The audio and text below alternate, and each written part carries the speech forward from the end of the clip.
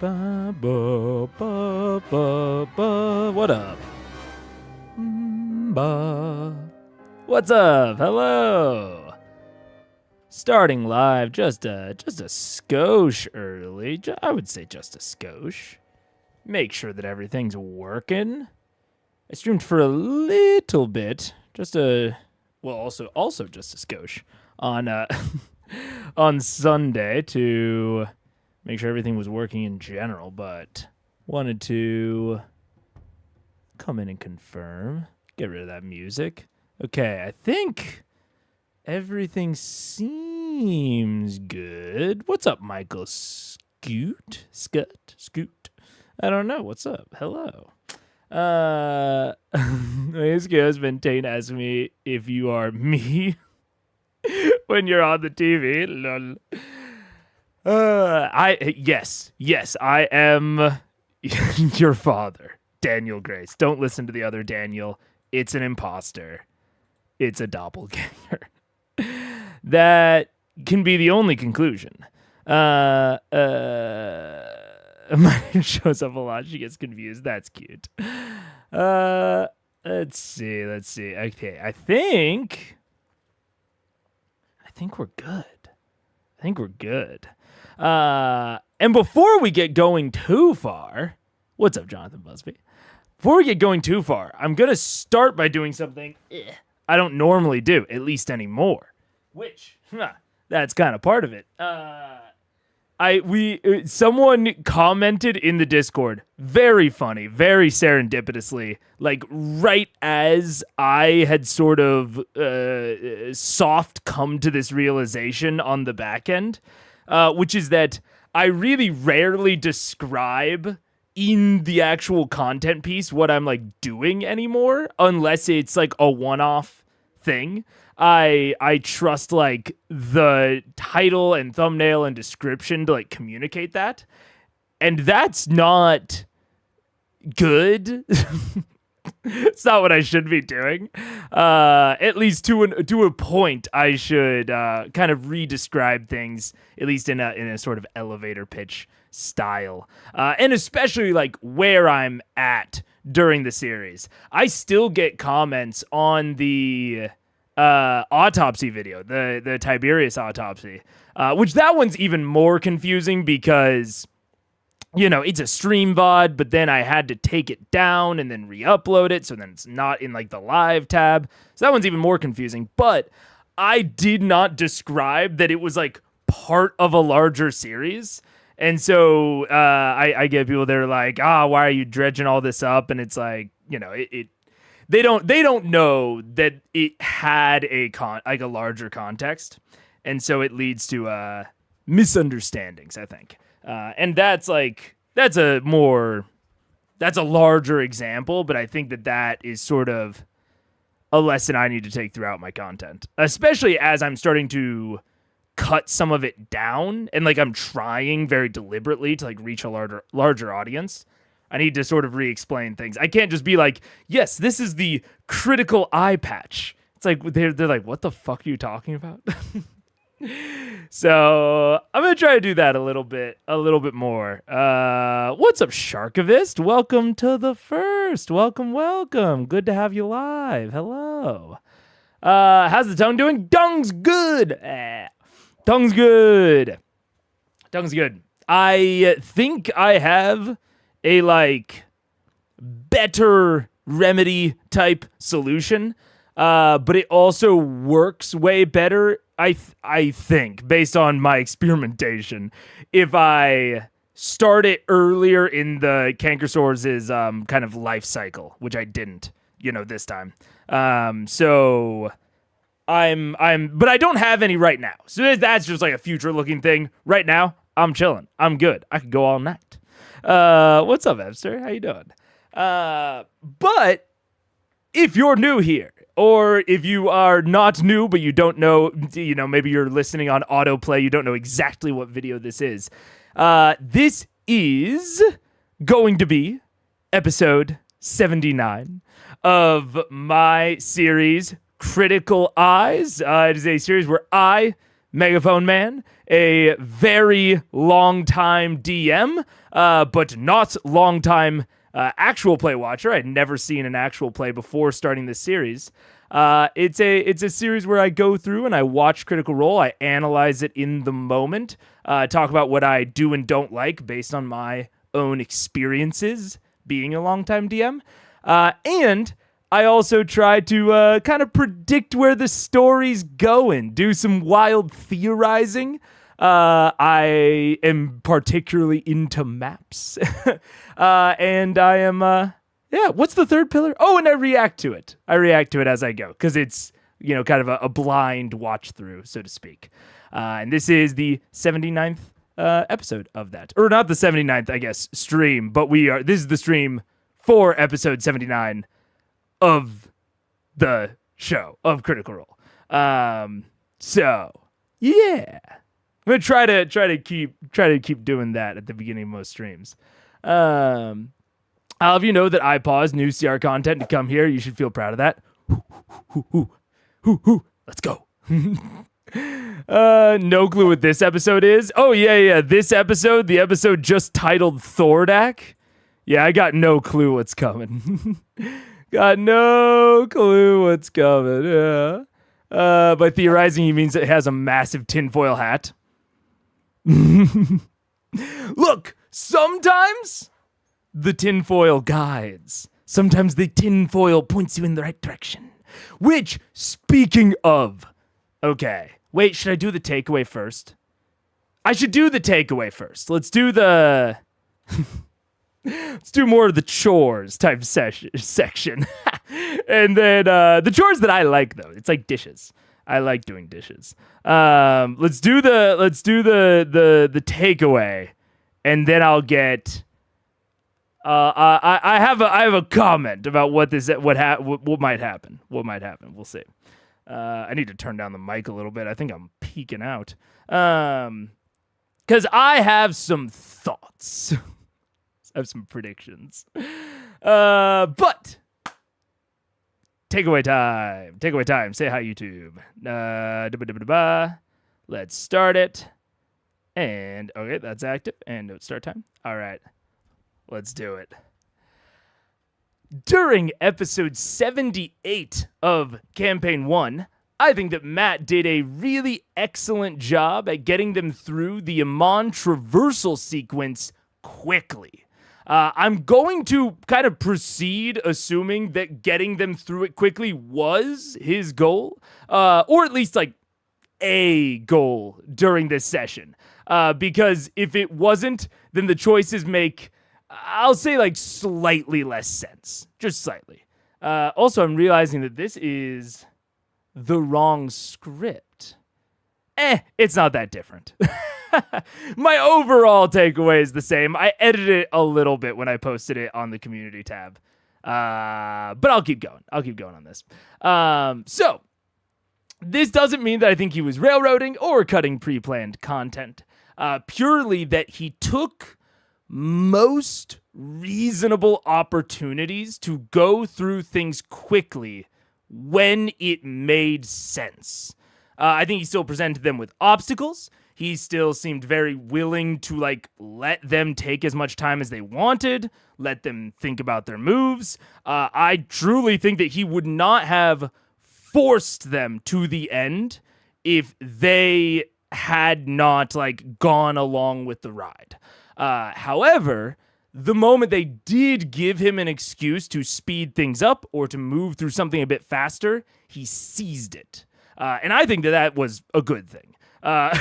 Vox broadly was thinking about their incursion into Amon in a much more macro sense. They were focused on allies and army tactics and their place within that as a specialized strike force, but they weren't actually focused on the strike force tactics.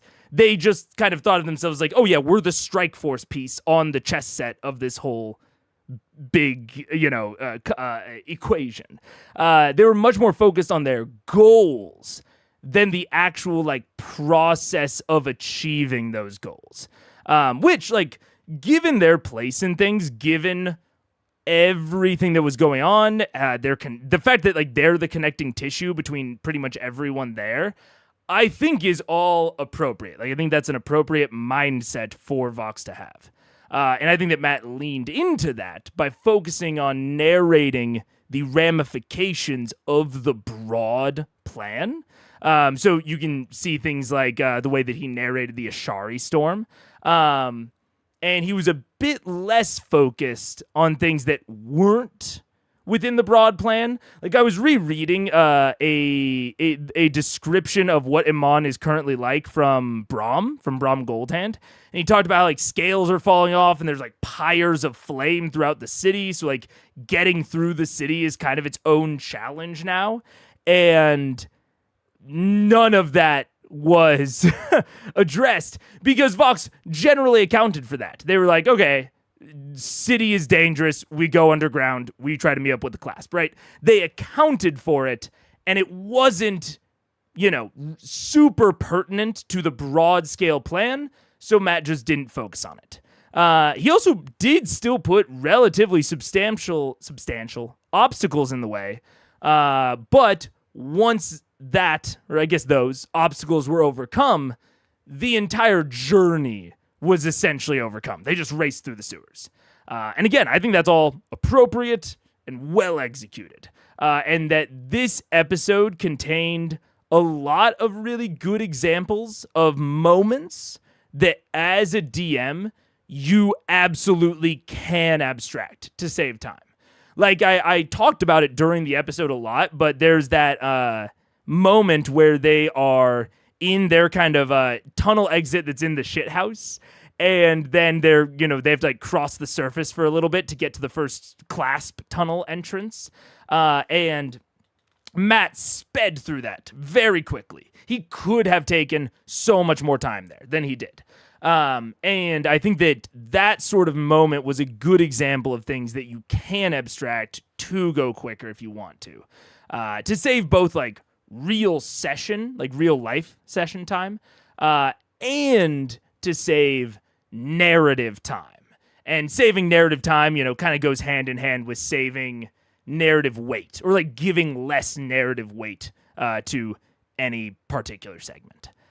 So I thought it was all good. Especially given, I noted this at the end, especially given that that sort of mindset of like get them through it quickly, abstract whatever, you can to save time, is not, at least in my opinion, not a super common mindset that I see from Matt. And so for it being so uncommon, I think he did a really good job executing it. And that's it. Takeaway, episode 78. Woo! All right. Yeah, for some reason, the button that brought it up did not bring up the updated script. So that was a little bit different than the one that I posted online. But, and there were no comments on the post. So no one had anything that they wanted to talk about in terms of it.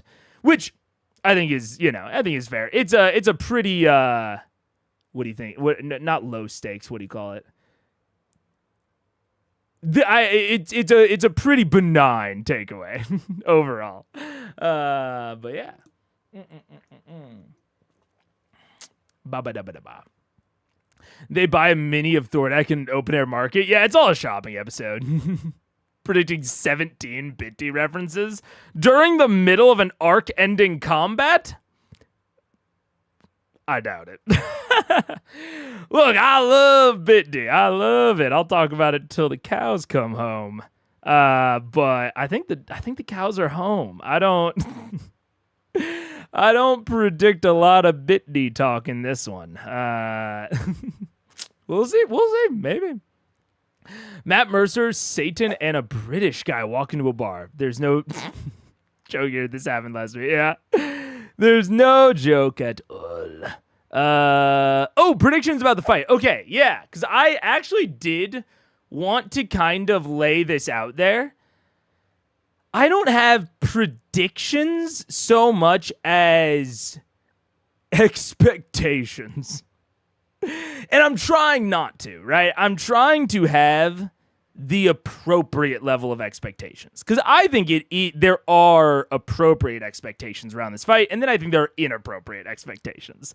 Like, I am trying not to have this big expectation of it from the perspective of like someone who has spent, years, or not years, but, more than a year, dozens, if not hundreds of hours talking about the show, right? I'm basically trying not to come at it from like the content creator expectations segment. But that said, it's the combat with like the biggest enemy that has been, produced, that has sort of been the underlying threat at the heart of, I think, the longest arc so far.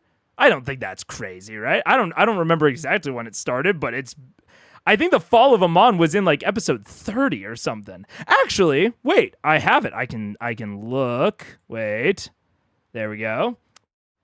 Cuz I put in a decent chunk of work towards kind of modernizing the Thordak article, and one of the things I put in is a timeline. Ooh. So let's see. The Fall of Amon. The Fall of Amon was on episode 39. 39. So this has been a 40 episode arc so far. So for the, for a combat against the main villain of a 40 episode arc, I think it's appropriate to have some amount of expectations. And I will say, specifically around the fight, Matt has known that this was coming for so long. Like, just so long that it's sort of like it's not like he's had to even remotely improv it. It's not even like Vorugal, where like, maybe he started making a combat in the lair and then he had to like scrap that one, or at least like pause it, and then like, kind of fabricate out a new combat arena and like strategy in the ravine, right? Or Umbrasil, where they're like, we're gonna trap him outside, right? I think there's been a lot more chaos that has given Matt less time to plan a combat and like plan a map. This one, he's had so much warning on. It's such like a milestone moment in terms of like the end that it represents. So I do think that like, I think that is going to pump up your players' expectations, just kind of inevitably. And so those are the expectations that I'm sort of trying to embody, of like, I think your players are going to have substantial expectations around that sort of fight, especially when, again, you've had so much kind of forewarning in that sense. So I hope it's good. That's my only prediction. I do think that there's probably going to be like, my only like real, I would say, prediction is that there's going to be like a phase 1 and a phase 2, where like phase 1 is above ground and then phase 2 he retreats into the caldera.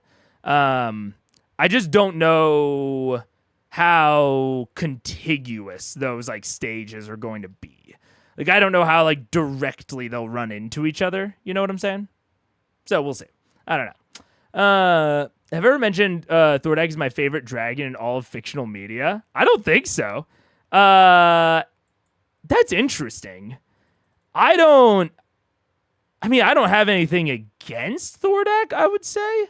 But I think even as like a primordial sense of destruction, I would kind of favor Smaug. In terms of that, I think Smaug is the most similar to Thordak, and I think that Smaug has a little bit more personality. But I'm also generally not a fan of how do I say it? I'm generally not a fan of insanity, and that is not, or I should say, insane characters. And that's not because I actually I think it's like inherently bad, but because I think it is often misused. Like, I think that insanity kind of serves a very particular narrative sort of not purpose, but like it does something very particular in the narrative, which it provides like chaos and randomness. That's like even I think it was either Brahm or Assume or Allura kind of said this at one point. They were like, "Oh, you know that a red dragon is prideful, right? You know that a red dragon is prideful. You can use that against them. But Thordak is, something else. Some days he laughs, he cries, he bellows with rage.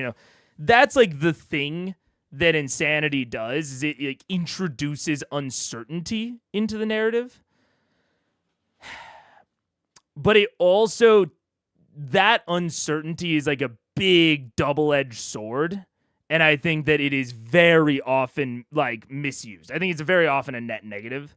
And I think that I wouldn't necessarily call it a net negative. Well, no, I would. I think I would call it a net negative with Thordak because it removes a lot of potential personality that we could have had from our villain. And I don't think that the randomness of his insanity was used very much. The only real way that it was used is as an excuse for Raishan to defect, like as a reason for that defection. But it's also not even clear if the insanity actually would have like made the situation different. Like, it's not clear if Thordak would have given her the cure if only he wasn't so insane. I think there's a decent shot he doesn't give her the cure regardless. And that's kind of my point, like towards like why I don't love the insanity is because it's unclear. Like, I don't really know what Thordak's personality even is in that regard. So that's where he kind of falls out of, like, again, I don't like think he in general occupies a negative space for me. But I think that sort of aspect of him stops him from rising any higher in my estimation. So far, I like Devosa a lot. Out of like all the dragons that we've encountered, I think Devosa / Shamansa Ord is super cool. Especially because I'm not, I haven't utilized a lot of dragons in my games. In, I would say, maybe more unique ways. So I generally think of them as, villainous. I especially haven't used any metallic dragons. And so that part of Devosa was kind of novel for me. So yeah, I don't know. What's up, Brittany? Hello. Are we trying to go for a full episode? Probably not. We're probably splitting the ep. I have like a general place to do that. We'll see. If I don't end up having a lot to say, which is very possible. Combats are one of the most, I think, kind of back and forth type episodes or episode types where I could really see it going either way on just how much I do or don't have to say. It could be that, we're zooming through it at the speed of sound, but yeah, it's just hard to know until we really get into it. Let's see. I'm gonna make this full screen though. There we go. Ooh, maybe not full screen. Is there like a focus mode? I mean, I know there is. No. Oh, there's only full screen now. Interesting. Okay, well that's fine. Okay. So yeah, I would say most likely splitting the app, but always possible that we don't.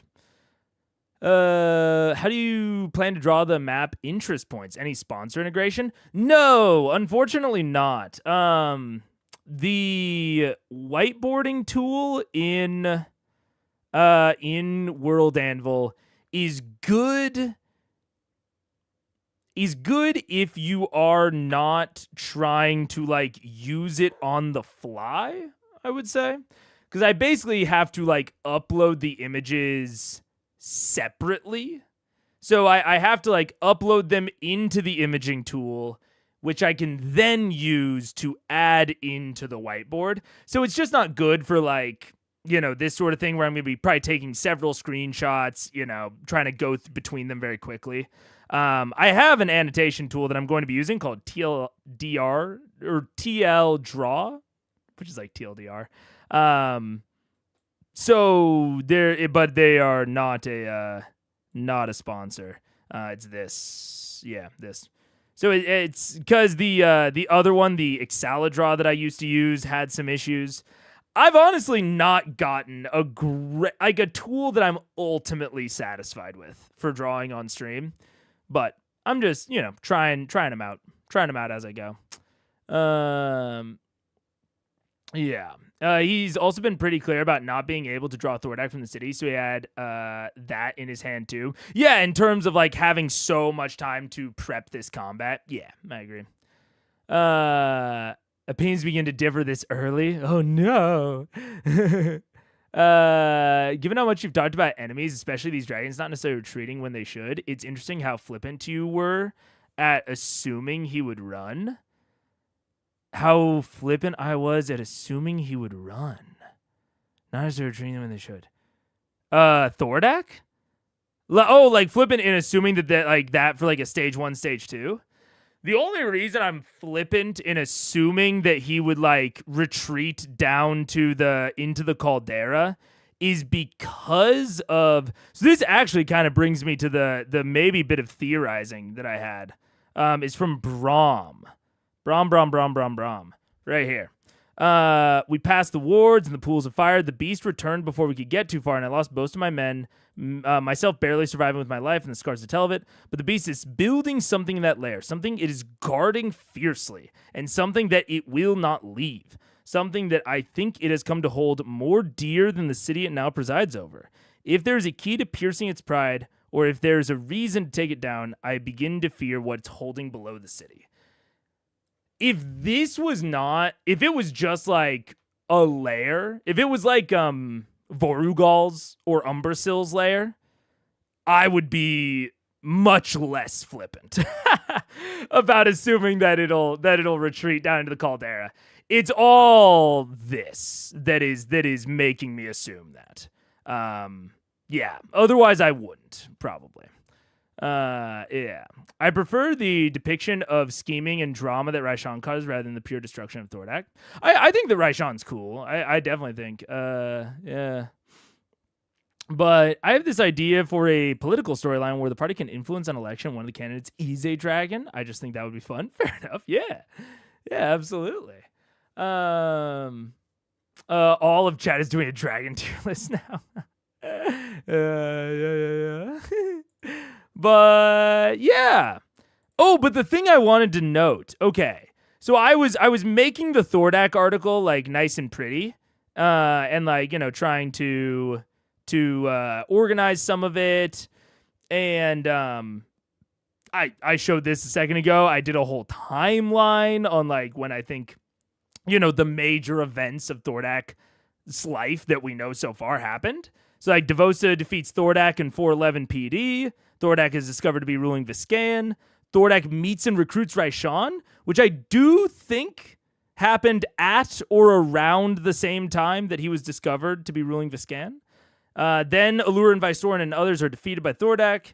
The Arcana Panasophical traps Thordak in the elemental plane of fire. All of that happened in 796 PD. Then 811, which is the current year, Raishan frees Thordak. The fall of Amon happens, and then Thordak begins building something under Amon.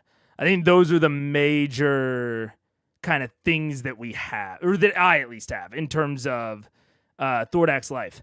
And the thing that like really sticks in my craw is something that you might not expect. Like the thing that I really can't get out of my head when I look back at these Thordak notes is something really small, like unimaginably small, that could have just so easily been an offhand comment, but it gets my mind working, which is Sildor, the twins' dad. His info of several other dragons of that size have been seen throughout history, which seems so counter to everything that we have learned since. Like, everything that we know of why Thordak is the size that he is seems wild if there have been others in the past.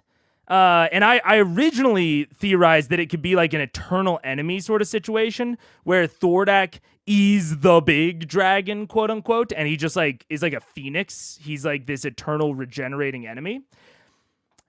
And that is possible, but I still find it somewhat unlikely. Unless I noted here, it's like maybe there's like a destiny or like, you know, cosmic historical rhyming that like this cosmology, like the universe actively like conspires to make history rhyme, even if it doesn't like necessarily, like even if it's not the most plausible thing to happen. Maybe. But more something that it got me thinking of is that the volcano kind of reminded me of the Frostweald and Sky Sunder, the pre-stream dragon. Hear me out. Because Sky Sunder is one of my... Sky Sunder's always been in my head because to me, it's Sky Sunder and the attempted assassination of Vox are like the two things that not only like draw a connection between the clasp and the dragons, but like largely solidified my opinion that the clasp are fucking evil. And so I re-listened to the story of Vox Machina, it's specifically to the Sky Sunder part, and I noticed that it said she was reborn, not born, reborn. Because I'd kind of been picturing the crystal that she comes out of as an egg, but that also doesn't necessarily seem to be the case. Like, it's egg-esque, given that she came out of it. But also this reborn is kind of sticking in my head a little bit. And she opened up a plane that sounded like an elemental plane, but it was like frosty and frozen, which I don't know what the fuck that would be. I don't know if the elemental plane of water or air has like segments like that of like cold, but it makes me think of the Frostweald. Because the Frostweald is also like in this like permanent cold. It's related to Winter's Crest, where the planar boundaries are thin. And Sky Sunder birthed on Winter's Crest. And so all of it kind of puts me in this perspective of maybe Thordak specifically isn't an eternal enemy. Maybe it's that powerful chromatic dragons throughout history are kind of like drawn to the primordials and like to the primordial energy, especially given that like they talk about like I think it's Hyber Vord says that like Tiamat isn't involved. So it's not like necessarily like a dragon thing, but maybe it's just like an elementally aligned creature. And maybe the elemental planes are like what enlarged them, and Thordak is just unique in taking the stone into himself physically. Because at the point that Sildor makes his comments about Thordak being as big as other dragons throughout history, Thordak wasn't as enlarged as he is now. So maybe it's a thing where like maybe if Skysunder, maybe that's like why Skysunder fled through that portal when she saw Vox Machina, is because like that elemental plane of frost, I guess, would have like slowly grown and slowly healed her. And maybe that's just like a thing. Like the frost plane will heal white dragons. The fire plane will like heal and enlarge and empower red dragons. And Thordak is going insane and is like, all these bad things are happening to Thordak because the crystal is trapped in him. So he's permanent. Like maybe it's like a thing where like you can dabble in it. So like Skysunder could like go in and out of the elemental, I don't know, plane of frost. And like, you know, keep the power but not get too much power, but like Thordak had no choice but to keep getting power. Maybe. And so this is why I'm trying to like, this is the reason that I'm setting all of this up, is because to me this is a reasonable explanation for what might have happened at the Glint Shore. Because I'm still the biggest question mark ever for all of this, to me, is what the fuck happened between these two things? What the fuck happened to explain Thordak's, you know, rejuvenation? And why did it take so long for him to start getting involved in other places? You know? And so I keep coming back to this idea that he was dead and he got rebirthed. And that is why there was that big time gap. And so my thought is that in a similar way that the ice crystal that birthed Skysunder, you know, shattered, Skysunder came out, and it froze all of Westrun, I think it was Westrun. It like froze all of Westrun. I think it's possible that if a similar crystal was maybe like attuned to Thordak, when it, you know, was activated, maybe by the clasp, who knows, when it was activated, it would have had this big, you know, fiery effect on the landscape, in the same way that the ice crystal had a bit icy effect on the landscape, right? And so I think that is maybe an explanation for the volcano on the Glint Shore, as well as what could have rebirthed Thordak. Right, that idea of rebirth. If I think that, I don't think this is like a natural part of the life cycle for a dragon, but I think that Skysunder is maybe Thordak is using the same mechanism as Skysunder used. Now, why did Skysunder have it? I don't know. Who fucking knows? But and that also, again, I've had so many suspicions about the clasp and them possibly collaborating with Thordak. And if the clasp is the one that delivered, and I'm also going to go out on a limb and say that the Skysunder crystal was a heart crystal in the same way that the Ember Seed is. And so I don't know. I feel like he's either maybe building a new heart crystal underneath Inimon, that will, you know, possibly that will possibly like allow him to keep facilitating this rebirth process, or maybe, and this is another kind of leap in logic, but something is going on that keeps the Frostweald frosty. Maybe that whatever keeps it frosty was something that had to be actively constructed in the past. Maybe by Skysunder, maybe by a totally different entity. And so maybe Thordak is attempting to construct something similar, or like maybe he has to construct like a ritual in order to like get that like the same permanency that the Frostweald has. Like the Frostweald has that permanent frost. Maybe you have to do something actively or construct like a pylon or a reality anchor, I don't know, in order to get that permanency. So that when he dies, or if he dies, the volcano and the fiery sort of elemental plane of fire-esque area will stay permanently in Iman, even if he were to relocate or if he were to die. That's my current theory. That because all of that was in search of like, what the fuck is he doing under Iman? My only other thing that I will say, actually, I'll read some comments first. But yeah, I don't know. Are you sure he was specifically talking about the post-imburse size as opposed to just large ancient? I mean, it's hard to be exactly sure. But they were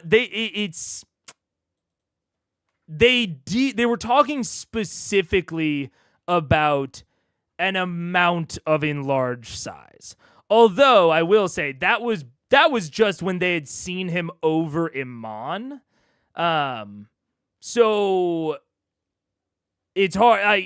He wasn't nearly the size that he is now. He was just a little enlarged, and it was still like kind of debatable as to whether or not that could have just happened with like other people that they asked. So I think he was talking about larger than ancient. Like I think he was talking about like larger than Vorugal, larger than Umbrasyl. That was my understanding of how Sildor phrased it. But hard to say. Sky Sunder is a cool name. The Cold Dimension could be one of the outer planes. It could be. I don't honestly know enough about the cosmology, like the Great Wheel within the Forgotten Realms. But also, as we always say, Matt could have just invented a fifth elemental plane that's just the cold plane, you know? Who has a water breath weapon like a hydro pump. Dude, I saw a sea dragon the other day, like a sea dragon stat block, where it doesn't have a breath weapon, but instead it has a water suck. It has it like sucks up ships and people. Yeah, I liked that. I have nothing to base that on other than that Dante describes hell as frozen, the astral sea is like space, and space is cold. That's possible. Or maybe that's just a Gyarados. Yeah. I'm sorry, Joshua. I'm sorry. YouTube is like that. Yeah. I'm excited to see you finally get to 79. Me too. I'm excited for it. Which is also part of the reason that I've been, kind of going slow and steady with this intro. Let people get in. But I will say, okay, the only other thing, because I was doing some of the organization on this article. I was reading through a couple of the reports from the previous episodes, kind of trying to remind myself of the most recent things that happened. And I will say,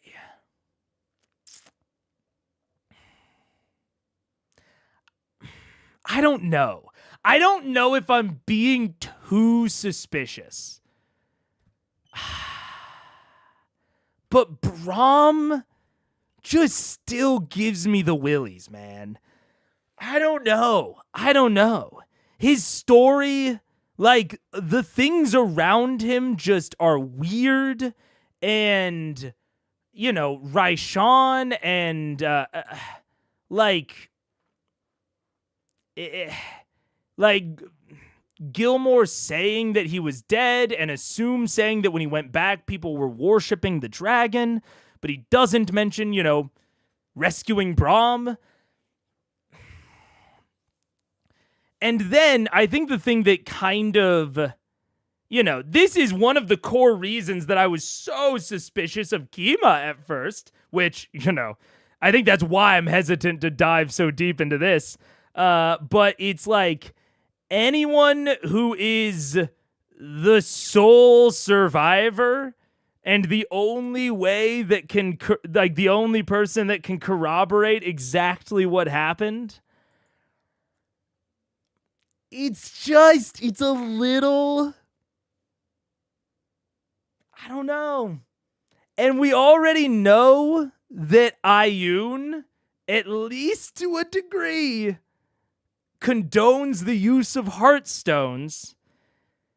And so I think it's possible that I I don't even know if Braum is necessarily a collaborator. He's obviously not a dragon, right? He's obviously not a dragon because they were next to the orb. Like, he is who he claims to be. At least we think. I don't know. He is apparently, through all of the methods that we have to check, he is who he claims to be. But I wonder, like, my suspicions of Ioun have grown progressively over the series of her potentially not, being a little bit, what we might say, neutral aligned. And I feel like it's at least possible that Braum is almost, I don't want to say a plan B, but like Ioun might be hedging her bets a bit. So it's like Osisa and Kamal Jaori help out Vox Machina, right? That's Ioun being like, let's get rid of the Chroma Conclave. On the other side of things, you have, maybe she says to Braum, it's like, you know what, get close. See what Thordak's up to. Maybe if there's an opportunity, maybe take it. I don't know.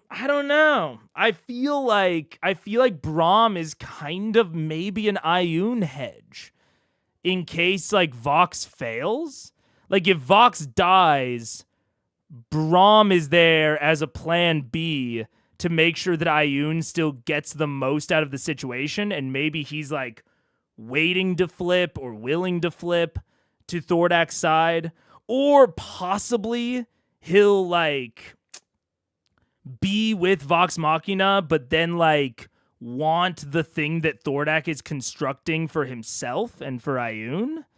And not for he gives me not greater good energy. He gives me the same vibe as Raishan, where it feels like, frankly, unlike Assume and like Allura and the generals and everyone else, it feels like he has an ulterior motive here for helping out Vox. And I don't know if I'm being too suspicious. Truly. Like, I don't know if I'm being too suspicious, but everything surrounding him points me either towards suspicion or towards there was a flub. There was a flub in, like, how Braum was described originally versus how he's described now. Right, that's the only other thing I can kind of think. And I don't want to, part of this is truly, I don't want to hold Matt to such a high bar. Like, I want to, like, acknowledge and build in that, like, Matt can have flubs. That's okay. That's okay. Like, a flub, how do I say it? If Matt does have a flub, it is like kind of, I don't know, cosmically needling almost. Like almost like a continuous critique. If I keep bringing up the flub and like basing all of this theorizing, it just like keeps reminding people that he flubbed that. And that doesn't feel good. I don't want to do that because I don't think flubs deserve that much attention. So it's a tough one. It's a tough one. Because if I was in here assuming no flub, if I was, like, I assume that nowadays CR has, like, a lore master because it's, such a big production that I would assume no flub and I would be 1000% suspicious of Braum. But at this point, it's like, Matt might have just flubbed it. We have direct evidence that he has already flubbed something with Braum, where he switched Braum and Tofors, like which one of them replaced Krieg. So we have direct evidence of a flub related to Braum. I don't know. I don't know, man. Yeah. I don't know. The DMG has a map of the elemental planes. Should I share it in the Discord? I mean, you can if you want. The thing about it is, right, that's kind of what I'm saying is like, Matt could have always added in an ice plane. So it's like, even if I know, because I believe that there are only 4 elemental planes. Because I'm picturing the cosmic wheel, and I think it's like literally just 4. But Matt could have always added in a frost one. So it's like, even if I confirm that, it's hard to say, you know.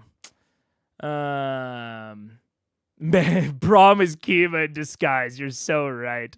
What happened to the frog being a flum? That's what I'm saying, right? That's what I'm saying, Brittany. I don't know. I don't know. Braum is good, Larry. The sole survivor being the villain is a trope for sure. That's what I'm saying. That's the other thing that like leads me towards Braum's suspicion. And but the thing about it is, he says he lost most of his men, which actually kind of implies that he's not the sole survivor, but we haven't met any of these men, so, you know, debatable. Are you saying that being neutral is a bad thing? No, I think this is probably before I was talking about, I think she's hedging. I think Ayun is willing to flip to either side that progresses her agenda, and I have become more and more suspicious of Ayun's agenda as things have gone on. Yeah. Where you been, Loca? I was canker sore sick. Not really sick, but canker sore sick. Can't talk. And then I was on vacation. Unfortunate timing, truly. But that's where I've been. And now I'm back. Baby. I think a flub humanizes Matt. It does. It absolutely does. But I don't want to, even something like that, you know, that like humanizes him. I don't want to keep bringing it up. You know, it's like, you know, throwing someone's mistake in there, just like constantly bringing that up is not something that I necessarily want to be doing. But the things that make me suspicious of Braum are either things that I should be justifiably suspicious of, or they are flubs. So that's kind of where I'm at an impasse, you know. That's where I'm at an impasse. But we'll see. I don't know. Yeah. So that's what I currently think could be happening. I think that, especially like given the clasp involvement, given the Heartstones, given all that sort of shit, I think it is possible that Thordak was reborn via a heart crystal 15 years ago. Or you know, maybe not 15 years ago necessarily, but, you know, maybe like 10 to 20 years before 796. So what would that be? 786, 776-ish. He took over Viscan, started ruling it, recovering his strength. Because they did talk about how Skysunder was, you know, strangely weak after her premature rebirth. Thordak could have been similar. So he needs to go to Viscan, lay low for a little bit, and then he leaves Viscan once he is fully kind of recharged. And then maybe he's starting to, you know, craft his next rebirth crystal, possibly. And that is like the justification that the Allura follower, that the Arcana Panasophical uses to convince him to take it into himself. Because maybe like crafting the Heartstones as like a revive crystal, maybe that's like a thing that very powerful dragons just do. Like that's just like a secret tech of theirs. And the follower just convinced him to take the next step, you know, to make it that little bit more extreme. Obviously backfires, traps him in the plane of fire. Raishan frees him. And now possibly he's trying to construct. My theory is that he is trying to construct a new rebirth crystal, and that Ayun is interested in that tech, possibly the rebirth crystal tech. And so that's what I think Braum's ulterior motive is. I think he will be more loyal towards getting Ioun that info or like gaining the info himself than necessarily Vox Machina. I think he might betray Vox Machina in order to like secure the tech for his god. And I think that Thordak is doing it either just as like a strict new rebirth crystal, identical to Sky Sunders, or that he is trying to construct whatever is needed, whatever he needs to construct in order to basically do the fire version of the Frost Wield in Iman. Like solidify it as like a permanently weird biome within the world, a permanently fiery biome. Those are my current predictions / theories, and beyond that, I don't think there's anything that I can get any closer to. I think that's about as close as I can get. Damn, which I feel like I'm right there, but I can't quite get there. Yeah. It is mentioned in the Vox Machina intro video that the Ashari tribes protect the 4 elemental planes, so we know that Exandria has 4 elemental planes. We know that it has 4 elemental planes that the Ashari are aware of. You're probably right. I mean, I think there's like a 95% chance that you are correct. And I think, and like the 5% chance is not high, but it is just that, always the aspect of historical stuff that could just be tradition. It might not be historical fact, right? That might be a tradition or canon tradition. Because it's weird, because I don't know what else that icy plane would have been other than just like a random outer plane, which it absolutely could have been. Yeah. So I don't know. But I think you're most likely right. Imagine if Actors went on TV and all anyone mentioned was the one bad movie they were in. That's what you don't want to do to Matt. Yeah, exactly. I don't want to do that to Matt. Even if it does lead me, even if it is maybe leading me in the right direction. Yeah, I don't know.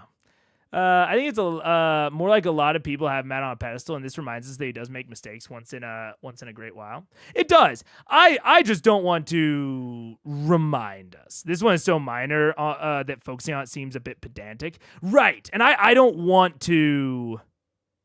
I don't want to be pedantic. Yeah, like I don't, and I'm not even trying to, but like I picture a cosmic thing where like I keep bringing up this thing that you guys all know is just a mistake, but I'm taking it very seriously, and I think that dissonance has this like negative impact on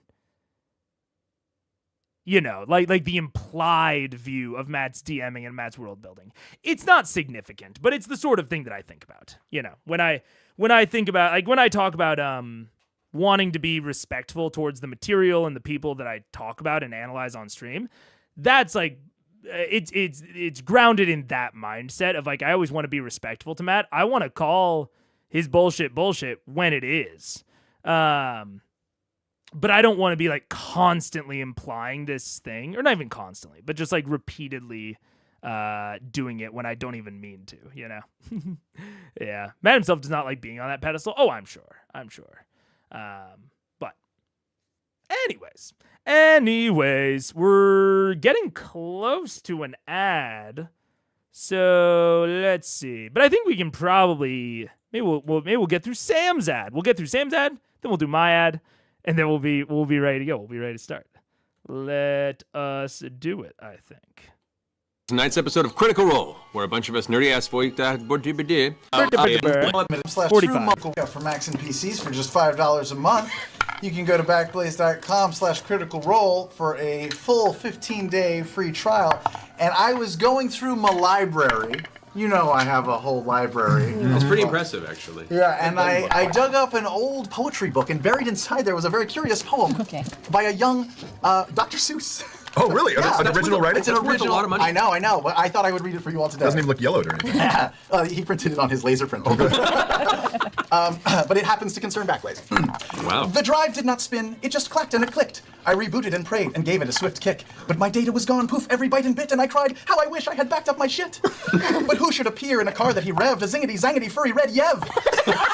The Yev jumped through my window, he pounced on my mouse and said, you must have wished Backblaze to your house. But I looked at him cross, shouting, what do you mean? My files are corrupt. This is one dead machine. He just laughed and said, you daft binkle blot. Backblaze works whether you remember or not. Your pics of your kids and the food that they eated all stored on the cloud. Nothing's ever deleted. Your docs, fire, fox, alarm clocks, and your socks will all be restored from our miracle box. The Yev yelled, don't worry, from midnight to morn, we save all your stuff, your taxes and porn.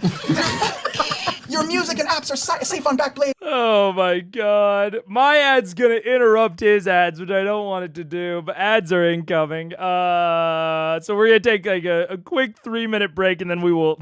I shouldn't have started it. I forgot that it was like 2 minutes or 3 minutes. Oh my gosh. Ridiculous. Also, I saw Jaws, which I wanted to say before I go on break. Also very fair to not just take Sildor's comments at face value. Which maybe I shouldn't either. Everyone has incomplete information.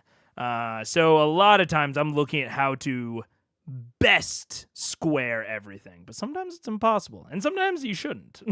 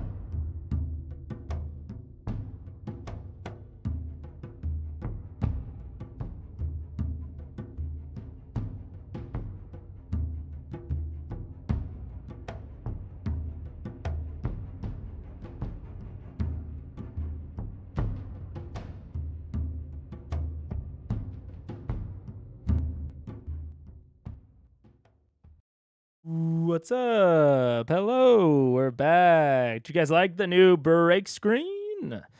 That is from YouTube. That's from YouTube. It's one of their new... They added a couple of new live streaming features. I think I talked about it on one of the previous streams. Yeah, they added this little start break button. And I like the timer on it. And I have some experimentation I'm thinking about with it. So we'll see. I have some ideas for what I may or may not do with that. But they always have a little timer, which is nice, I think. And I can still put a bunch of stuff on top of it. But anyways, let's get into it. Because it is possible that we do the whole thing today, but that doesn't happen if I willy whap patty whap all around. You know what I'm saying? So let's watch some Sam ads. And with that, the Yev tipped his hat. Good day. So remember, go visit backblaze.com and find the Red Yev singing his song. Let him take care of you heart and soul and tell him you're sent there by Critical Role. I'm glad you found that. It was sweet and offensive. That's basically the same Rico right there. By the way, Sam, that's a very handsome hoodie you're wearing. I can't wait to open you up like an advent calendar. Oh. Wow. Yeah. What? Tickets to that? There's nothing offensive to Matt Mercer under this shirt. It's just another shirt fashion to inspire us. This one goes $4. It looks like your tiny little weenuses. Yeah. Your shirt not in your own mouth. This is great. I'm so happy. It's just to inspire us in our final fights. It might be the last time I'm ever on the show, so I wanted it to be fine with me. It's so great. Sam. It's so great. Thank you, Sam, and thank you, Backblaze, for being an awesome sponsor for our episode tonight. Was that? Wait, that wasn't like a leak, right? I mean, I guess we'll see. I guess don't answer. But Sam just said this might be the last time. It might be the last time I'm ever on this show. I mean, I guess in a way that, you know, any of them might die. But unless Sam has like a Ashley-esque commitment, oh no. I don't know. I would just assume if he was talking about everyone, he would say like, oh, this might be the last time any of us. But he's talking about his shirt. I don't know. Just stuck out to me. That's all. You guys are awesome. Have a great video for you to watch from them at the break. And also, wait, can I say it, about this stuff? He's also, so all the little pictures you see in the different videos, he's giving some of those away on tonight. Giving some away. If you sign up for Backblaze, or if you have signed up for Backblaze already, you're entered into the competition. And then you can win them, and we've signed them, and it's wonderful. Yeah.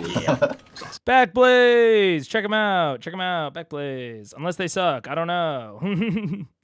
That's the main issue with watching things that are so old, is that if I was watching a modern thing, I would trust that they did their due diligence on if their sponsor sucks or not. But nowadays, it's like, you know, shit can... Oh, no. Wait, what? Expected number but got a string? You shouldn't have gotten a string. Why'd you get a string? Boop. Let's try that. Go to time code. How about this? You get a string this time? What? Oh, no. It must be because it's, like, formatted weird. Oh, it has a space after it. Gross, disgusting space. Making all of my code fail. There we go. Now the code works. I need to add in a bit that gets rid of all the spaces. Anyways, we're back to the recap. Indeed, we must be strong. Best viewers. Delete message. Ban user. Kerblap. I feel like. So this is something that is the colon making a string. No, it was a space. Which I need to just like filter out of the string. But yeah, it's the space. But anyways, I will say one thing that I somewhat, I don't want to say that I know, but I have heard in talking to Mike is that Matt has said later that he wasn't sure if Critical Role would go on past this episode. Or not even this episode. I think, from my understanding, it's just the Chroma Conclave arc, which I'm assuming ends in this episode or near it. Could be totally wrong about that. This may not be the end of the Chroma Conclave arc. But I know that was like... I'm broadly aware that Matt was not totally certain that there would be more campaign after this, which I think could either result... I think it could result in a lot of weird things that might throw off potential theorizing. So I don't know. Well, I'm very interested because I feel like there's a lot of line holding about things that are or aren't here, and like people's mindsets shifting over the next couple of episodes. That I don't know. I could see things going in a lot of different ways. Very chaotic. We're still in the opening credits. Hey. Shush. We're starting now. We're starting right now. And welcome back. So, last we left off, Vox Machina, after spending the better part of a number of months traversing the prime material plane and planes beyond in search of ancient relics known as the vestiges of divergence, they finally increased their abilities. They've made allies, and they've begun their trek to tear down the collection of evil chromatic dragons known as the Chroma Conclave that destroyed your city of Amon and took over most of the continent of Tal'Dorei and beyond. You've defeated and you've slain 3 members of the Conclave, allied with a 4th, and you've made your way along with an army combined with the powers of Fort Daxio and Singorn to the central city of Amon, utilizing aid from the Ashari people to cover the skies as the armies begin to assault the outer walls. You, along with Zara, Kashaw, Jarrett, Gilmore, Randy, the whole party. Everyone's there. Kima. Pretty Spears, Insane. All My other brother. Drake staying back with the army to help them with the assault. You guys made your way underneath through the sewer system, made a brief alliance with some wayward clasp who led you to the center of town where the volcanic essence of Thordak's mutated draconic form has been pulling volcanic activity up beneath the city. You climbed out on top, and there, at the walled gates to the central top district, which Thordak now calls his home and his lair, you saw 2 fire giants guarding the entrance. Kashaw and Zara, in a heroic display, bound the giants to place and decided to take care of them while you rushed into the fray, bursting through the door due to the strength of your Titan grip, Titanstone gauntlets. You rushed into the cloud, smoke and ember-filled Cloud Top District ruins, jumping from ruined building to wreck of rubble and stone. The air itself is dense with black and dark fume. It's hard to see anything. And you all kind of carefully, gingerly, stealthily made your way into the alcove of one ruined building, where across the way you see a giant raised central cavern, a hole, a burrow, if you will, that is close to 40 feet across. Apparently your approach was somewhat sensed by the Red Dragon himself as you watched Thordak emerge from this burrow and climb out, saying to itself, "It appears we have visitors." Oh God. I'm really nervous.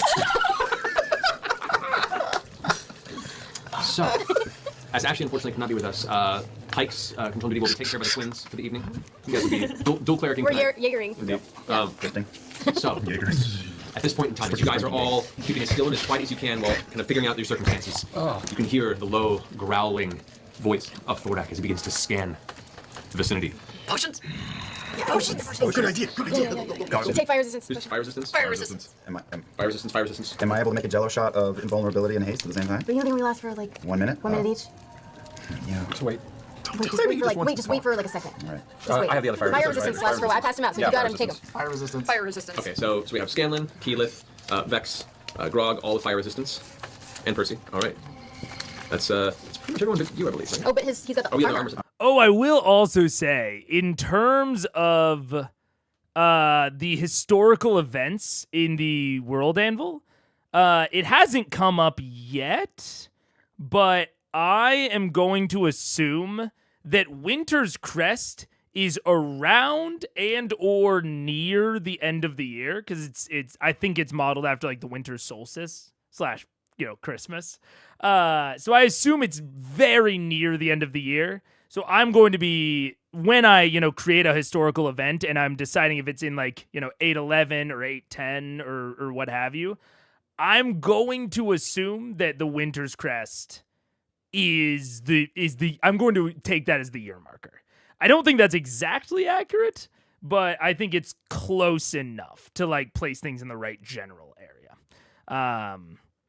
So I just wanted to know that in case anyone's looking through the World Anvil. Yeah, this one was streamed on December 15th, 2016.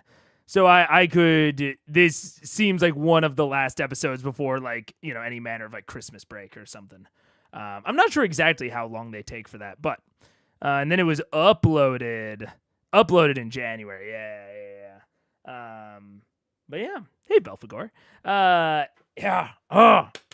And I'm really trying not to look ahead in the playlist, because I did see that Raishan is the next title, and I'm like, stop it, stop looking. Which you know, is it that crazy to assume that, like, this one is Thordak, the next one is Raishan? Because there is, like, explicit tension on what is going to happen with them and Raishan after the after the battle with Thordak concludes. So it's not that surprising that the next episode is Raishan, but I'm really trying not to look more.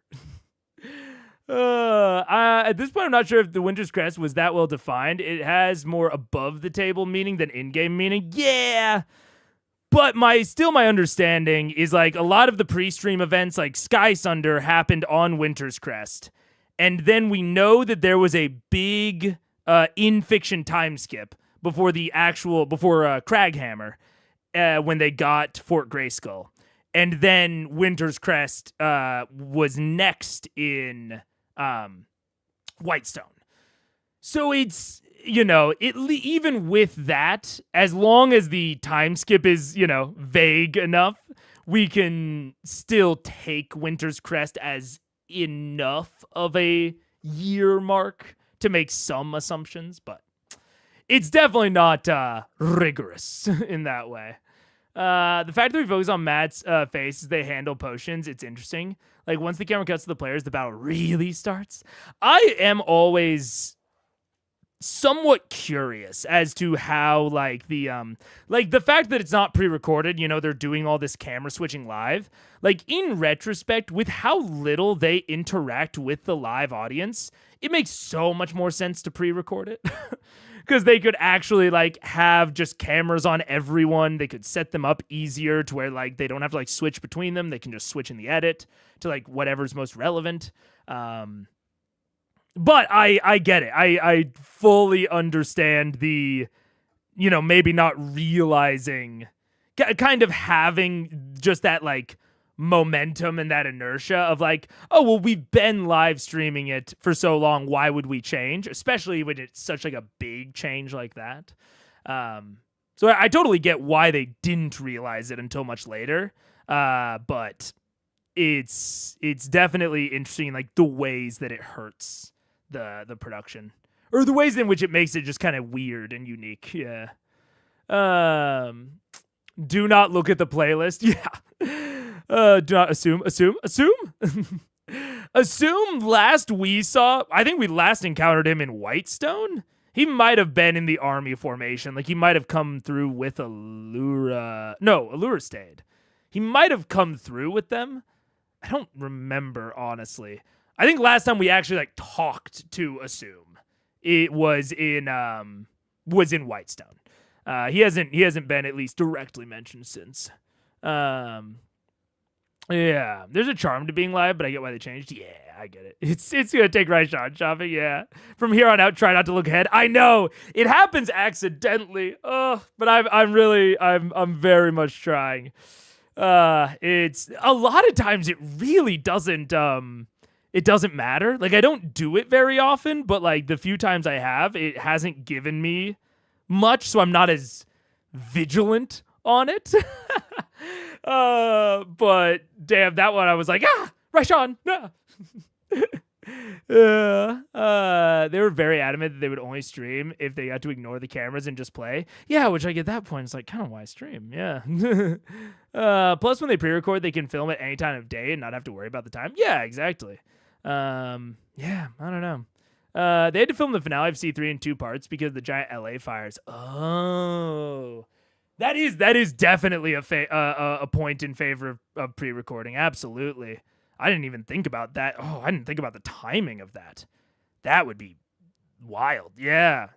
What, I mean, I don't think there's ever a good time for a natural disaster, but what especially poor timing for them. Yeah. The one where Raishan kills everyone. Yeah. Anyways, let's get it. I'm excited. I want to see this map because I have a feeling I'm going to pause and talk for a while once I see the map. So I'm excited to see it.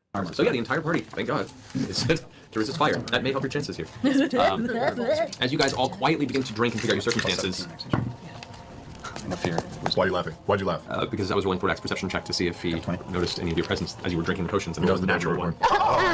Wow, just drinking a potion would make him notice us? I guess I'll go back to sleep. I guess it He's still was the scanning. wind. He's still like, We can sense you here. Where are you? when you hear, Should I cause a distraction? I cast Pass Without a Trace on all of us. okay. What are the components of that spell? Let's take a look here. It can't be vocal because it's Mega like a high, mega high. Pass Without a Trace. Oh no, it's verbal. Yep. No, I don't do that. I don't know what those things mean. You better get your shit in gear. It's a whisper. Tell me it's a 1. Tell me it's a 1. That is not a one. I mean, let's be clear. What are we really going to hide from? Yeah, what are we Look where his doing? fucking We head wanna is. spread out at least. He's like the sun. Well, hide from that he may shit. have heard us, but now we've got plus 10 stealth. This is true. So as you guys are all quietly huddled over in this kind of broken space there, Vexali begins to do her incantation beneath her breath, and as you feel the shadows cling to you, you hear in the distance. There you are. I just want to pee on myself and run. Oh, God. He has currently moved out to this area. You begin to assess the scenery. Oh god, it is my bad. I need all of you to roll initiative. Take your potions. I can't. We're into initiative, right? We can wait for potions. Potions You is now- took your fire resist potion. Yes. That's all. Good example of why I don't like, rolling initiative until you're into the session. Theoretically, you have a chance to do something, which Matt gave them that chance. And then, their time did run out. I don't know about Matt coming down on her for this spell. Well, now, yeah, that's a separate discussion. That is. I am complimenting it just in terms of hitting home why I like holding initiative for the next session, because it does give them some quick pre-combat things that they might be able to do. But in terms of specifically coming down on her, it's debatable. It's debatable because I've talked about before that I do really think that, especially verbal and somatic, I could kind of care less about material at this point, especially because there's an explicit mechanic to avoid material costs for the majority of spellcasters, and for the avoid the majority of material components, not all of them, but I don't really give a shit about materials. But for verbal and somatic, it's tough. It's tough. I mean, I'm always not always, but my general rule of thumb is that as long as you're not doing it often, I'm talking once a session, once every other session, as long as dice haven't hit the table, right? As long as nothing has been solidified in that way, I'm kind of cool with rewinding. Again, as long as it's not all the time. As long as it's not you're doing it all the time. Again, my general heuristic is once a session, once every other session. I'm cool with rewinding something. If you're hey, I'm going to do this. Oh, wait, actually, maybe not. Because I just realized it had the verbal component. I'm cool with rewinding that. Because I'm there for good vibes, and I don't want a player, especially in a big, momentous combat like this, I don't want them to feel like they have, in this particular situation, right? I wouldn't want Laura to feel like she had fucked up weeks of the team's planning because she got a little nervous and forgot about the verbal and then immediately tried to reel it back in, right? I wouldn't want her to feel bad about that. If she had just been I know it has a verbal component, I'm going to try anyways, that's a whole separate thing. Yeah. So I think a little punishing, but it's tough. I think it really depends on the table. And it depends on what the DM is pre-established. I think it's valid to be you need to know verbal and somatic. That is something that I am not going to ask you about. If you do something, I'm going to keep the verbal and somatic in mind, and I'm not going to warn you, right? If you've trained your players that way, I think that's a very valid way to go about it. I think it is going to be smoother, and it's probably going to speak more towards maybe the panicked experience of a spellcaster forgetting aspects of their spell in like a crisis situation in the fiction and maybe doing something that they shouldn't, right? I think that's a valid fantasy to engage in if that's like what your group wants to do. But it requires establishing that you're doing that, because it is, I don't want to say brutal, but it is like I think a more tough tone, a more gritty tone of like, it's a tone that allows you to like pair up player nervousness and crisis with their, potentially their characters' nervousness and crisis a lot better and more naturally. But it definitely comes with some degree of risk with it.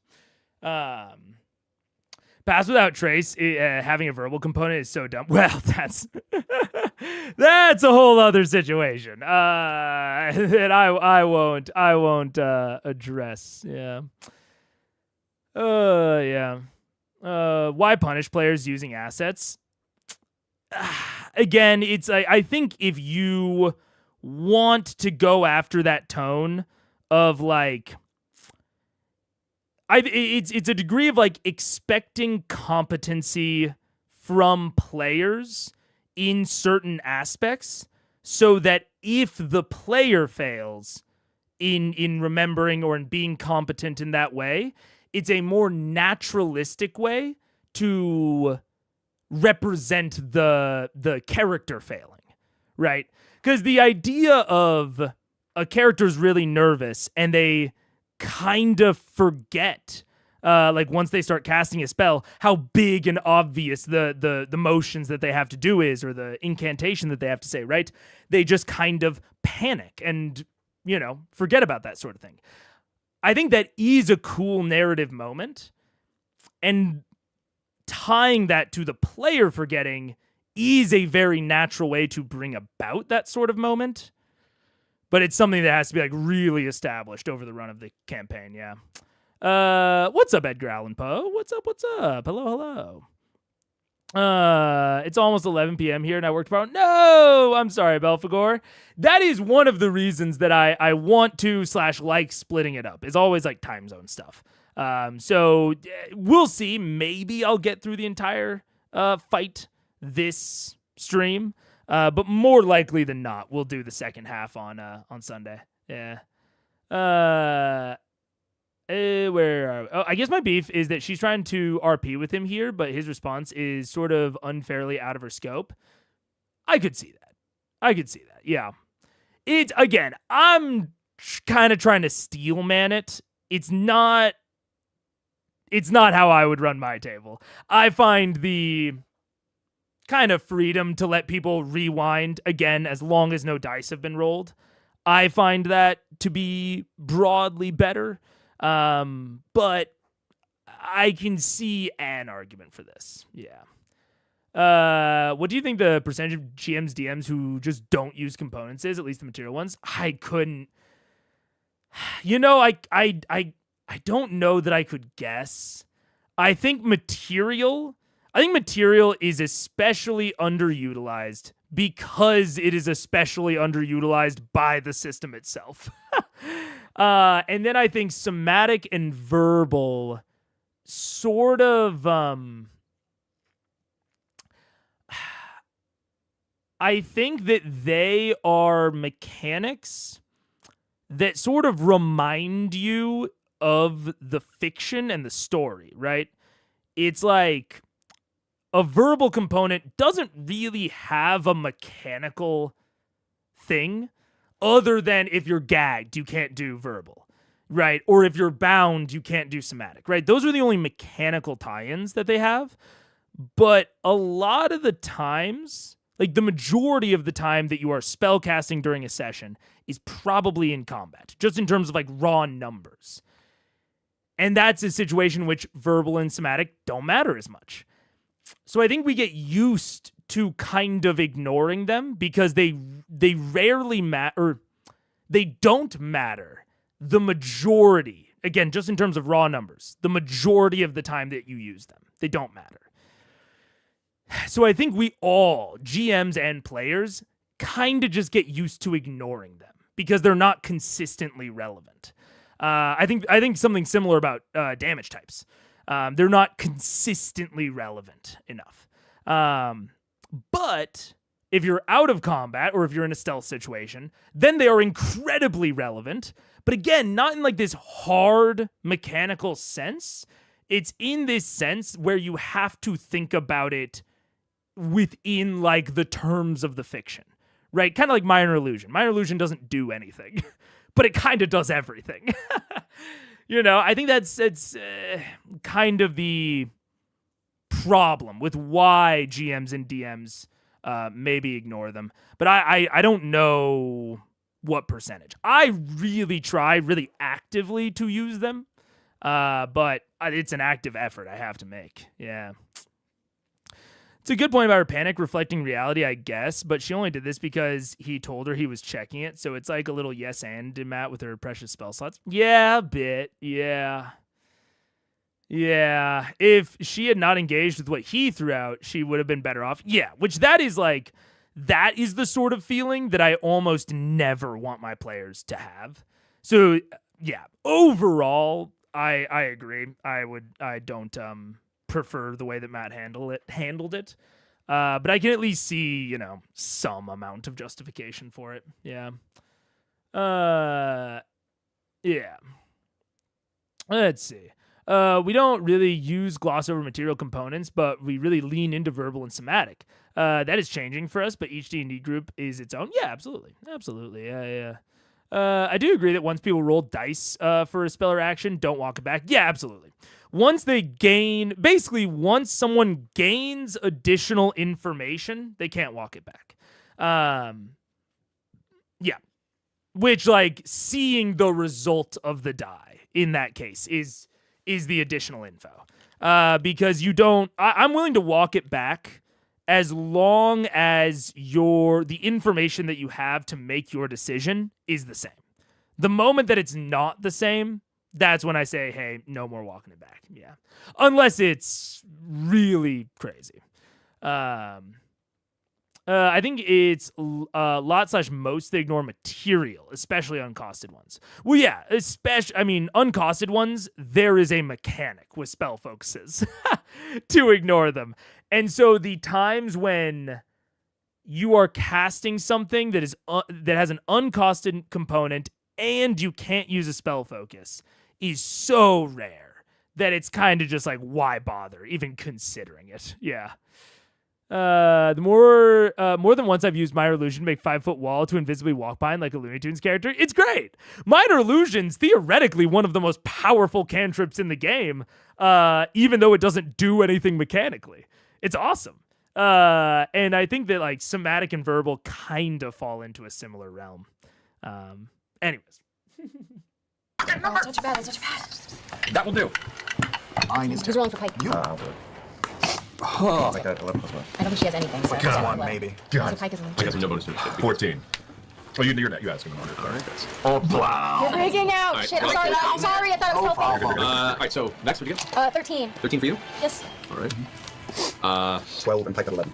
12. Pretty good for Pike. It's pretty good for Pike. Keyleth? 17. Good. Yeah, it's pretty good for Keels. Oh, God. Kristen? 25. Good. Yeah. Fast. Yeah. Fast. Sam, where Is are this the you new music? 8. at? 8? Oh, shit. Oh, shit. I'll be bringing up the rear. That's all I like to do. While we're cowering here, Pike says, guys, I think I can really help you out. If you just wait a second. Okay. Okay. Oh, that's right. I didn't even get a chance to... What? Are we supposed to have a hero? That's what she said. We did. Yeah. Yeah. I'm so glad. I was totally here last week. So we're all immune to fear and poison still. We all have advantage on wisdom. You do indeed. And extra hit points. Alrighty. So, with that, beginning of the round, the very top, Percival. You glance in the corner and you see, sifting through the large columns of smoke that are billowing off each one of these destroyed, burning buildings, you see the gargantuan form of Thordak. And just looks right over. You see all of a sudden his eyes pass in your direction, almost like a cat caught in a light beam, as his eyes just flare up in bright white light as it sees your presence. Okay. What do you say? It's coming. Is there room? Can I get even vaguely a shot in that room? From here, at his size, you can get a shot if you move a little bit. I'll move a little bit. jump between these folks there. I have spider climb on right now, so actually I'll climb up on the wall, there? and then climb back down when I'm done. Okay. Yeah, I'm going to. Yeah, ignore that. I was drinking. I'm going to. Okay, I was literally just I was just about to type "show me the map." Oh my god. Okay, show me a wider angle of the map. Come on, producers. What are we doing? I'm joking. Let's see. Okay. What can we do here? Not much. I unironically hope that we do get kind of a wider view of the map, but I'll throw this in here for now. Okay. Okay, we'll lock that. Zoop. And where was the lock? I know there is a lock. Toggle locked. There we go. Okay. So I've got that for now. I mean, I guess maybe appropriately. It's actually kind of hard to tell what's going on in the map because Thordak is so fucking huge. He doesn't even fit in frame. Right now, though, it seems relatively open, but there's definitely, I mean, there's shit. There's stuff going on, yeah. Hopefully I get a better. First of all, I'm going to cast Hex on him, because that's really going to make a difference. No, it is. Stay positive. What kind of checks should I, like, I'm gonna down him for, I feel like he's real good at everything. Make him like wisdom or something. I'm gonna... Okay. There's kind of an alternate view of it. Like, I'm gonna down him for, Yeah. An alternate view. Let's see. Does that give me any more context to what could be going on here? Because that's... Yeah, it's a little bit better. Or maybe not a little bit better, but at least a little bit more aerial. So yeah, this building is that building, I think. Then that one's that one, that one's that one. Yeah. So this building is off camera to the right. So you kind of just rotate. Or no, not up camera to the right. This building is down. Okay. Let's see. Toggle locked. So, okay. This is the building that Vox are currently huddling around. That mini of Thordak is muy perfection. I agree. It's great. I mean, it's just so stupidly big, which I love. I love that it's stupid big. Like, I don't even want it to be a fucking question on who the biggest, baddest boy in town is. Okay. So we have kind of a dot there. Well, I should say, I should draw it out with a circle. So we have kind of a zone there. Is there a way that I can fill in the interior of this? I unfortunately didn't do quite as much, I don't want to say practice, but like quite as much with this software as I wanted to. I don't think there is a way I can fill it in. That's fine, though. So we'll copy that there, copy that. No. Okay, maybe. Hopefully this software is okay. Let's see. It's just hard to move them. There we go. So there's kind of one over there, kind of one over there.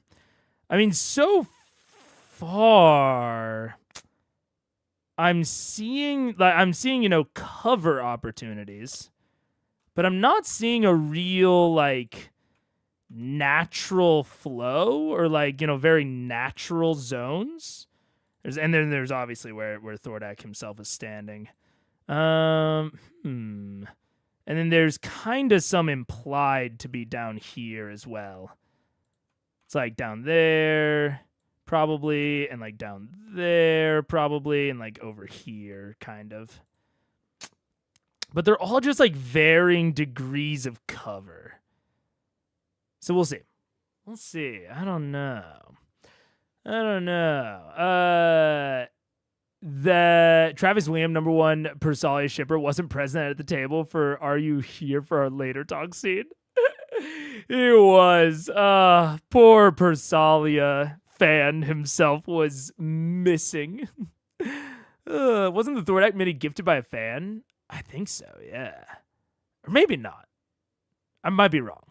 I confuse a lot of the out of session lore about what happens, because I hear about it, kind of piecemeal a little bit. But I think you might be right. Yeah, we'll see.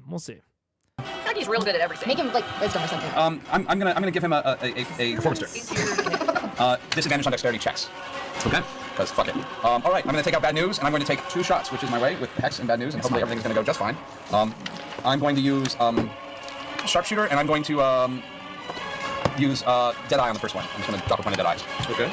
So dead eye roll. Actually, we're going to take this one. That should have counted. Damn it! Shouldn't have picked it up. Oh, thank God. That's 10 sorry, I'm blanking. 8 to hit, so 17. 26 to hit. That hits. Okay. Hey! That's a good sign. Yeah. Yeah, let's not start saying It's that not now. in the 30s. No. And that's wow, I'm nervous. That's Wow, not bad. really good. That's actually really good. First shot is that's 21, 27, 37 points of damage plus 5 points of necrotic damage. In addition to 37. Yeah, That's nice. That's really nice. I rolled really high. Nice job, Tal. running. Good opening shot. All right. Next one, I'm just gonna shoot sharpshooter, but no dead shot. Is a 18 to hit? Nope. Okay, second one misses. I'm going to crawl back and hide again and get a little bit of. Yeah, I just got up on top, took 2 shots, and crawl back down to hide. All right, so as you climb to the top, you slam bad news over the top of the stonework, and as soon as the barrel catches a little bit of light through the smoke, you watch as Thordak's face whips over your direction. The first shot smashes across the crest in the front of the dragon's face. See the sparks flying, bits of flame, kind of red crystal get shattered in the distance. The head spins back towards you, and immediately you start shaking, and you fire the second shot, and just ricochets off of its angry, thick hide, and you immediately duck back behind the wall. I'm regretting so many things right now. Not you, Kogar. I shouldn't avoid my family. Oh, but those dragons. In all of your focus and all of your attention into the arrival and the crawl into this and Thordak, none of you noticed that Larkin is not with you. No surprise there. Keyleth, you're up. Piece of shit. Piece of shit. Okay, I don't know what to do here. Attack and kill What are we the trying to do? Do we have a plan? Should I try and like burn a big spell? Do whatever you do. Okay. We've been practicing for this our whole lives. As sad as that is. Okay, before I do something crazy, based off of Percy just saying that, I turn to Vex and I go, by the way, I've been meaning to ask you about that. If you ever follow through, so stay alive. We can talk later. Okay, and then I pop over the corner and I'm going to cast Tsunami.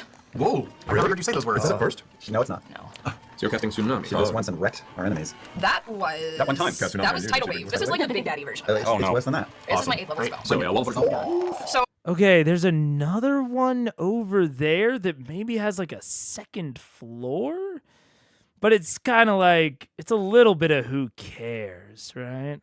I mean, that's kind of the thing about this is like, I think I would be even more generous to this map so far if it wasn't against Thordak, who has such the advantage when it comes to height. Like, I am currently assuming that maybe they can't traverse, this connection right here, but I'm kind of assuming that Thordak can. Or at the very least, he can breathe fire over and across it, right? So I'm not seeing a whole lot that, like, I'm not seeing a whole lot of reasons for Vox to position themselves other than spreading out to avoid breath weapons, which is good, but is also not a huge, the map isn't necessarily facilitating that. That's just like what they need to do against a dragon. Kind of totally separately of how good or like the only way that a map would be particularly interacting with that is if it was really small somehow and like prevented them from spreading out. But any map that's sufficiently large enough is going to interact with that sort of priority fine. Yeah, I'm gonna keep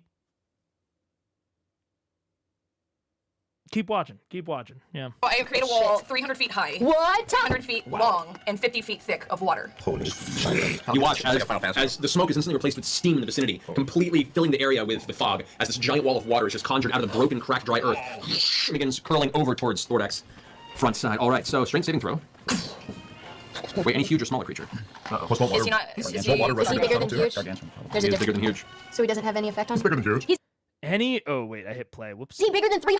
Any other baddies that immediately make players position themselves? Some lair action baddies Some lair action, but I'll kind of separate that because that also requires that baddie to be in their lair, so that's not as reliable.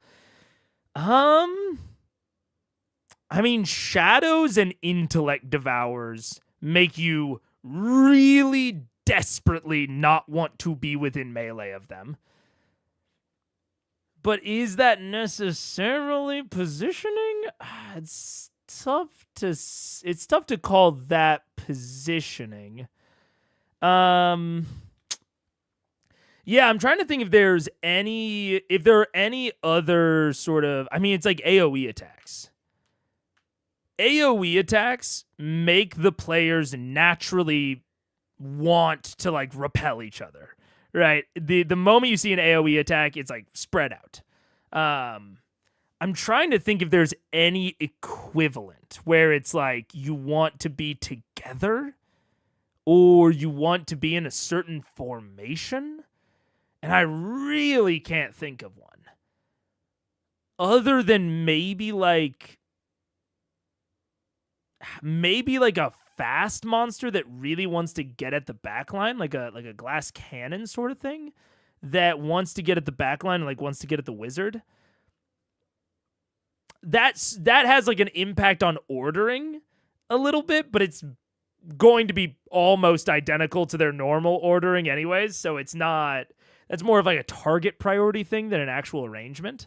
I don't think there are many things totally separate from map elements. Like that work across maps. I don't think there is a consistent type of enemy or enemy mechanic that actually pushes players into a particular like positioning pattern like an AoE attack does. An AoE attack is especially something like a breath weapon that's like on like a recharge, right? I think those are maybe the only thing that kind of regardless of map are going to put pressure on your players to arrange themselves in a particular way. And that particular way is as spread out as makes sense or as spread out as they can justify. At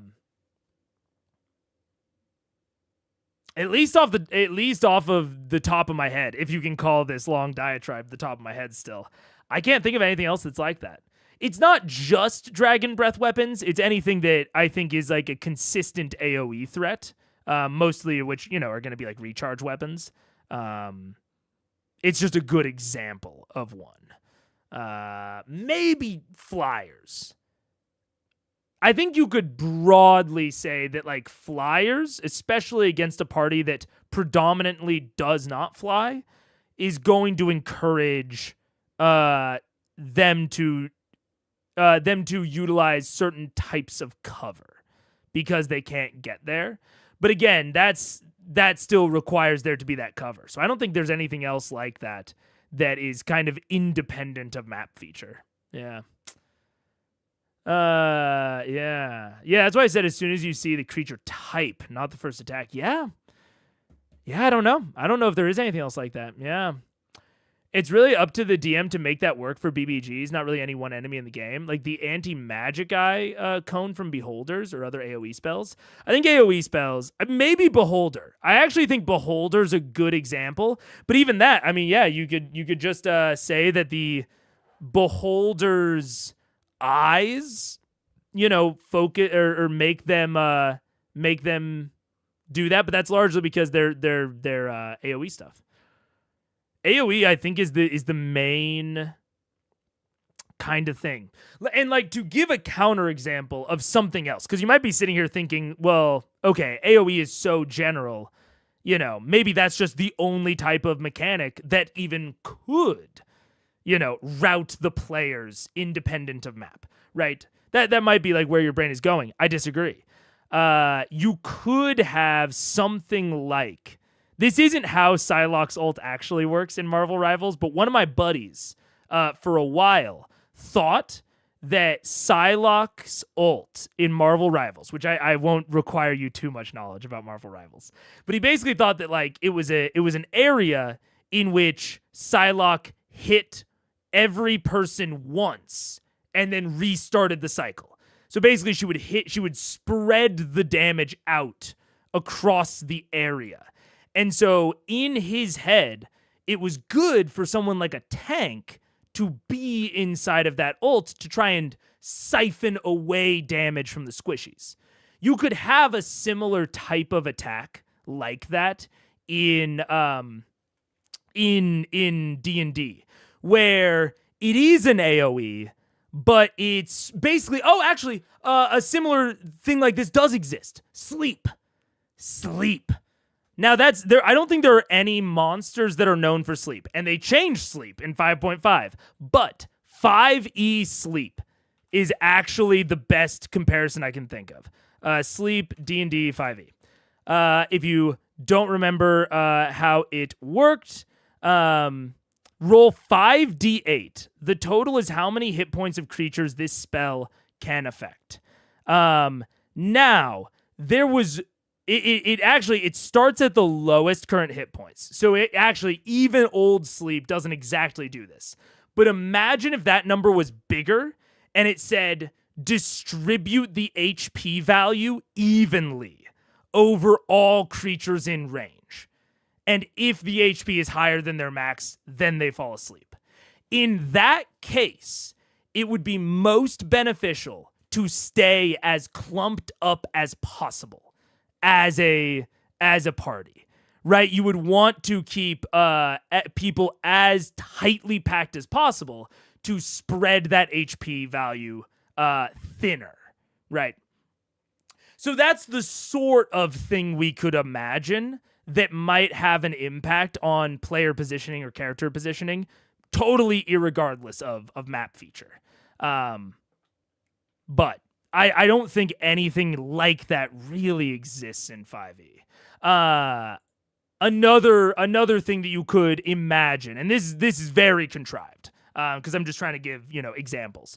But you could imagine a attack on like a Silas Briarwood type character, or maybe on like a Minotaur or something, where they have some sort of multi-attack maybe, or maybe like a monk type enemy, right? They have some sort of multi-attack, but that multi-attack can, the subsequent attacks can only target people that are 15 feet or more away.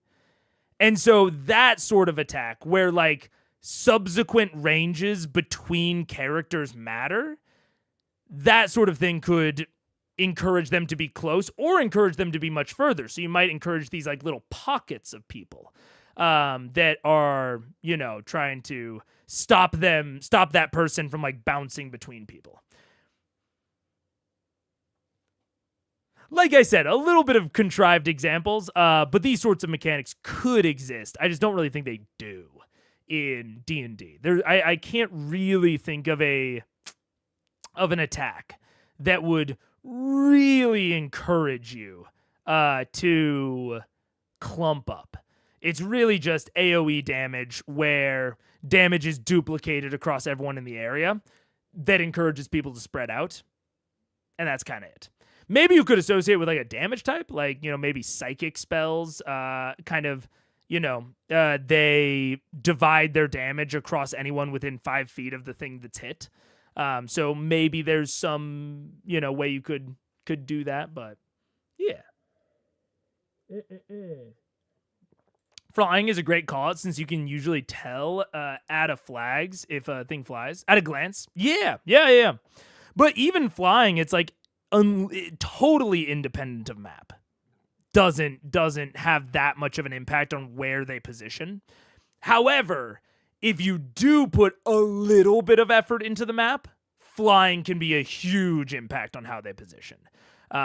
Any sort of vertical cover can immediately become incredibly valuable if there's a flyer, especially a ranged flyer. I'm thinking of like an Aarakocra with a bow, right?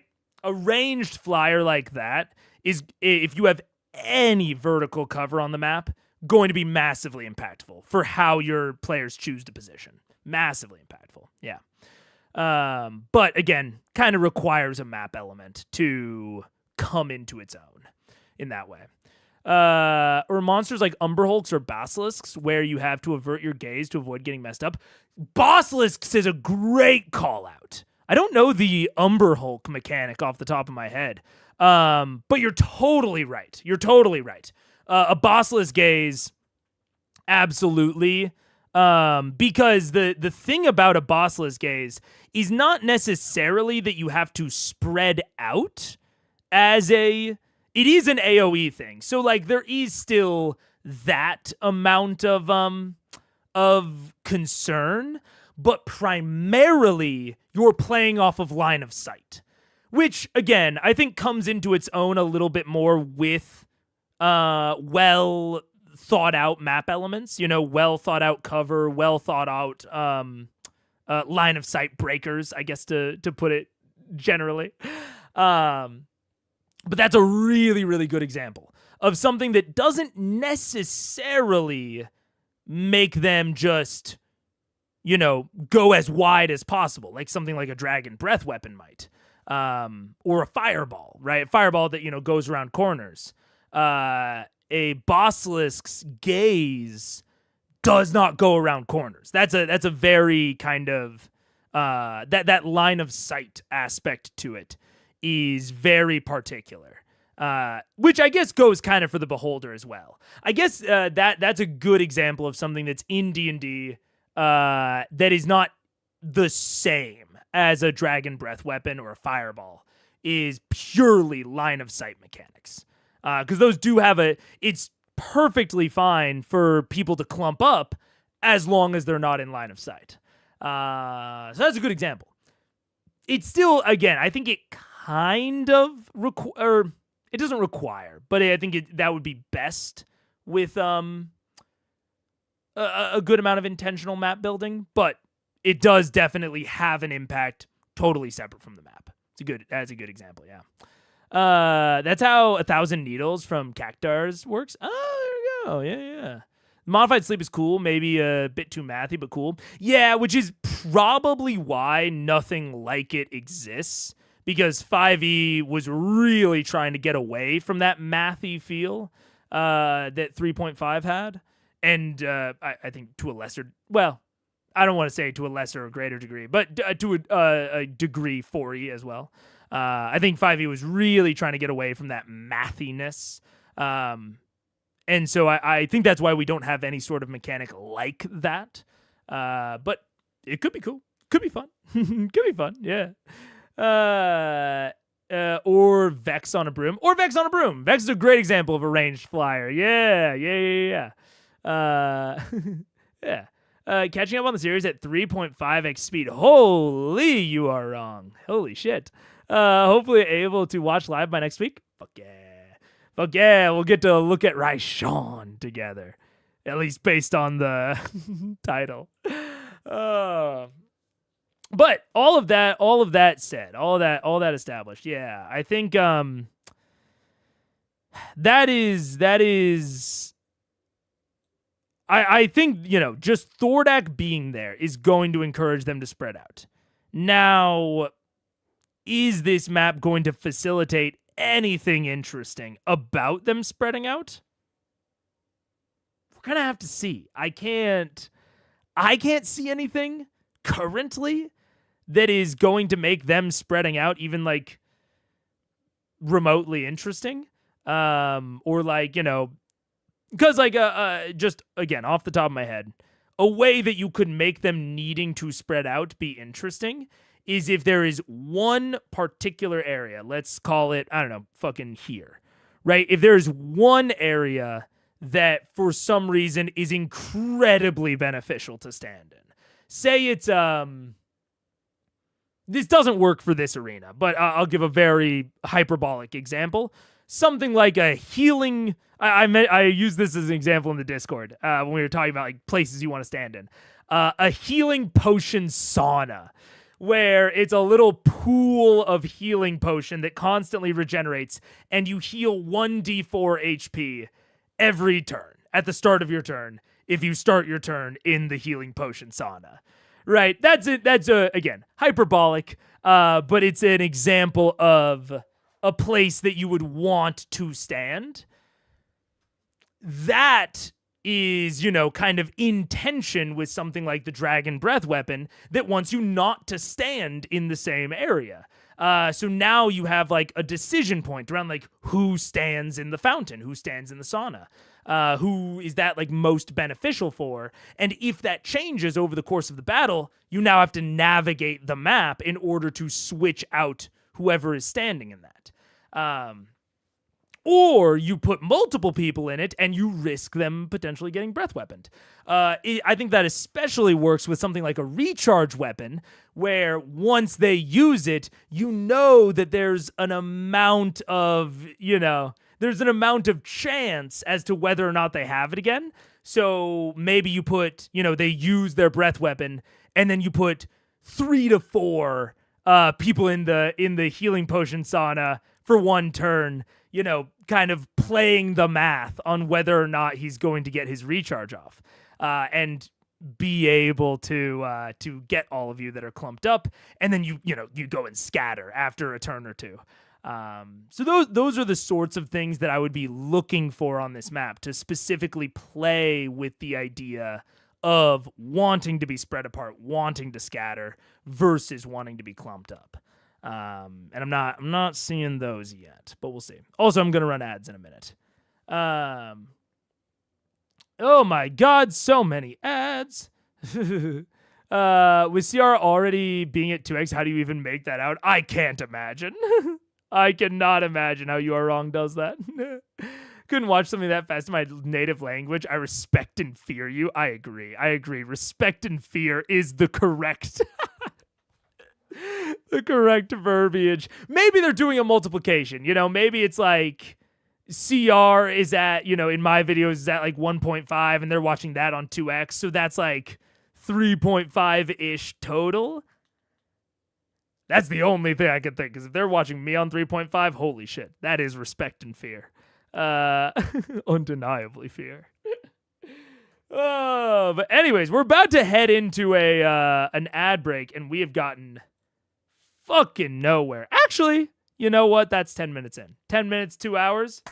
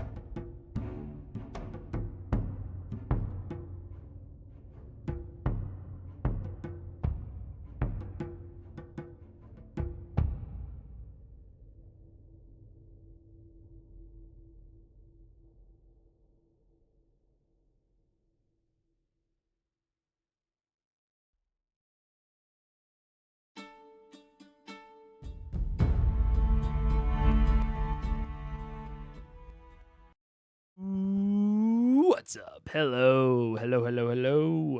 I saw people explain Hold the Line. Thank you for explaining it. I appreciate it, as always. Yeah, we are spoiler free. And I know exactly as much information. I think the one, maybe you would say, big thing that I theoretically know that is a spoiler, but hasn't really come up, is that the year is 8/11 PD. I think that's the only thing that I would consider like a true, honest to God spoiler. That I did ask the community actively for, because it made everything about taking notes so much easier. So that was just something that I just considered to be okay. But yeah, broadly, it's no spoilers. Yeah. And sometimes I get surprisingly close. Ever noticed the teleportation circle thing before the reveal? I was so... Don't bring it up, Daniel. The source of my shame. Oh, I was so close. I could have gotten there. Oh, I didn't. God damn it, Raishan. And I don't even know where she's at right now. And Matt fucking calling out that Raishan's gone, or that Larkin's not there.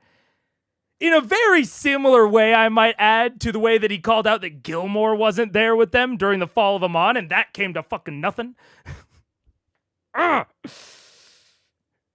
I missed Raishan. I got the teleportation circle, but I missed Raishan. And then I was between everyone else and Liam in terms of realizing Larkin was Raishan. Went directly over my head that Larkin was Raishan.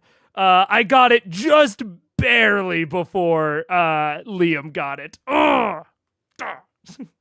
Raishan is my kryptonite currently. I can't. And I still have no fucking clue what she's doing. I've been trying to be like, what is she doing? But it seems relatively straightforward, which is infuriating because I feel like it isn't. Oh, but it's fun. And sometimes to screw with him a bit. Yeah, Hold the Line also gets thrown around to screw with me so that I never really know what's up. Which is good. That meddling Raishan, yeah. To rewind the convo a couple of hours. Oh, sure. That is a discrepancy that was intentional, making the Braum thing hard to parse. Exactly, Brittany.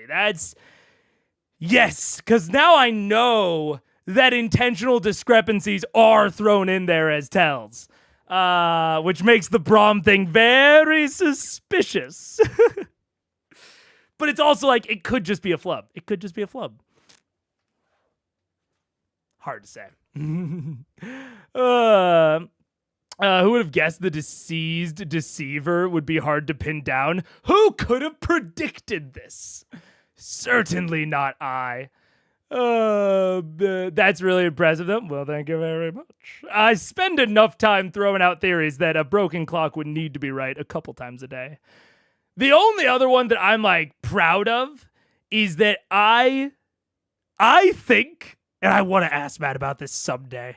This is one of my biggest hopes for for this channel, is that I someday get to ask Matt if my moon tree theory was correct. 'Cause I still think it might have been. Like, explicitly, it ended up being wrong. But goddamn, do I think it was right? Do I think it was right and it got cut for time? And I want to, and I feel like it's at least possible. And I would love to ask Matt that. Because they named the episode so weirdly for what it actually ended up being, but they named the episode perfectly to fit with my theory. Which is crazy. But I'm probably not going to be able to ask him that for years at minimum, if ever. But yeah. I read online about Larkin Watch before the Larkin episode, and I thought it'd be like this random character popping up like, where's Wally Waldo? That's what I thought, Belphegor. That's what I was like, oh, is this just gonna be like a recurring bit where like Larkin just keeps popping up in CR across the eras and they never explain it? It's like this, it's like the Rick and Morty episode with fucking Mr. Poopy Butthole, where it's just like, oh yeah, we all know Larkin, and then the moment that Larkin leaves, they all forget about him. That is what I thought Larkin would be.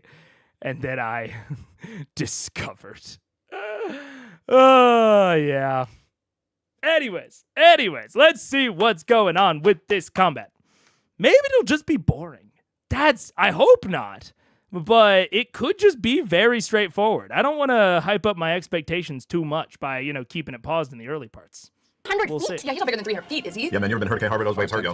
It's big, but the sheer mass size you watch as the tidal wave smashes into Thordak and just splits and falls around him, no effect. The storm is too None big. at all? The water just crashes against him. He's too big for it to actually have an impact on him. Are there any fires left burning in the vicinity? Actually, this fire is He doesn't out take any now. like water damage, nothing? This fire's out. Does the tunnel flood? This Oh, fire yeah, the is tunnel. out, and water spills down into the tunnel, and you watch a bunch of steam just rise Well, out it's of also it. a 6-round spell, and he's supposed to get stuck in it. He doesn't, nothing, no. It's too big. He doesn't even get damaged at all, though? Does he question his choices in life? Because I'm questioning mine. Is it like a cat who gets wet? Says any huge or smaller creature inside the wall has to make a saving throw or take damage. He's not. Creature caught in the wall can move, but yeah, it only seems to have an effect on. Holy shit. Holy shit. That was a valiant effort. I was with you. Hey, You know what? I was about to say, damn, that's a little harsh. But if the spell specifically says huge or smaller, that is something that I think the players could have reasonably assumed, is that Thordak is currently bigger than huge. I'll give this one to Matt on being a little harsh on this spell. I think this is more understandable than earlier. It's a big bye-bye 8th level spell, which does suck. Oh, man, it's so tough. It's so tough. But especially, I do kind of come back to, like, the map. I don't find the map overly interesting. And so the point of interest in this scene is Thordak and his unique properties, which I do think this thing with Tidal Wave hits on way more than like the Pass Without a Trace thing, right? I don't think he's overly perceptive. But this is specifically playing on one of his very unique attributes. God damn, is it tough that it's an 8th level spell. I think I would try to find a way to still get value out of that. So like Matt mentioned the steam rising out of the crater. I think I would maybe lean into that a bit harder as the DM. Be like, this is having no effect on Thordak, but you see water piling into the caldera. And frankly, depending on what's going on down there, if whatever Thordak is building is even remotely sensitive to cold or water or anything like that, I might have Thordak not get damaged by the water, but I might have that inform his targeting priority. Of him being, he like sees the water going down, sees the steam, and you narrate him maybe like getting enraged, getting maybe even. Again, I'm assuming that in this description, I'm assuming that is something down there that he cares about that can be damaged by water. In that imagining, I can see Thordak, looking around, narrating him getting angrier, narrating him almost in a panic. You haven't seen him panicked. He's been calm, cool, and collected the entire rest of this combat. But as he views the steam rising from the pit, you see maybe a little bit of fear in his eyes. And then they turn to the source of the spell and lock onto Keyleth. And now Keyleth is his target priority until the water shuts off. Try to give Keyleth something out of this spell because, yeah, goddamn, 8th level. I think the least, or not the least, but there is a way to kind of play that as a DM where it's not the benefit that they thought they would get, but if that's like it's an update to the situation, right? they can now play off of that theoretically. Like, oh, Thordak's locked onto Keyleth. Maybe Keyleth transforms into a bird and flies away and, tries to like bait Thordak away with her, something to those, to that effect, And that's if there's a action that a player does that is, by raw or in NRI, incredibly ineffective. It's not always possible. Don't get me wrong. It's not always possible. But I try to look for some side benefit I can give them in terms of the creature's mentality. The easiest one of those is often targeting priority. But it could also be affecting the creature's mentality in where it wants to be. So even if the water isn't damaging it, maybe it finds the water uncomfortable, we might say. Maybe it finds it itchy. You know what I'm saying? Something that can affect its mentality in a way that the players can potentially plan around and make decisions around, even if the mechanical benefit is little to nothing. It's an option, at least. Yeah. I think that, but hey, 8th level comment might be the closest he's gotten to sleepy on the couch. Yeah. Does the mini on the map represent huge or larger? It's tough because above a certain size category in D&D, I think at least in the Monster Manual recommendations, it kind of stops counting squares or hexes. And there's a physical limitation. Because to me, this doesn't look that much bigger than the Vorugal mini. But within the narrative, it's been made abundantly clear that Thordak is substantially bigger than any of the other dragons, which I have been assuming to be huge, right? Because it goes large and then huge. And, like, Grog is large, or at least, like, right below it. So I've been assuming the other dragons to be huge. I think if there's one thing we can take to the bank about Thordak, it is that he is substantially larger than the other dragons. So I think that is something that a reasonable player kind of should have inferred. But got tricked by the captions. No.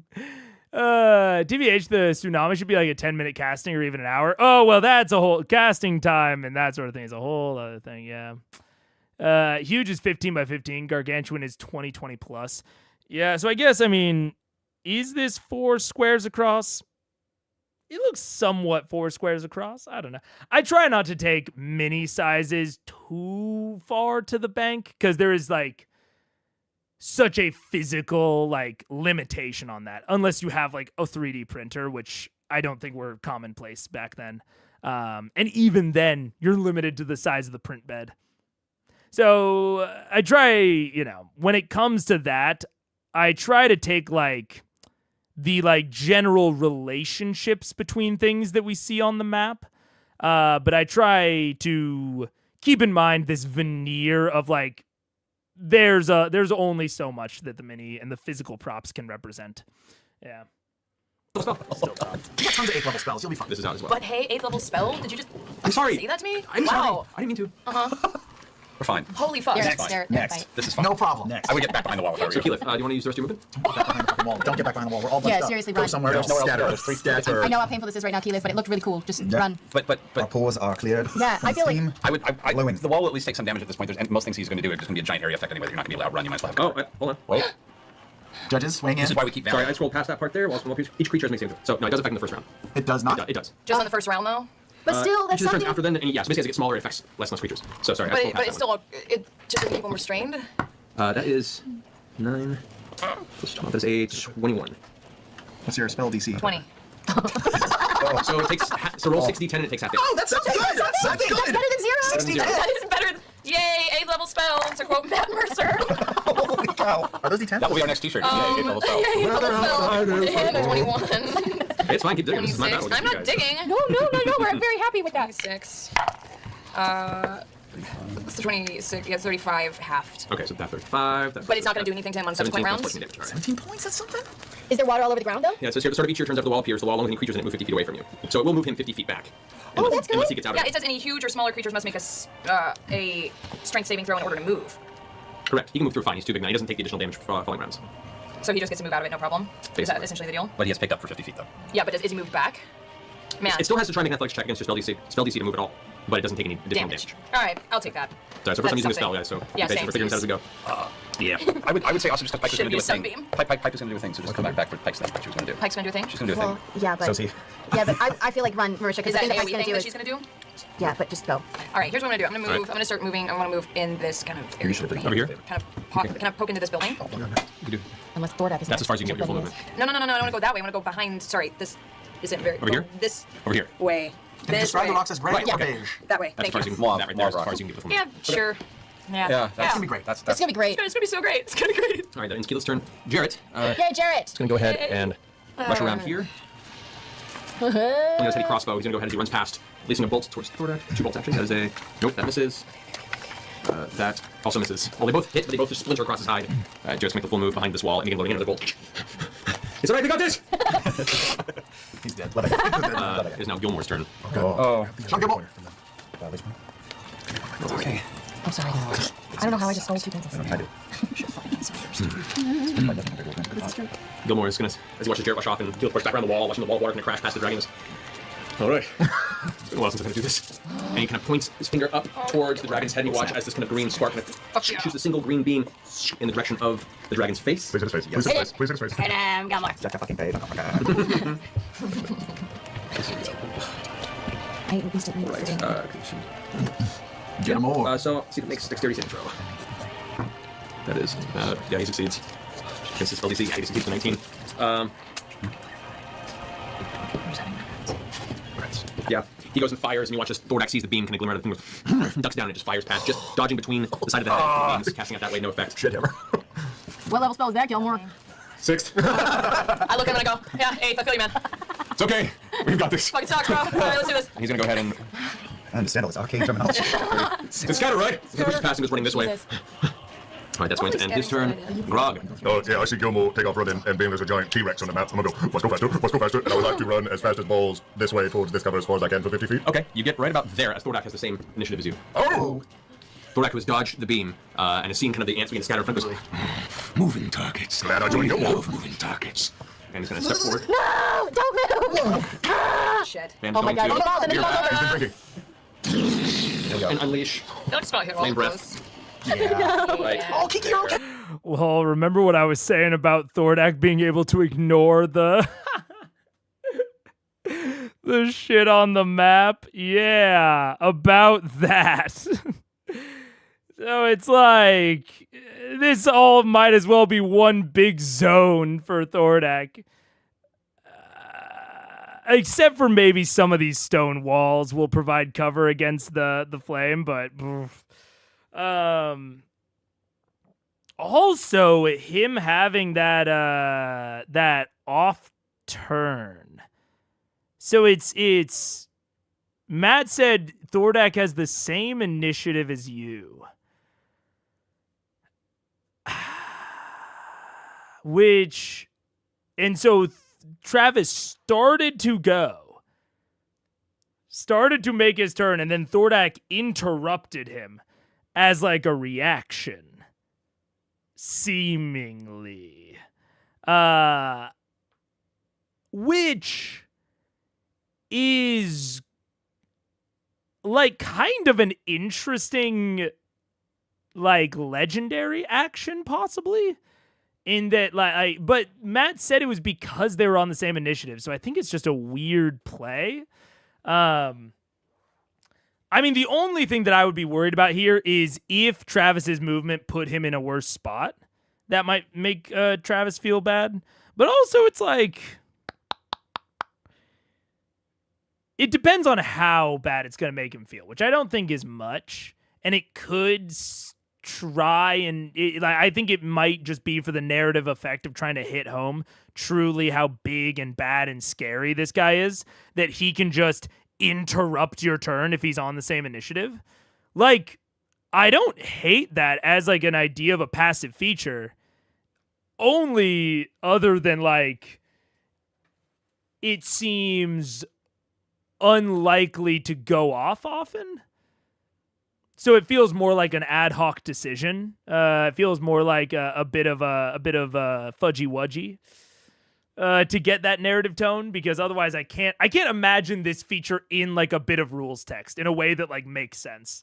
Even though it feels fine here, it feels mostly just very scary. Yeah, interesting. I think it's ultimately what it is, Jonathan, is like either it should have either gone before him, or I think it was just for narrative effect, which is honestly fine as long as it doesn't like really fuck over Grog too much, Weird. I'm all right. Yeah, you made it. Your bear, look at your bear. I need Vex, Percy, Vax, Pike, Scanlan, Trinket, Grog, and Gilmore to all make dexterity saving throws. Dexterity. Hold on to that number. Does partial cover help at all? Okay. Flame is like napalm. I'm rolling that. He fails. Gilmore rolls a 1. Are you serious? Did you roll for Pike? Oh, God. Alrighty. 10 plus 7. That's a little better. Can I cutting words to do anything? The ancient dragon. Cutting words actually can reduce the damage. Just the damage, not his attack. We'll take the damage reduction. Will it reduce the damage for everybody? I'm double checking. I'm pretty sure it does. So I will do that. I just had to use a resolve. How many of What those did do you you roll? A 1. Jesus. So I had to burn a resolve, which I Yeah, did. so you can reduce the damage by a certain amount for everybody. It won't be much, but I'll do it. It'll help. Be glad you do it. And then he's got disadvantage on something next, doesn't he? After you use cutting words? Yes. Alright, so... So as he goes, I will yell at him, "Oi! What sexual position makes the ugliest children? I don't know, ask your mama!"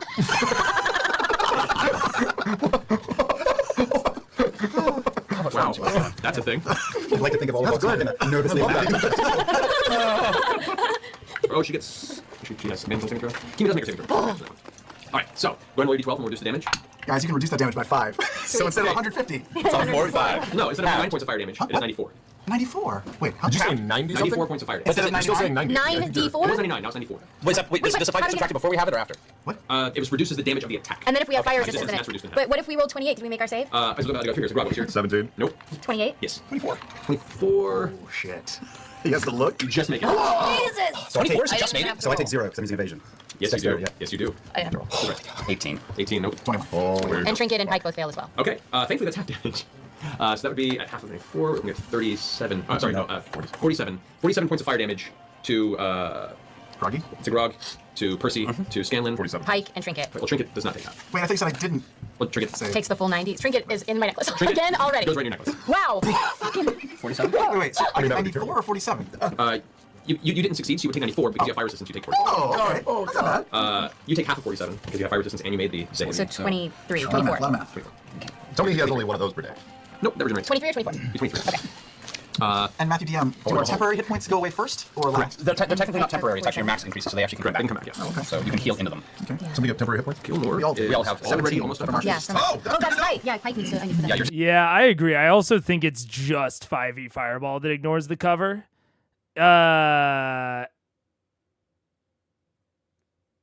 Again, yeah, I don't know. It feels like I think Matt is, which like I don't necessarily hate this mindset, but it does feel like in this combat that Matt is, when it comes to rules interpretations, he is going for harsh.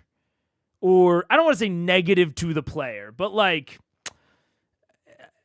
it seems like he is leaning away from what would be beneficial to the players whenever there's kind of an in-doubt moment of like, does cover apply? It's questionable. Like, I could see a reasonable argument for his size, meaning that the cover doesn't apply. Maybe the quality of the cover, whatever. Or maybe there is a special feature that he has where, like a fireball, his breath weapon specifically ignores cover, as opposed to a normal breath weapon. Like, I can reasonably justify all of those things, possibly, in my head. But also the way that Matt just said it makes me think that none of those things are on that sheet. That does not...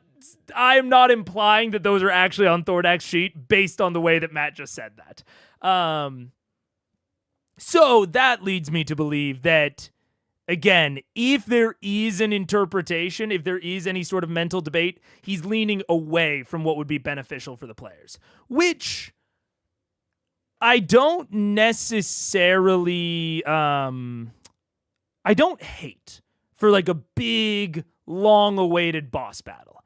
Like, I think that general mindset can be fine. I think it's a little, and like, interrupting Grog's turn, I think kind of fits into that. And again, I don't hate it. It's like a little weird to me, but like, if it has the narrative impact you want, I can get on board. But it's more that like that specific one kind of negates the entire map. Like if cover doesn't matter, all of a sudden this map might as well be fucking empty. And now if cover doesn't matter. So that's the only reason I'm not as high on that. It's kind of for a separate reason. Huh.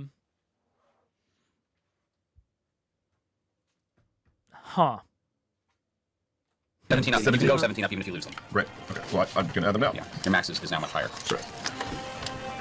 Oh, thank you. That's much better. Okay. Keenan's doing okay. Gilmore's looking rough. As the flames just burn through hyper white, red, orange, blazing fire. You haven't felt heat like this before. You can simply close your eyes, but it doesn't seem to help. As the flames pass by you, you can even feel the impact from here, singeing your eyebrows, and you have to kind of cover your face for fear of being disfigured by just the proximity. As the fire eventually burns away, Gilmore is like stumbling right now, just burned all around. The rest of the party is already just smoking. Bits of your outfits and edge clothing are now actually kind of curling up and burning. That was bad.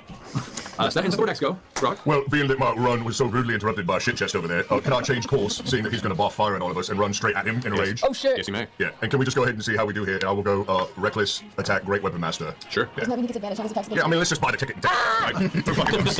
1. Big man. Better. 19. 19 misses. Roll better. He's so big though. His armor is covered. That is a 25. 25 hits. Yes. And are you doing Reckless and great weapon. right? I mean, are you doing your frenzy for the third attack, or are you just going regular? Yeah, go frenzy. All right. Yeah. 21. 21 misses. But you did get hit. I do. Oh my god. What was the second attack? 20. 25. Jeez. So somewhere between 21. Louise. Okay. Which one is the D12? This one. 11. 4. 2 points of necrotic. So 2 points of necrotic and 36 total. 36, nice.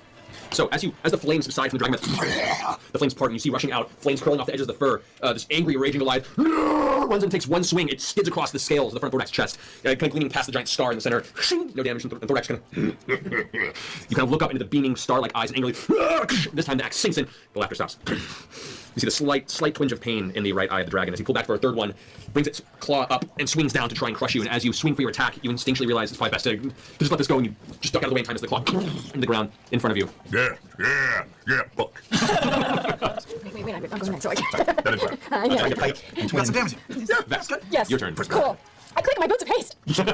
And Yelling at me. You feel for the first time the adrenaline surge through you, and you suddenly go, my brother's been recording this whole time? Fuck. Everything This is slows down amazing. around you ever so slightly, and for a second, your mind's just racing faster than it normally does. if I, with my full movement now, can I get behind the wall up where Keyleth was headed? You can move 60 feet, so here you go. But I want to stop in enough place that I can attack before I finish my move. Okay, so we'll go there, and as you're kind of rushing past, Keyleth, you As you rush past, she hears, those are just loners. Okay. All right. I'm gonna cast Hunter's Mark. And then I'm gonna, for my first attack, I'm gonna try a bramble shot. All right, first, by the way, I need you to make a concentration check. Oh, okay. That's Constitution saving throw. What? Yes. 30 on the first. That hits. Okay, so 10. Your hex Yeah, fades. that's not. I took the bracers. No, I didn't. Didn't I? I took the bracers off, right? You did, Yes, yes. I did. Okay. 15 plus. I don't know. 15 plus 2 lightning damage, plus 2 sneak attack and a hunter's mark. Okay. Ooh. 12 plus 4d8 for the bramble shot. Nice. So already at 29 damage plus. 14. 15. No, 13. 17. Plus 17 for that. All right. Sweet.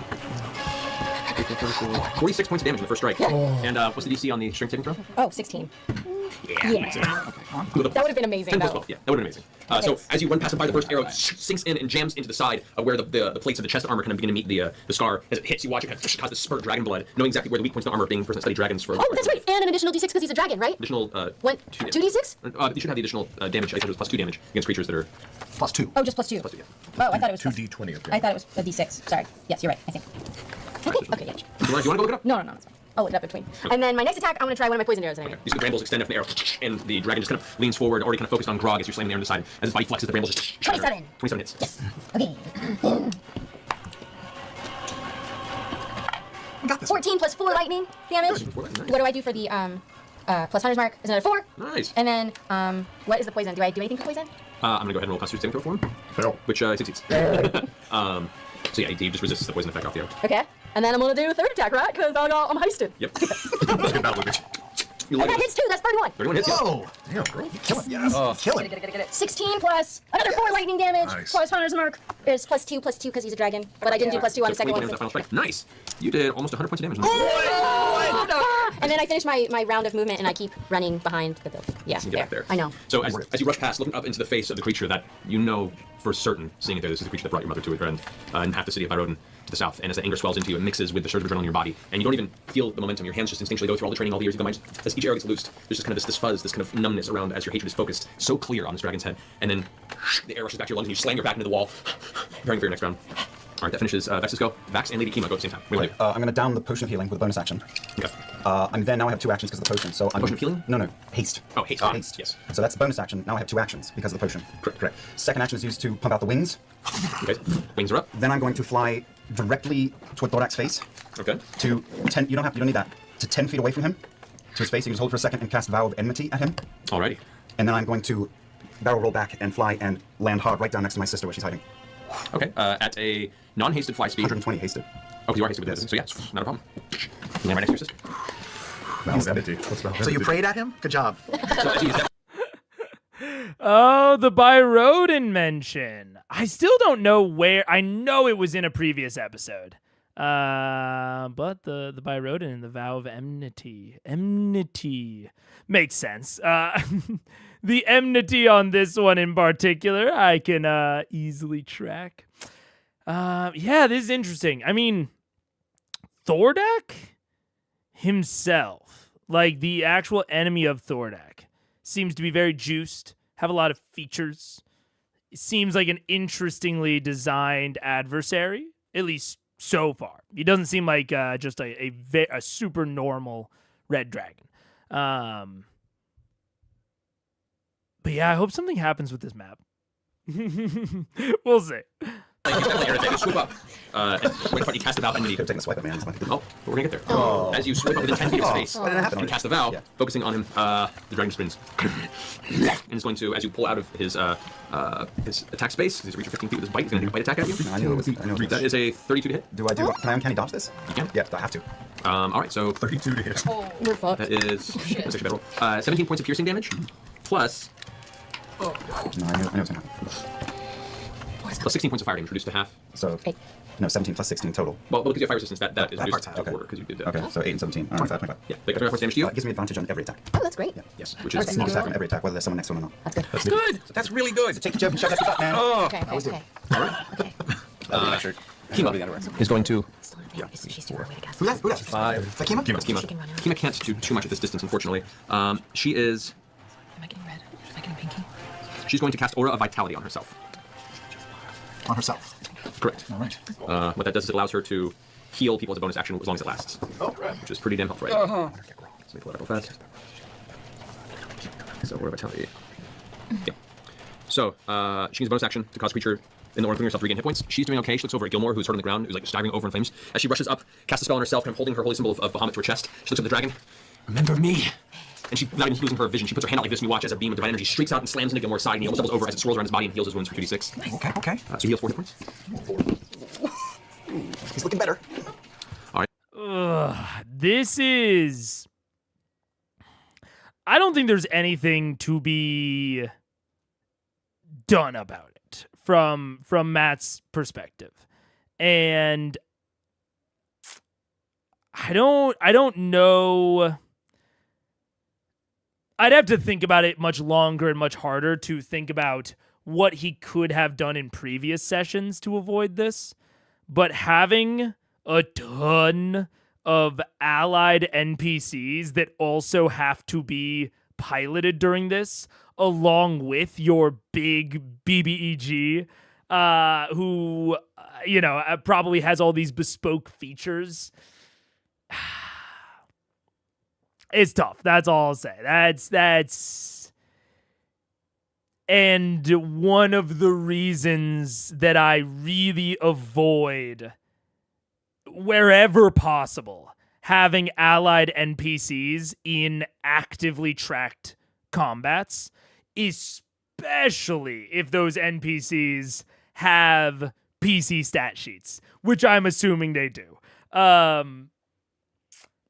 Not for any sort of just for practical reasons of it is so much to pilot and it is so much time that the players are not playing.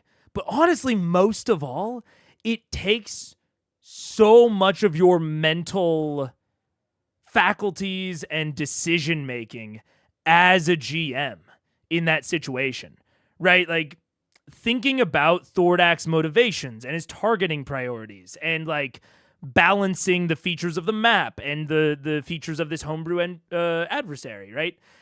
That is non-inconsequential. Not only that, but like stacking on top of, any sort of rulings that you have to make about tidal wave or like, keeping track of what the players are doing to make sure that, you're still kind of serving your role as the referee. All of that, plus having to pilot multiple characters and think about their targeting priorities, their features that they're using. If you can do it, more power to you.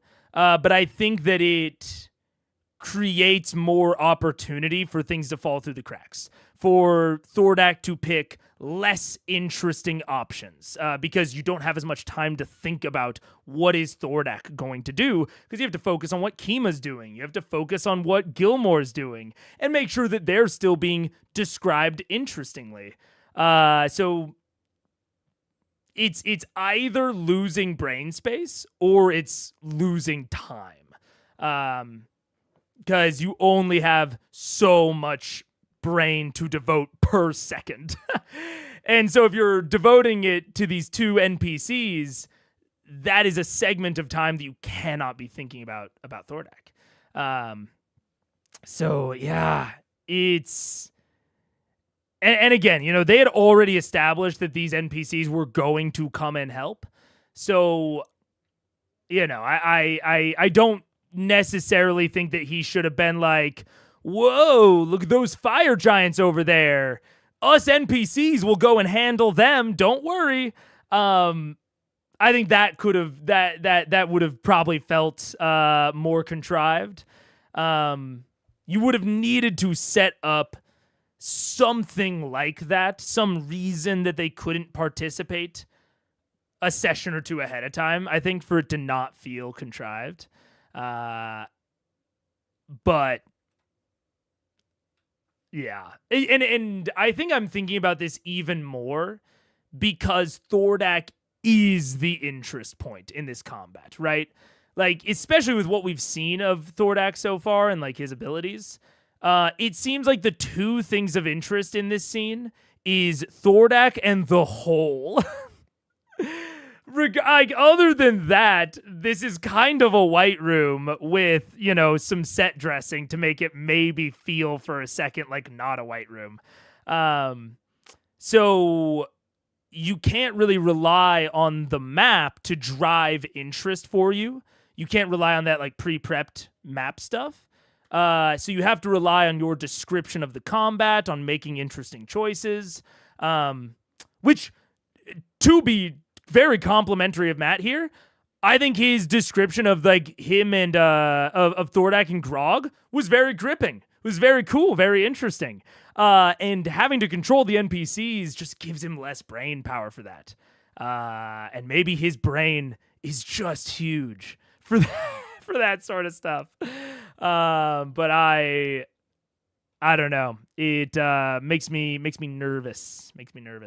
And my brain is not big enough to handle all of that simultaneously. Something's gonna slip through. I don't know. If you encourage PCs to make allies to fight a big bad, you reap what you sow. You do, which is why, like, Yeah, with that being like one of the main kind of choruses of this arc, I do. I think you're kind of right. You kind of weep what you sow. Hopefully, I will say this as recommendation. Like if you were, kind of looking to emulate Matt and you didn't want to change a thing that he did about like the gathering allies stuff, which I do think does naturally result in this. Having those allies have a pared down sheet. Don't run them with a full player sheet. That is just like at its base, converting them into a monster stat block. For everything else that it does, it is going to massively make it much, much easier to pilot them. Much easier in the moment. And even potentially in like the intervening weeks between like right now and where he ended the last session, maybe think about what those NPCs might do on the first couple of turns and just like write out some quick options. Something like that, just to make the piloting on them that much easier. So that you can devote more of your brain power towards in the moment reactions to the PCs. Yeah. Have you considered reacting to Mr. Rippers? What stunt did your D&D players pull that completely derailed the campaign? Series? I have not. That sounds very funny.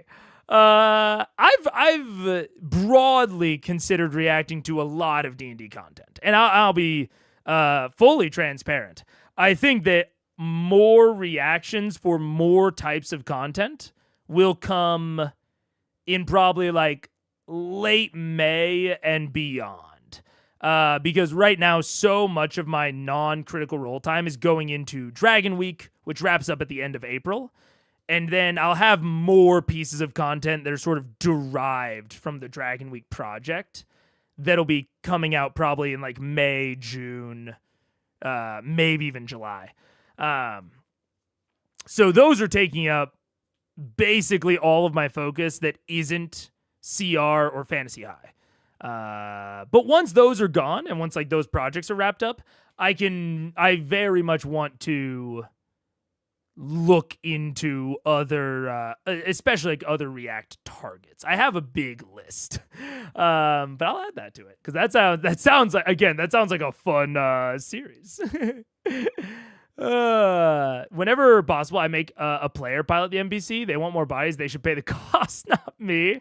I mean, I don't love making players pilot more bodies, but that said, I like it more than me piloting more bodies. Because I already have so much to think about as the GM. And at least if they're piloting the extra body, there's not the tension of like playing chess against yourself, where like theoretically, Thordak's decisions and the NPC's decisions are both coming from Matt's brain. So Matt has to actively put effort into like segmenting those things and like not having them impact each other. You get rid of that problem if you have a player pilot it. And you have more of the space being taken up with players doing stuff in the combat, which I think is good. But it can also be very hard for players to pilot a high-level sheet that they've never seen before. So that's a whole separate difficulty kind of curve, you might say. So if you were going to do that, I would try to assign those pretty well ahead of time so that they can kind of study the sheets. But I do like that more than the DM doing it, yeah. Maybe Matt has more brain for D&D. He might have more brain for piloting. And that it might just be a skill gap. That's possible. I'm fully willing to admit.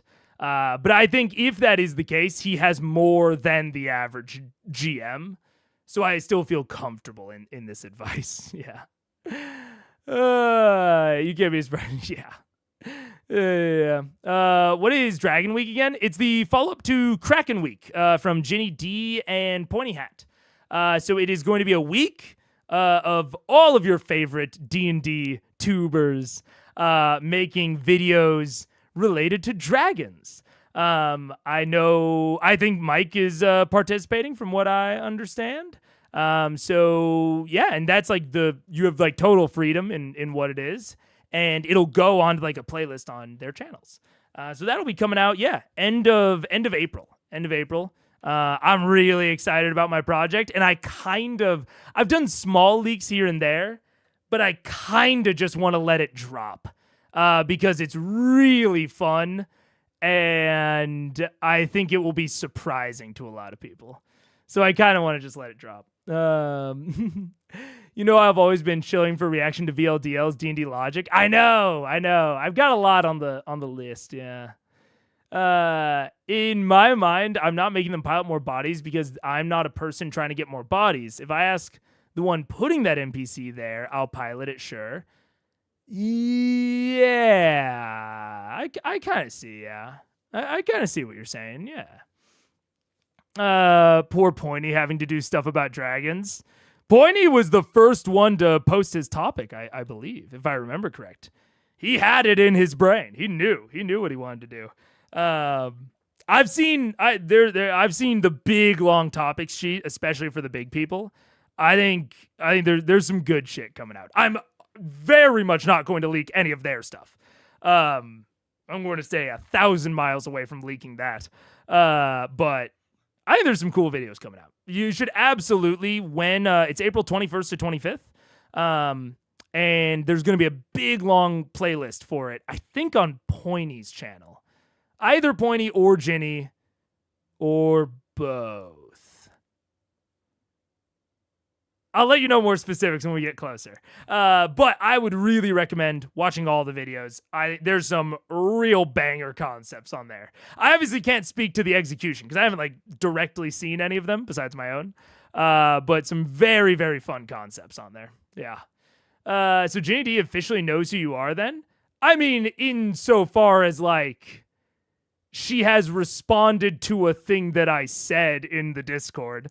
I think if you like went into a live stream chat on her stream and was like, "Do you know Megaphone?" I don't think she would know. No. I do not think she'd be like, "Oh yeah, absolutely. The one that mentioned this topic?" Yeah, no. I don't think so.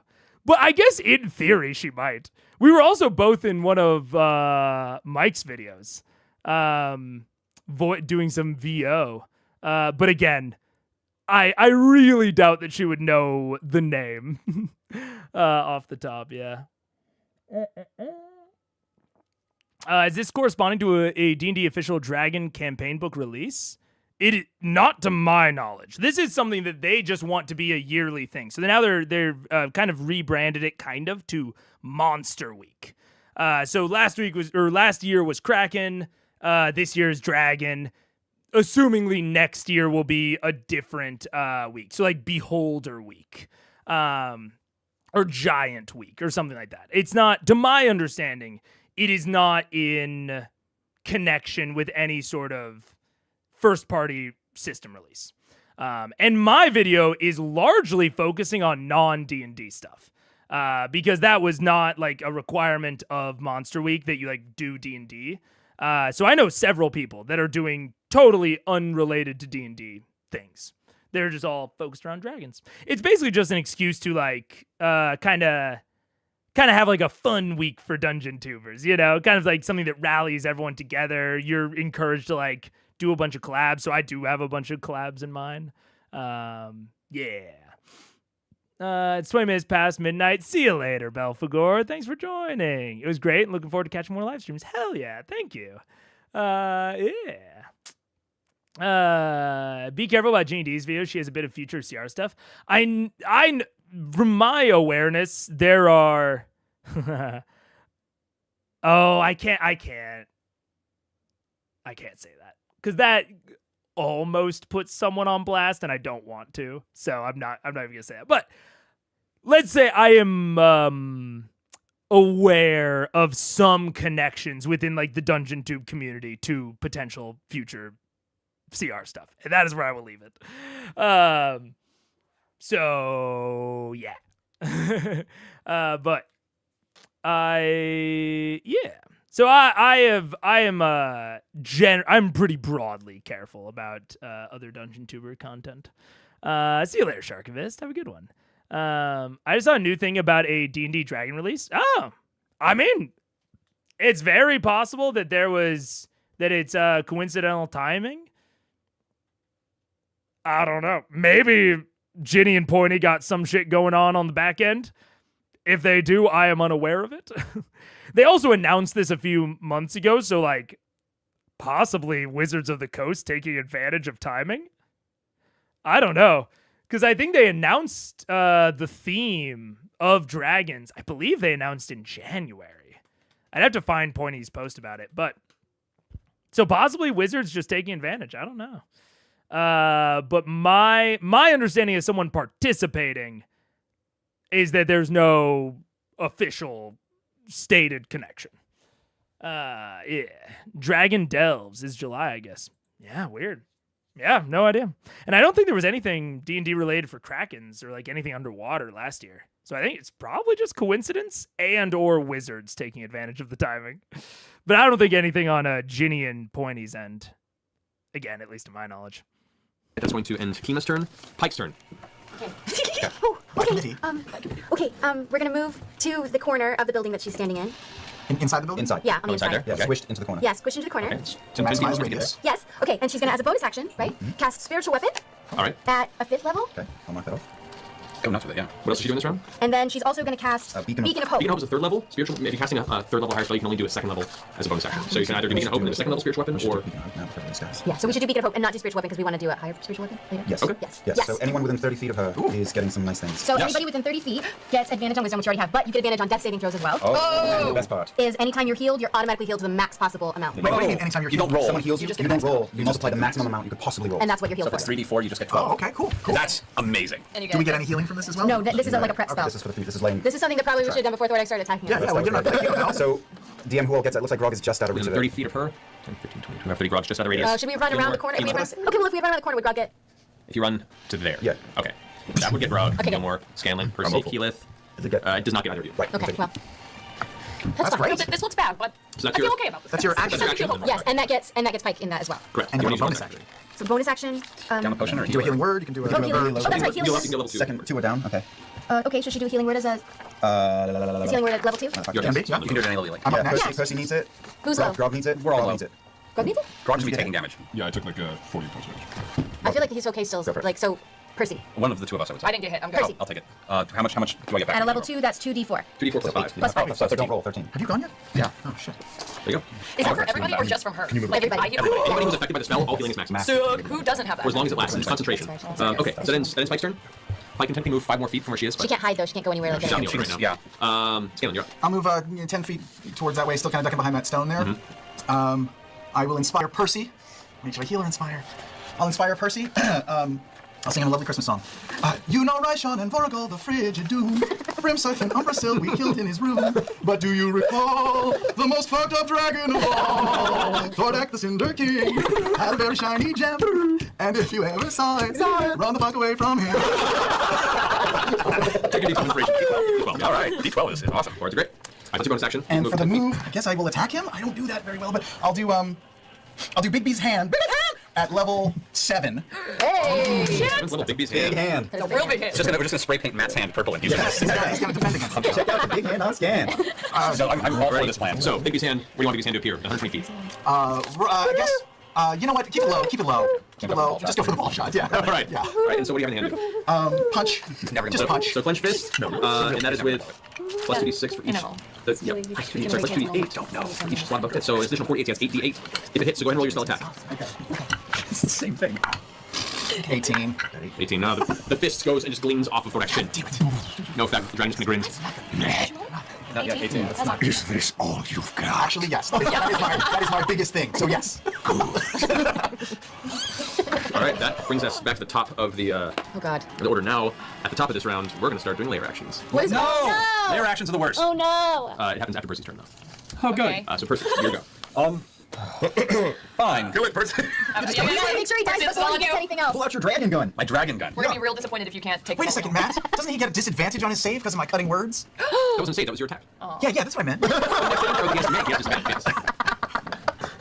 Making sure you guys know how spells work. Yep, thank you. I was confused. Jesus, Sam number 3. Why didn't you tell me that? Percy, what are you doing? I'm going to take a deep breath and shoot as far directly north, or I suppose for you it would be south down the map towards that building on the far corner. I'm just going to like run in that direction.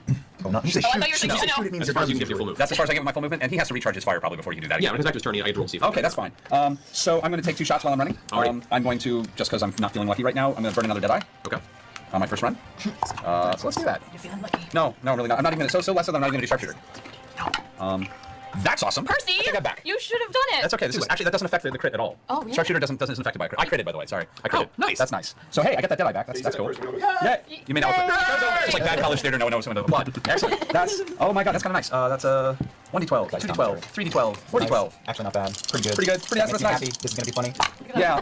That's not great, but it'll do. 18 plus. What is that? That's All right, ads coming soon. Ads coming soon. I think we're.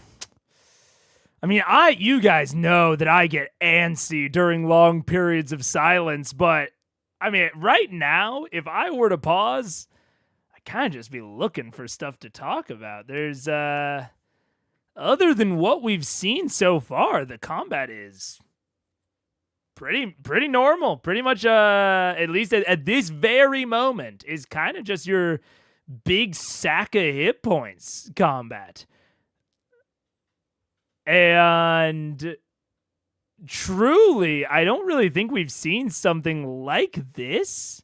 Like, currently, this is most reminiscent of Smokey to me. This feels most like the Smokey combat. And I don't know if y'all have seen me watch the Smokey combat, but I wasn't that impressed. Now.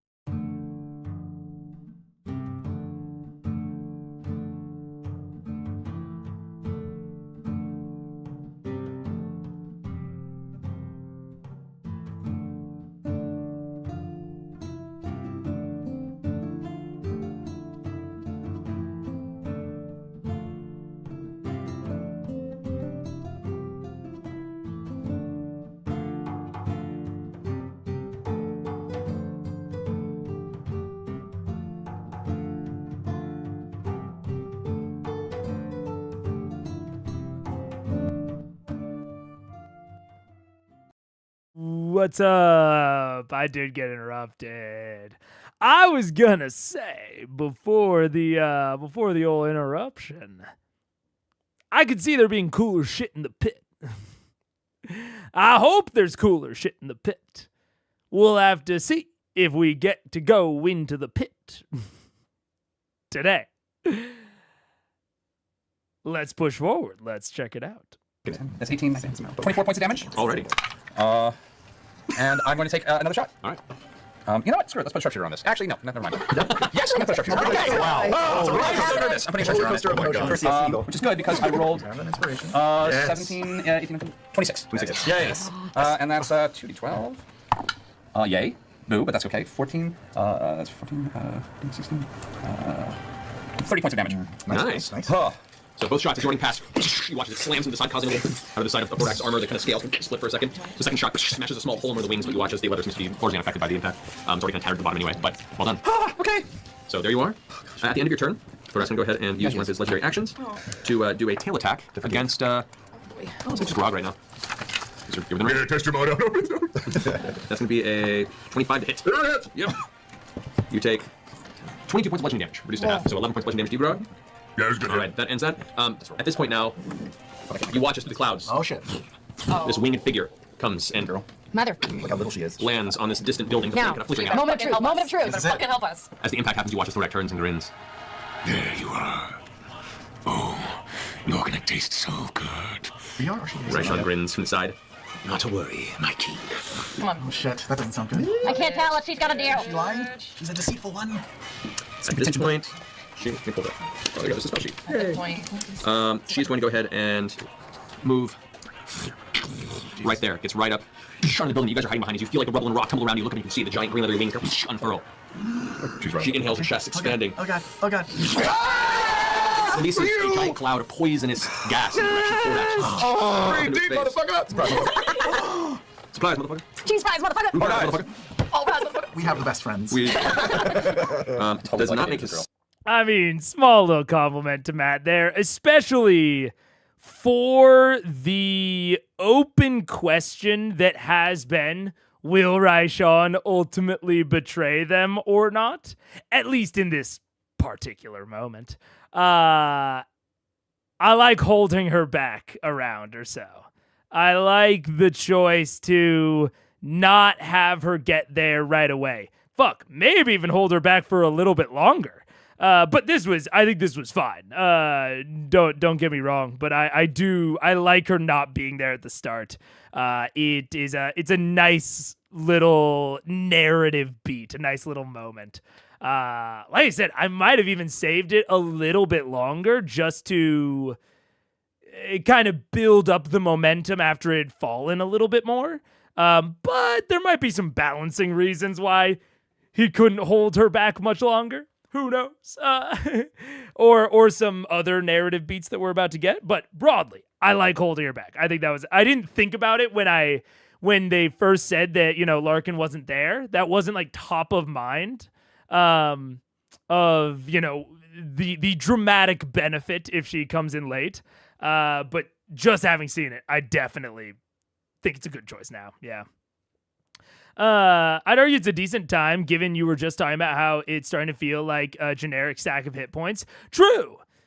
I think that's what I'm saying. This is probably, I think this is a good time. If I'm being honest about my own, I think I might have tried to push it with like one turn of them feeling like that stack of hit points before I bring them back. But that's assuming that I have like a limited amount of tools in my belt. Maybe Matt's confident that he has enough of those like Raishon-esque moments, Raishon entering-esque moments, to where he's not worried about using them like the first moment they would be beneficial. I could very much see that. Or again, there might be a balancing thing behind it, but definitely, I think it's definitely a decent time. Yeah. I am thinking from a moment scarcity mindset of like, where if I have to stretch this as much as I can. Because I often find like mid-combat things like that, I find that I can often generally get like one really convincing one and maybe a second. But beyond 2, I find big, like, mid-combat updates like that to be kind of hard to implement convincingly. So a lot of times I'm trying to stretch it to, like, turns like 4 or 5, even if it feels like it's maybe needed in turn 3, with, like, the way that it's going. Just, again, because of a scarcity of moments. But this is also a potential skill diff between me and Matt. He might not be thinking from that scarcity mindset. And if not, it's a fantastic moment to put it in. Yeah. Wait, this is a poison. No, it's Constitution. It does make that. So she vomits on the right person. takes 38 points of poison. 38. 38 points of poison. That one. It's ruining that shirt. As Thordak, rears from the attack. Oh, you'll die especially painfully. Yeah. Is Thordy LaForge poison there, or You should take 5 poison. no disadvantage? No. 30 before. 30 I really just wanted to say Thordy Of course you LaForge. did. Alrighty, so that ends Raishan's turn. Raishan's like, Now, get in! Circle and finish this! Wait, Raishan said that? yes. Yep. Keyleth, Oh, that was Lady Kim's voice. Was it you? Flying Steve. I turn to Raishan and I say, I don't take orders from you. I'm only doing this because it's a good plan. And then I run in. If I run my full movement, can I get into touch range with him? Oh, jeepers. What? You can, yes. Oh, Jesus. Okay, so angry at what happened before and realizing that not a lot's probably gonna work unless I get ballsy. I'm running guns blazing, and I am going to do contagion What? on him. Yeah. Okay. I'm going to attempt slimy doom. In honor of Zara and her teaching us about hentai. You do. Yep. I saw that. Here's our in the Tell me distance. what that was. the night before. Okay. So make a melee spell attack against him. So just roll d20 at your spell attack bonus. No, I'm just picking the right one. Okay. It should probably be like a black or a green or something I'll that's do a like green slimy. one. Green's good. Or just any dice. Sure, Travis. Oh, that's not too bad. not too That's bad. Plus 12. So that's 28. 28 hits. Redemption. That Okay. sounds Mark. right. Contagion, put that blue there. So at the end of each of the target's turns, it has to make a Constitution saving throw. After failing 3, the disease takes effect. So nothing immediately happens. It's fail 3. So as you're rushing up, running past like make the them burn tumbling through rocks and boulders of the barely standing ceiling that Raishan's stepping on, you rush towards Thordak and just getting closer. You see the immense size towering above you. Getting this close, there's just a heated presence around him, like an aura of superheated air that kind of burns you. As you get close enough to touch him, you reach out and grab as you cast the spell in your breath. And as you touch the edge of his scales, it's like touching a hot iron. Your fingers singe upon contact, but you feel the burst of Thordak energy pierce through the scales, and you watch a little bit of black power seeps into the body, curls in between the scales, and has taken root. Yes. Okay. So That's all Does I that got, count as one? right? Does that count as one for you? I'm gonna turn. Grog, you're still down, right? I'm gonna do a bonus healing word on Grog. Okay. I'm gonna go ahead and do it at third. Can't do third level, so you have to level spell. Second level. All right, so 2d4 plus 6. But it's max. Correct. So 8 plus 6. It's 14. 14. Okay. 14 Right. points. 180. All right, at the end of your turn, Thorak's gonna go ahead and use his next 2 legendary actions to use his wing attack. Take a picture So of the Thordak, now being surrounded by everything, begins beating his wings, and it's like where you watch as the flames on the ground begin to curl up into these small tornadoes in the presence from just the sheer vacuum of wind up under the wings. I need Grog and Keyleth and Raishan to make dexterity saving throws. I think I have advantage on those because I got Raishan rolls a natural 20 danger on hers. sense. Wait, Yeah, it's not great. 12. natural 20. So you stay put, just kind of hankering down for this flame cycling in the eye of. You're just Keyleth, you suffer. That is 13 points of bludgeoning damage. 13 13 points of bludgeoning damage and 6 points of fire damage. Reduced to 3, to so 3. 16 total. Yes, and you are knocked prone. Found his way As the wind blows you to the ground, and the dragon can move up to half its movement speed. So it's going to pull back to there. Cool. Did you get an attack, Grog? You do have, as you get hit by that, by the way, you can do retaliation or you can do your attack opportunity. Either works right now. Yeah, reckless and great weapon master. Go for it. Definitely great weapon master. Yeah.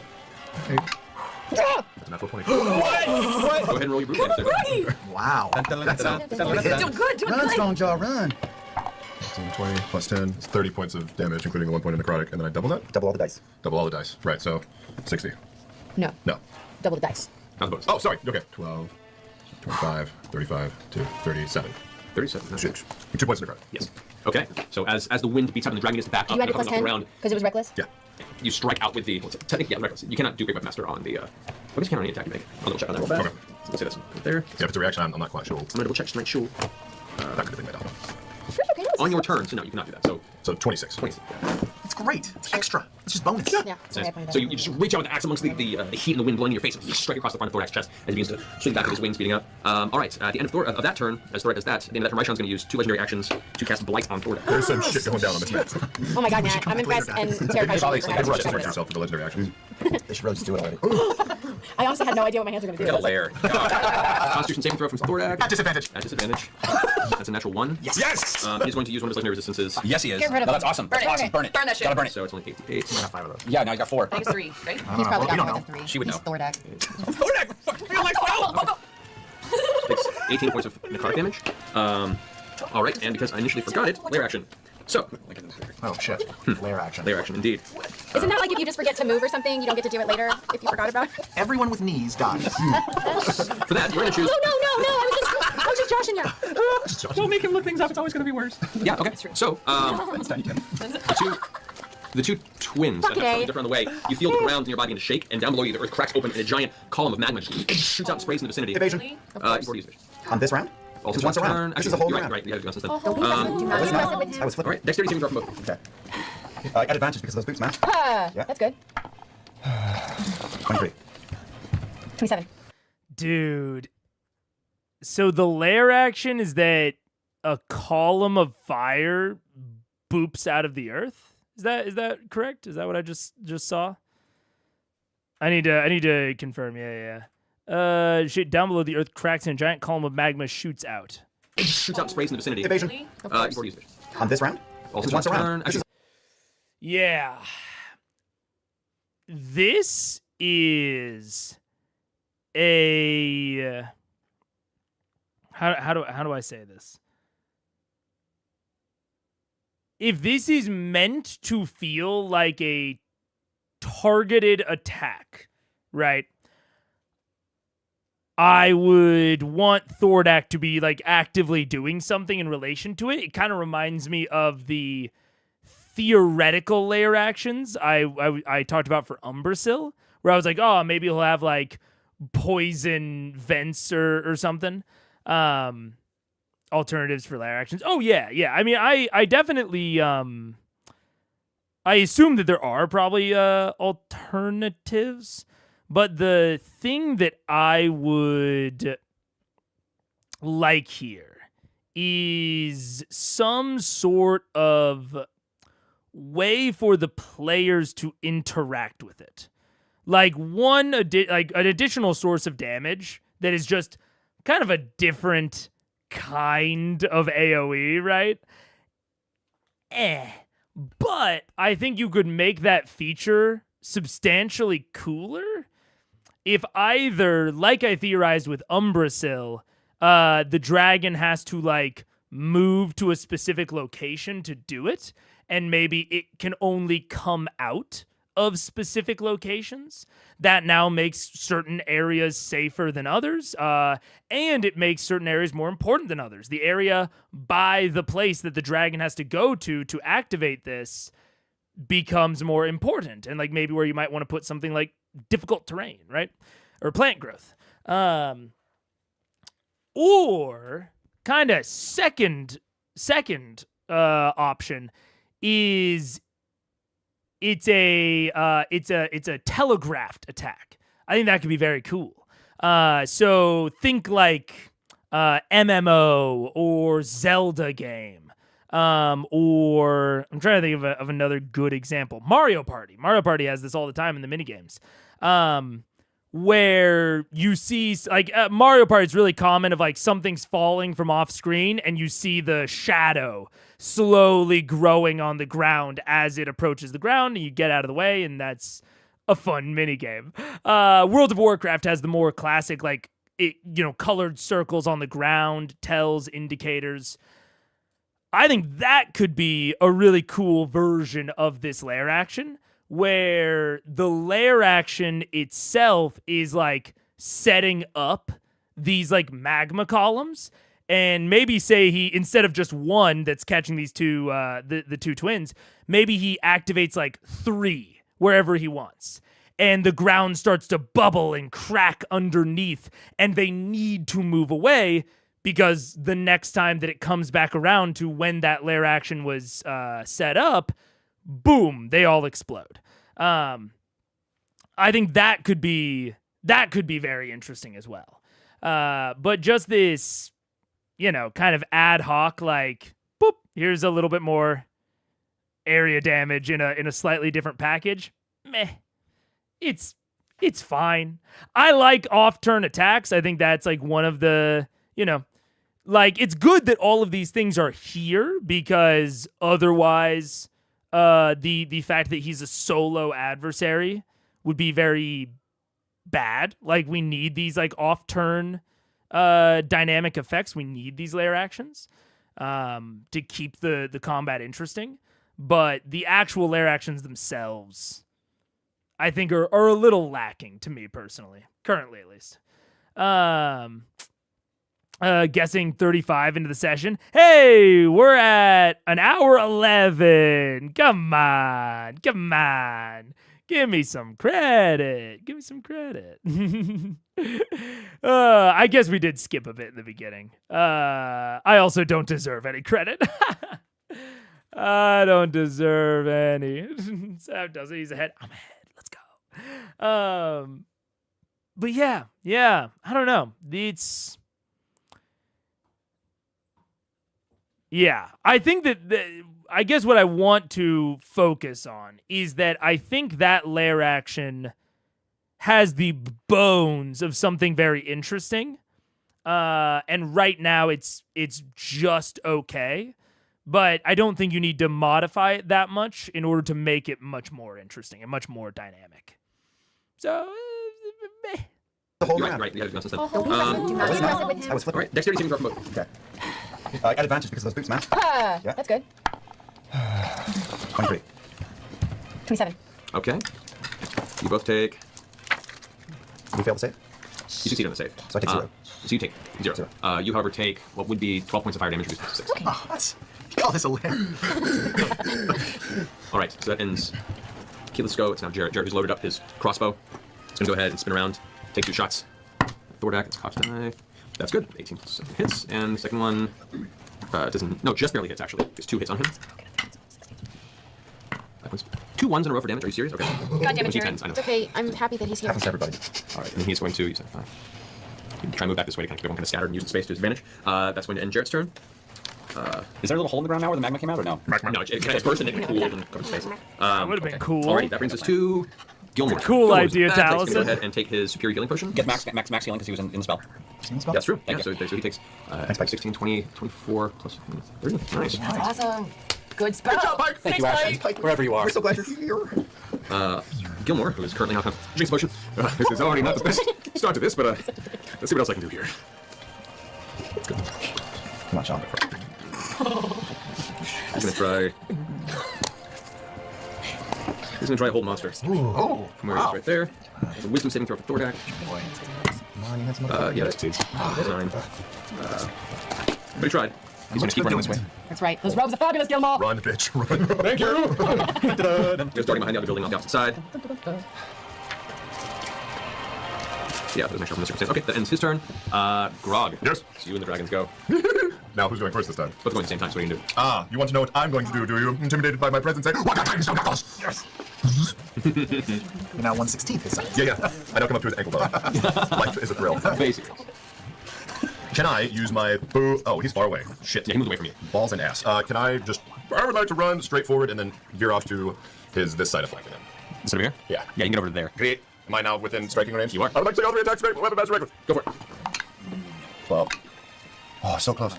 Damn it! I'm coming up the wrong page. That's damn it, 19. 19, first strike. You slam the axe as your form grows, rushing up next to the dragon, grinning, kind of feeling the foam gathering at the corner of your mouth. You swing with the axe and just carves a small line, but doesn't actually penetrate the armor of Thordak. 8. That's better. That is a 26. That hits. Good. Beat the Scottish.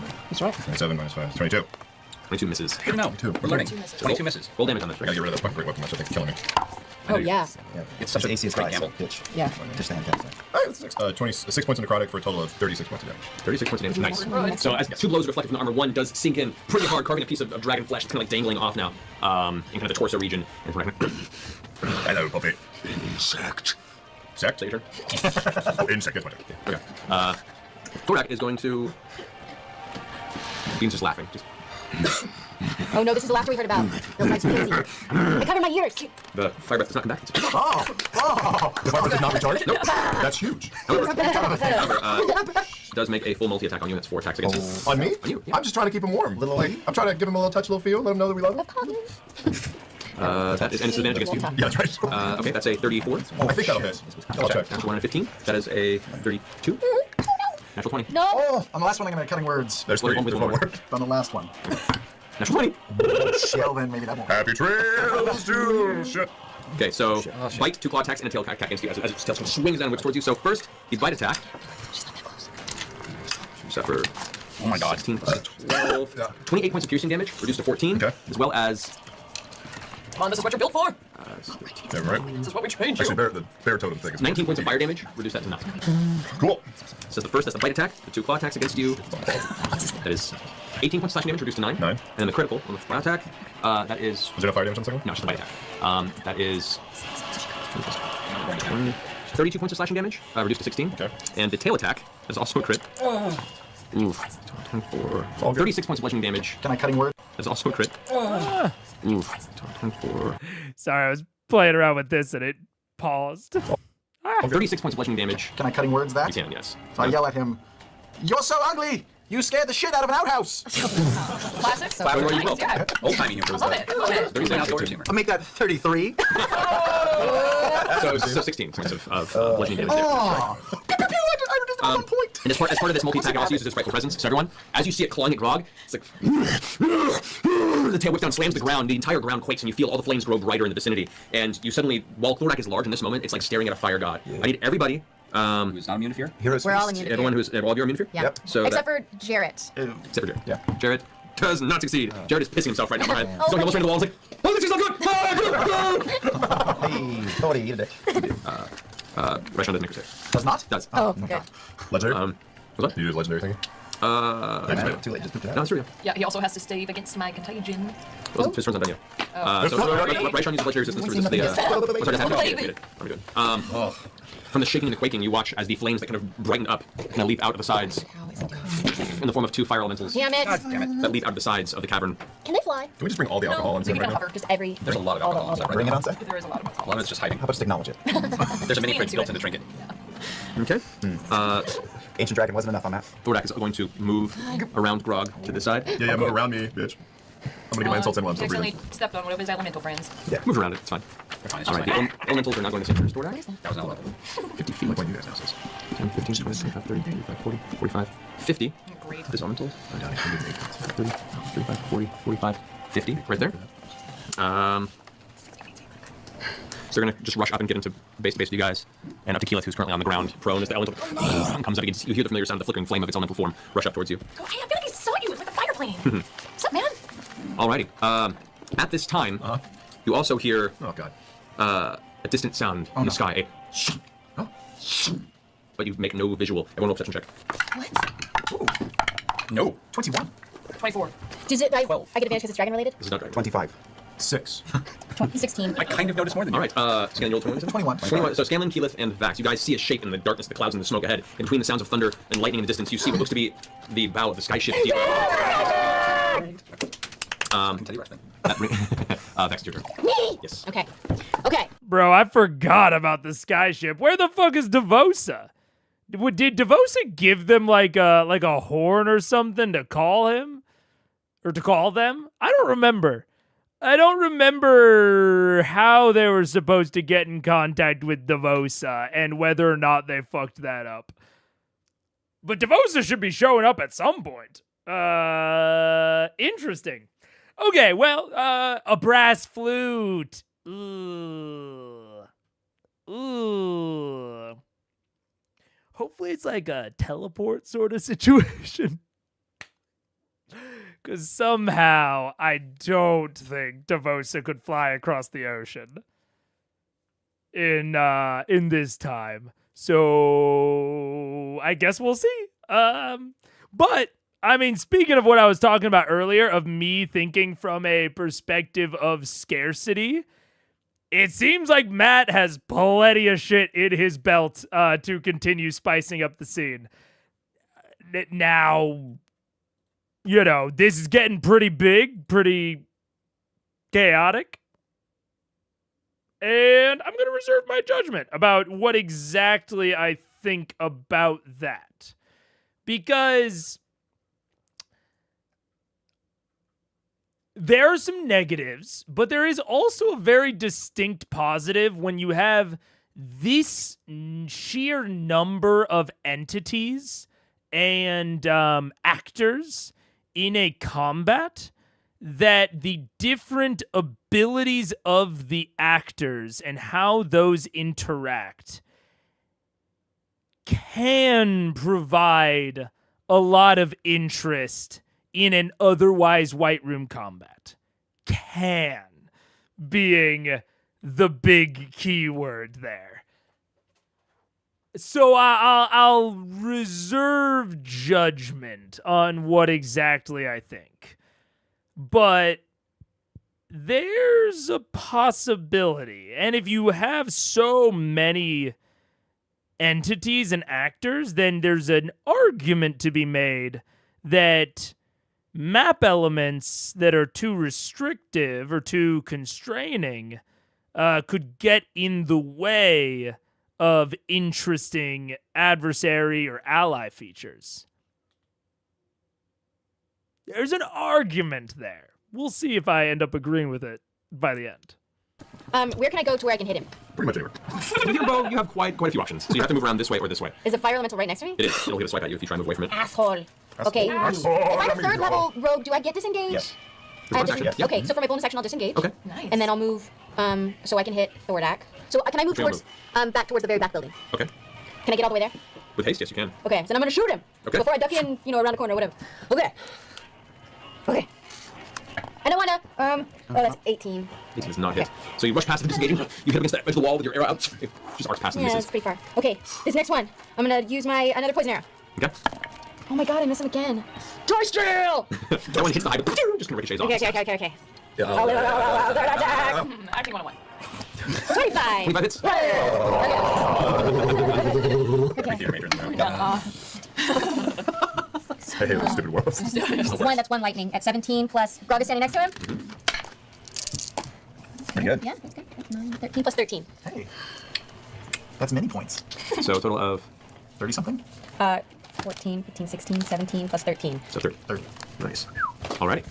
So the final arrow releases and gets stuck up under one of the scales on the side of its shoulder and body, hits in the dragon. The turns. Oh no, I hide behind that Oh, building. God. Okay. Close spaces. Way too many emotions happening there. You hear the voice from God. Don't worry, we'll take them down. All of them, each and every one. He's crazy. That's Thordak? Fuck. He's straight up crazy. No, You'll he's take them down. not. Yeah, who is he That is talking your turn, about? Vax? Who's he talking to? I guess so. I mean, Alright, I don't know what else Vax to and do. Kima. When I was younger, I had an imaginary friend too. Should I go or should Kima go? All of a sudden, 20 bullets. Yeah, Kima, frustratingly so, being a short-ranged lady that she is first off going to glance over and see Keyleth on the ground. How you doing, Keyleth? Reaches up and punches I'm okay. I'm on the ground, but I'm not super low. I'm still full on hit points.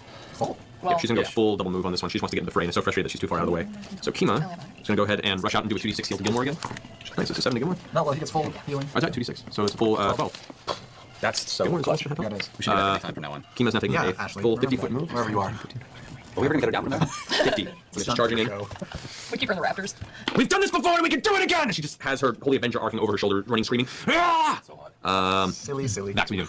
Bonus action, I'm taking the potion of invulnerability. Oh, shit. Time to get crunk. Next action, I cast Hunter's Mark on Thordak. Yeah. Okay. You can do that. Then I fly at Thordak's face and striking him with the Dragon Slayer sword. Yeah! Face. Good boy! In the air now. Yeah. Over the face. At advantage. Good. 26 hits. Yes, it does. So this is Dragon Slayer sword plus sneak attack. I'm going to smite All right. and Hunter's Mark. So All the attacks. Yes, all Basically. the attacks. 1d. Every die. Yeah. Blow it all. Okay, 9 plus 6 is 17 plus 9. 18, 19, 21 ball. 21. Okay, plus the sneak attack. Take your time. Breathe into it. 27, 29, 33, 39, 40, 42, 44. Plus sneak, plus the Hunter's Mark. 45. Total. That includes the smite damage as well? Yes. No. Oh, No. Almighty smiter. 2d8. Now we're at 50. What about the dragon sword? yeah, That's that done. one did that one. Yeah. So I don't know exactly how far it was to his face, and I know more of the moves, and I'm open to getting bitten again, but I want to fly away from his face as far as I can and land opposite everybody, maybe near the lip. No, behind the building behind him. I'm currently working out how much movement you've got because you're crazy. You're doing all the things. 120 feet of movement. I call it perfectly reasonable. about 65 to get up to his face. Oh, sweet. All right, and you're going to pull back from him. Curve over his. Oh, no. Swords in his head. My friends are gonna fucking kill you today. You fuck. Arch over his head. As And away. the blade which has jammed itself right in the cheekbone under the eye of the dragon as you draw out. There's a streak of dragon blood, and the dragon just. It's crazy. You arc over as you do. Reaches up at the face, his jaws, and reaches up to try and bite you. Yeah. That is a 21 to hit. No. The jaws snap in the air just as you post through with your wings. And I'll where you slam down if I can behind the building behind his big fat ass. Sure. I whisper on the earring. That's my brother. That's my brother. You do have attack opportunity from the. Oh, no, you disengage from the. I didn't disengage. That's right. So the fire element actually got attack opportunity on you. Fantastic. That is a. 4. That is my practice. Oh. No, you That's a 20. Yeah, misses. No. Oh, so you're still invulnerable. All right. Vax, it might be worth taking a peek in that crate. When you get a second. Working on it. Working on it. All right. That ends your turn. Game's turn. Pike's up. Pike. However, at the end of Vax's turn, Thordak is going to go ahead and use a tail attack against Grog. Did he ever make that save, by the way? Not yet. That saving throw? Oh. Thank you for finding that. Disadvantage? With disadvantage, which is good. So it's a natural 20. And a 6 plus 16. 22 makes it. Jesus. Plus Makes the 22. save. He's got to roll under a 5 or a 4 lower in order to get There's it. no way. Is that gonna It's happen? possible. It's possible. It keeps going. It still Yeah, goes. it just keeps going. It's a It lasts for 7 long-term days. investment. That's a long Yeah, time. it's a 7-day thing. Yeah. He's not I don't have to roll that shit. It's a flu. If we die today, he's gonna get the flu later. Yes, It's totally. gonna be like those. What's the reason with him? You die now, flu later. It doesn't look normal. Where's the bird like me? Still be a physician. Oh, However, that's what the spell succeeds. If he succeeds 3 saving throws, it goes away. shit. Wanker. Did he succeed 3? Yeah. I thought you just had to fail. Fail 3 to take effect, succeed 3 to just get rid of it. Oh, God. Dish out damage. These damn spells. It's a disadvantage. So, anyway, that brings us to Pike. Okay, Pike. I was doing tail attack. Tail attack, yeah. So, using one of legendary actions to make a tail strike against. Scanlan, yeah. No, Terrible. legendaries can spawn wherever they want. At the end of somebody else's turn. Someone else's turn. It's against me. Terrible. Yeah, because you're right there. I know. With advantage. That'll be 14 plus. That is The numbers I hear you 31. Yeah, that's it. They're so big. I pray for a single digit number. Almost double my AC. So that's 20 points of bludgeoning damage reduced to 10. Alrighty. Man, you are a tank. Not much longer. We're working on it. Yep. Alrighty. So Pike, what's Pike doing? Okay, Pike wanna fix is this? gonna catch. She's gonna run forward. Oh, Grog. Oh, Grog! And she runs as far forward as she can. That's as far as she can get. Okay, but it's kind of got a little diagonal. She wants to be 60 feet away from him. He's within 60 feet. Oh, wait with him. Okay. Can she be at a diagonal so she's not lined up with Keyleth and Big B? I mean, she's. Closer to Gilmore? Yeah, That's, yeah. that's as far as she Okay, can then, get. okay. Then she casts Heal on Grog, which gives him 70 hit points. of Hey! magic heal. Whoa! That's amazing. Yeah, so you're 20 points, Rob. And that's a 6th level spell, so she's gonna cast Spiritual Weapon at a 5th level spell as her bonus action. She can't, because she already has 6th level spell. If you do a spell that's higher than 2nd level, you can only do a 2nd level spell as your bonus. Oh, that's how it works. Yes. I thought it just had to be lower than. Rules is written, you can't even do that. But as we've been playing for the sake of having so many players, I allow just bonus do action it? spells as long as I they're feel level like- 2 No. But that'll give. If she does it at a 2nd level, then And it'll keep going. yeah. But what happens if you do it at a higher level? More But damage. yeah, but she's always gonna be at a higher level than 2nd level spell, so it doesn't matter. Well, I mean, like next round though, if she does that at a 5th level. It's she's just healing. the She's damage doing- she'll add will be more than double the damage. I say wait, she's doing her job. Yeah. She's keeping Grog alive. So you might Okay. want to do that a You're little the more spells, sausage keep the higher king of ones for Chicago? healing. Okay. I feel it. I guess that's wait. Oh, okay. So you can also do Mass Healing Word as a bonus action at. Never mind, that's a 3rd level spell. So I Yeah, forget. sorry. She can do Healing Word though She can. She can. at 2nd level. She can. She can do that. Who needs some money? Who needs healing? everybody. So she's gonna do Healing Word on Grog again. Okay. max. So At max. at 2nd level, At that second means that's 2d4 plus 5. Eight. So So 13. that's 13 13. hit points. Which is that's like another attack you absorb. That's great. Yeah, It's like one more attack. All right, that ends Pike's turn then. Scanlan, you're up. I'm up. Yes. For my Biggie- attack, Yes. I will punch the fire elemental currently menacing Hiki with my Fist of Fury. Alrighty. Go ahead and roll a spell. Okay, 24. That hits. Hit the fucking dragon. It would have Yay. So 8d8 points of damage to the fire elemental. 8 d8. I need all the d8s. I've got Oh, all the the D8. D8s. That's a Here, I've got D8s. What do you need? 7. How many attacks? That's Good. 4. I need one more. okay. I know. No. That's a d12. That is D12. Oh man, these are all good though. So you want one more though? I do. Oh my god. That's Hey. Okay. 16, 17, 18, 19, 20. 41. 41 points of damage. That looked nice.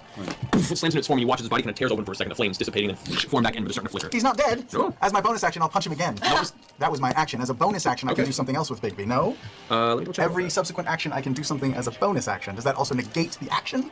When you cast a spell and it's a bonus action, so sometimes you can move the hand. Bonus action to move the spell. So your action is there. I'll say. It says specifically bonus action. So I can't do it as my action. So you can do something Oh, else. that was my bonus action. Then. Correct, to do that. So I can do something else now. If you don't want to. I'll let you. No, I'll let you I'll do something else. I'll you know. Oh, by the way, I can't use my movements to drink a potion, right? Nope. Okay. Then I'll kind of lean over the wall there, and I'll lightning bolt the same guy. Okay. So it'd be like. Just lean over that wall there and. All right, go for it. So that's a. No, that is a 12 for its dexterity saving throw. So it's Right. All right, so. Yeah. Oh! 4 ones in a row so far. Okay. Wow. That So, Oh my god. so I made up for some of them. 15. 15 points of lightning damage against the fire elemental. Okay. The bolt hits it and the fire elemental goes. Seemingly not terribly damaged by the impact. At least you didn't point left. Okay. You want to stay where you are? Yeah, absolutely. Okay. That ends Scanlan's turn up to the top. Percival. He used your full first name. Yeah. Okay, that's fine. It's like when you're in trouble. I am in trouble. I have a whole bunch of your D8s over here, by the way. Feel free to pull them out whenever you like. I'm going to try a couple things. I'm going to do a piercing shot on the fire elemental, which I think I can do. I'm going to start moving in the northerly direction, so I guess I'll take one or two steps southwest, I suppose, would be to you. Yeah, there you go. There? Yeah, and that'll do it. Okay. And I'm going to do a piercing shot. Okay. And that burns a grit. Okay. Do it real fast, Tyson. What? That'll do. That's 25 to hit. The elemental. 25 hits. And now I have to roll again for Thordak? Well, you have to decide whether or not is the piercing shot affecting also Kima or Grog. Because it's a straight line, and it hits, depending on how you angle it, you're either hitting Kima or you're hitting Grog. Oh shit. Really? Yep. What? I'm just saying Kima's not actually attached to a human being. Just saying. Kima's not short enough that'll go right over her head? Nope. Through her. Well, as per the rules it's designed. Yeah. I love Kima. Okay. Got nothing against her. Just looking out for myself right now. She's parkouring off of the damaged wall, trying to get in the fray of the dragon, and happens to catch where the bullet will be going. Okay, that's happening apparently. Are you shooting Kima? It's either Kima or Grog. Although Okay. Grog takes half damage. This is true. Yeah, gotta take him. You take half damage. Right. So Grog it is? I'll Okay. get this later. How did you? Alright, so roll seconds, How Grog. did this happen? I know fucked up. his head is so high. How are you hitting Grog? It's in the rules. It's in the rules. I mean, In theory, from this angle to hit the fire elemental and Thordak, it's Oh, not the fire elemental. 20 against Grog hits? Yeah, it hits. Yep. Alright, and roll against Thordak. You're trying to shoot through everybody. and no, I can't have a misfire once I've already hit the Correct, fire. only initial attack misfire. So that's 15. That doesn't So you only hit I only Grog. hit. Well, no, I hit the fire. So roll damage. Hit the fire elemental? Yeah, I hit the fire elemental though. You'll kill it. Maybe I'll kill it. Maybe it's Maybelline. Where are my d12s? They seem to have all vanished. Here they are. Okay. God. That's Jeez, awful. Come on, man. 13 points of damage. Okay, so Grog, you take 13 points of piercing damage, halved to 6. 7. Just round it down, 6, and Sorry, and like the bullet gets lodged in you. yeah, basically. It's there for the next musket 50 ball. years. Sorry, and then is the fire elemental still standing? Yes. CSA is I'm gonna be irritated. I'm burning another grit, You and actually I'm gonna do a pushback on the elemental. Okay. 10 years. So that's actually no save. That's just a pushback. I just have to hit. Still looking the same. Yeah. And that hits. That's a. I should have done a. It's a What's up? Is it finished? It's finished. Look at that. Don't show the back. Ha! The back looks awesome. You mean? The back looks like it's in like a Raggedy Ann horror movie. It's not supposed to look that bad, but that's the first time for you. It looks great. The front looks really good. Paige just finished her first needle point. Oh my god, it looks even better when like the camera like washes out everything. It makes the lines really pop.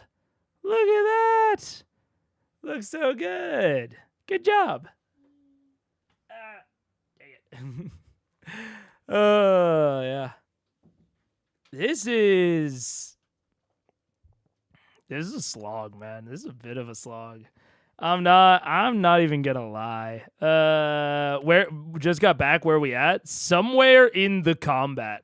After the ship got there, but before anything else. And that's someone coming from someone who has an embroidery hobby. Ah, very nice, Webster. I will pass it on. Yeah. All right. With all the crosstalk, it feels even more like the table is feeling the slog a little bit too. Yeah. I mean, yeah. I don't know. I think. How do I say it? I think if you are going to present a single adversary in essentially a white room, World of Warcraft boss fight, like it needs to look like this. You know what I'm saying? Like, this boss fight is also essentially in an empty room where the players all just gather around, but the bosses in World of Warcraft or like most MMOs will have like effects that they put onto the field that players then need to dodge.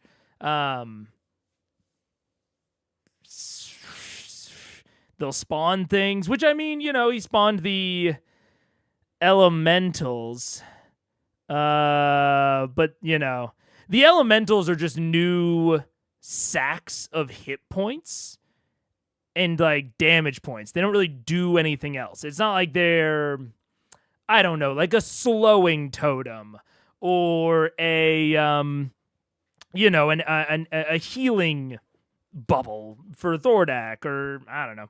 an increased AC field. Like, I'm just, the things that are appearing are either instantaneous damage or new sacks of hit points that don't really change the equation all that much because they're melee and there's no advantageous location to fight them. Like, there's no thing to do with them. I don't know.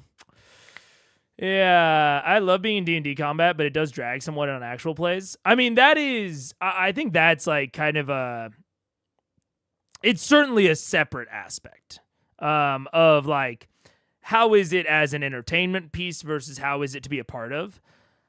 I can imagine this combat being very stressful because it's so, not foreshadowed, but it's been so long in coming, a lot of things have led up to this.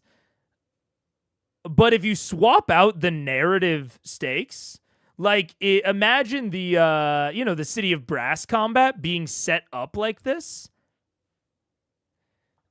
I don't know about it. I liked the City of Brass combat decently well.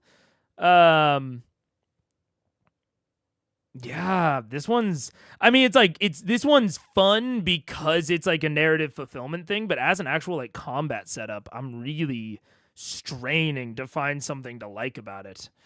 Yeah. Considering I never actually saw this fight, maybe not my best question. Fair enough. I'm probably in the minority, but I really like sitting and watching actual play combat. I can see that.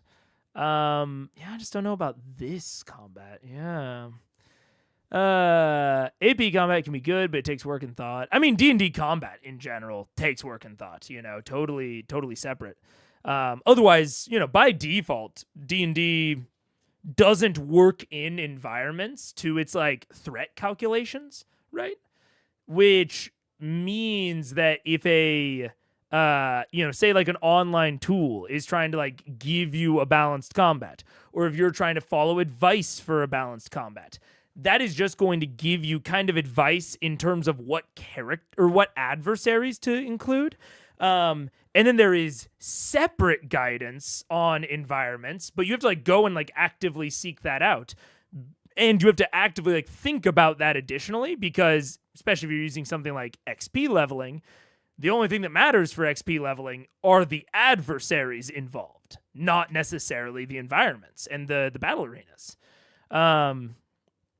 So if you're just starting out, or even if you're pretty experienced, the system does not lead you towards any sort of default consideration of the environment. So I think it's very fair that it's not like this natural thing. But I think it massively improves everything. But it takes thought and consideration. 29, 32 to hit. 32 to hit, it'll hit, don't damage. And you shoot push back 10 feet? Nope, I'm saving you. I mean, I could handle it. I want you to be able to get up with that thing on you. Save the druid. Save the world. 20 points of damage, Alrighty. and it gets pushed back 10 feet. Alrighty. Plant a tree, save a tree. It's one get shoved back, it kind of coalesces again as a flickering flame creature. It's looking hurt, it's barely keeping its form together at this point, it's still standing. I'm going to use my I'm going to use my bonus action for a healing surge to add 22 points to my hit point. Okay. And then I'm going to keep running. I'm going to use Spider to run over that wall and into that little house underneath the green dragon. Alright. Spider Climb's cool. Yeah. Right house on the prairie with the dragon on it. There we go. Alright, that finishes your turn, Percy. Yeah. Now, Oh shit. you watch as the skyship Dira kind of pushes through some of the clouds, and you can now see a series of small shapes as it looks like a half dozen wyverns currently harrying it from the sky. Attacking it, you can see some sort of combat going on the bow of the ship, but you also watch as two of its arbalists are set up and fire towards Thordak. That actually hits. Hey, boys! And yeah, 16 or 15. That's Captain David, right? Both. Super hot. So they're hot, both that's not superheated. They are flaming arbalists, but the fire doesn't have an effect, but they still do piercing damage for a total of 22 points of piercing damage. Hey. As watch these two large, thick, heavy, metallic piercing bolts come arcing through, slamming into Thordak's hide. The flames flicking on the edge where it impacted has a little effect on Thordak's. Crazy much. It's so fucking crazy. Oh god. Two of the wyverns apparently noticing the fray peel off and begin to make their way down Damn it. towards No problem. where this struggle is happening. Big problem. This is a busy battle. God. At this point in time, we're going to do action. You're having way too much fun. Yeah. Yeah. Okay. I've been waiting a year for Don't worry, so we didn't see you playing with your dolls. Good. Grog and Kima. Suddenly, the ground quakes beneath you, and it splits open, and a very thick, kind of yellowish green sulfurous gas just spills out in the vicinity, immediately kind of filling your lungs and causing your chest to seize just from breathing the air in. I need both you and her to make a... The area is now heavily obscured, so now there is a heavy smoke all in this area right now. Does his head peek up above that? Yes, it does. He's so tall. All right, so you don't do anything yet. Nothing yet? You don't do anything yet. My turn. On your turn. Does that affect the fire elemental too? I mean, okay. I think I would have preferred some sort of tell, kind of like well, I would prefer one of two things, and one of them is still possible. I would have preferred either a tell, like I described earlier, of like, oh, you feel the ground rumbling, blah, blah, blah, in this area, like, oh, something's gonna happen, and then, next turn it happens. Or that this smoke now fills the area, but they only have the negative effect if they are standing there at the end of their turn, say. Sort of like create bonfire, right? The create bonfire trigger, I believe, comes if an enemy ends their turn in create bonfire or has it like cast on them or moves through it. But I believe if they start their turn, they're already in it. I think that create bonfire doesn't like actually proc. Pointy Hat's video about these winding attacks was really cool. Is that what he called them? Like winding, like attacks that have like, a tell and then like a turn later they go off. I have not played a lot of MMOs, but I played a decent amount of Elder Scrolls Online, and I played a decent chunk of Destiny 1 up to like Vault of Glass, and then I didn't play any of the DLCs after that. But that sort of thing is it's honestly hard to overstate how common and like how much like standard practice it is in those sorts of combats. And those are combats, especially MMO. Destiny's a little bit different because movement's a big part of that game, but especially MMOs, movement is generally relatively constricted beyond like maybe a movement speed boost. But like the game generally takes place on like a 2D plane, maybe with some like, different platforms. But broadly, MMO combats are what I would identify as White Room combats. And they long ago figured out that the best way to deal with that was to have these sort of telegraphed attacks. And I'm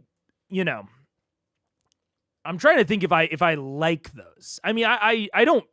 I'll put it this way: I don't see a huge negative to them in D&D. I think that D&D has more movement and more flexibility in movement, and I think that is one of the biggest highlights of playing something like a TTRPG is getting that flexibility in areas that you don't have it in other games, right? So I generally really like to play around with the movement, and the best way to kind of highlight movement and different types of movement is through battle maps and map features and like very detailed maps. But secondarily to that, these sort of MMO-esque telegraphed attacks are an alternative way to highlight that stuff. I don't think they highlight it, again, quite as good or like quite as, TTRPG uniquely as, a very nice detailed battle map.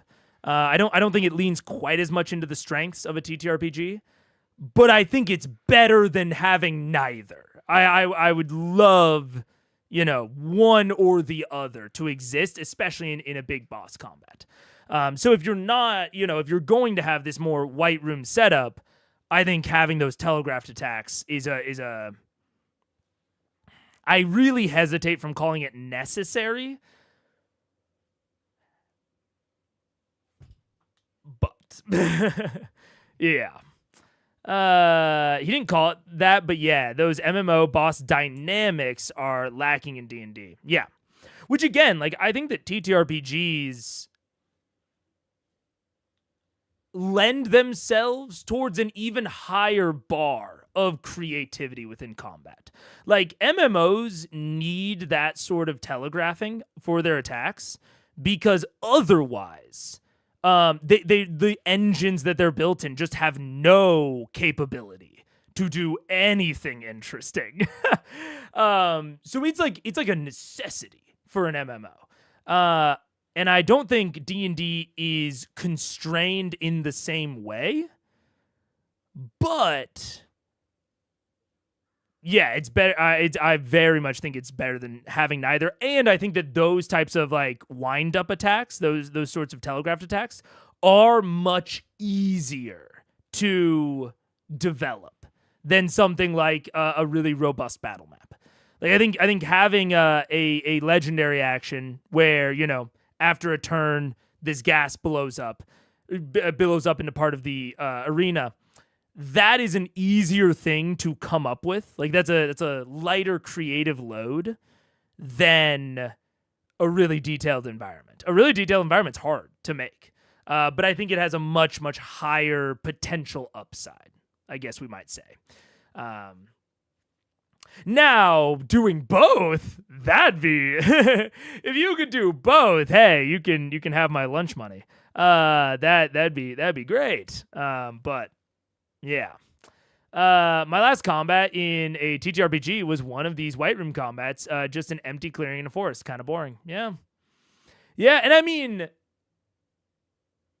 I will defend some White Room combats. Like I think that having them occasionally can lend to like that in and of itself. Having a combat be somewhat boring, I would also try to make it quick, but that can, like, you know, provide some diversity if your other combats are very interesting. Like you don't want a bespoke mechanic that your players have to learn in every single combat, and it's, you know, not always worth it from a DM perspective to put effort into making a combat super, super interesting. So, you know, from that perspective, I think that considering something like these sort of wind-up tell attacks is definitely a good direction to go in, because I do think that they're less effort and you're going to be able to more consistently integrate them than, you know, necessarily a very detailed arena. But we'll see. I don't know. To get the nice one, I'm going to tear them to wrist. You don't know. I don't. I don't know very much. About history. Sam 5 has his theories, though. Whoa! Oh, I saw already. So for Raishan's turn, as it's filled the area, and he's having a hard time. Raishan sees this and picks up off the ground as the wyvern begins to strike. First off, you can see it first breath comes back. Does not. However, seeing the new creatures in the fray is going to rush up and interfere with this one immediately, and just do a full round of attacks against the wyvern. Okay. Tear it up. Eat the little pterodactyl. That'll hit. That'll hit. That'll hit. All right, so break it back claws. Laura's weird. She's just recreating that meme that girl in the band. Band camp? Oh, all right, yeah. So that wyvern is looking really hurt as he watches Raishan reaches up, just like tears into its side and claws into its belly, both kind of like wrestling in the air, almost in a momentary free fall, and catching themselves again. Raishan just clings on. The wyvern's already in a really, really bad place. Oh, that's great. That ends Raishan's turn. At the end of Raishan's turn, Thordak is going to do Just look at the map. another wing attack. How? Man, Groggy. 17 displays should show up. Like, why would he add wyverns? For his Yeah, own sake. is going to do another wing attack. Cost of 2 of its actions. Picking up the wind around it once more. I need Grog. Kima's just out of the range, thankfully. Grog, I need you to make a dexterity saving throw. At advantage because of You do. Jumping. Would the wings disperse the gas on the ground? Nope, but it does push it. Damn it. Oh boy. Slimy. 17. 17. Nope, you take 16 points of bludgeoning damage, reduced to 8. Okay. And you take 8 points of fire damage, reduced to 4 from the impact, and you are knocked prone. So you're not prone on the ground. Okay. And this gets pushed ever so slightly this way, Oh no, you guys. off of you, but onto Keyleth, Pike, Kima, currently. Enjoys the fart cloud. The dragon does shift God damn half it. its movement. Okay. Oh, no, Grog's down, so there's no attack option. Alrighty. Rolled a 20. Keyleth, you're up. Initially, I need you to make a Constitution saving throw. Yeah. All right. Not that one. Not that one. Deal. Don't fuck me, kill. All right. That's not too bad. 19. 19. You succeed. So you manage to just hold your breath and the poison doesn't make its way and fit into your lungs. Okay, so I still have this asshole in front of me, right? Yes, you do. Douchebag. But he's been pushed back. It's pushed back, yeah. So he's not in contact with you. Yeah, I gotta see if you can get up and walk away. Okay, that's cool. I will stand up. Okay. Run it up. Rise up. Run, drink it home. Yeah, I want to drink. Shit. This guy in front of me is almost dead, right? It's looking pretty rough, yeah. Focus on the dragon. I know. What was it? Focus on the dragon. Focus on the dragon. Focus on the dragon. How far away is Thordak from me? Quite a ways away, I'd say close to 65, 70 feet from you. Okay. Okay. I am going to. Can I kind of move up like 1 foot, like 1 square closer to Thordak, but not get Yes, near right there the? you can. But I'm in this cloud too. Shit. You have resistance to poison clouds, remember? I don't, but that's nice. Okay, and now I'm going You to. do, you are immune to poison, just so you're aware. Am I? Yeah. It's a hero's feast. It's a hero's feast. Oh, that's right. Oh, well, fine. Thordak doesn't know that. Thank you. Wait. And then I'm going to cast Blight on Thordak. Okay. Thordak's making the saving throw. What's this? This is Constitution? I think so. Success. Success. So half damage. Half damage. Hey, you caused damage. I did. I did a thing. Great. Damn. That is. That is cool. Like, oh man, that sucks. That sucks cosmically. Nothing actually sucks about it. But it's very funny that the one thing so far that I thought was like kind of a bit more interesting with their with that poison cloud is the one thing Ads that they're incoming. Take cover. Ads incoming. That is the one thing that they are immune to. And like, absolutely, you know, good on Matt for still doing it. Good on Matt for possibly crafting that specifically as something that you know, still makes sense, but that they would be immune to. That makes them feel great about resource expenditure. Like, that's all great. Hopefully it obscures vision. That's what I'll say. Hopefully it has some effect outside of the poison. Because, man, on one hand, that's great. That's awesome. Again, makes them feel great about their Heroes Feast. And very cool. And, like, they're, you know, subverting Thordak's plans. But at the same time...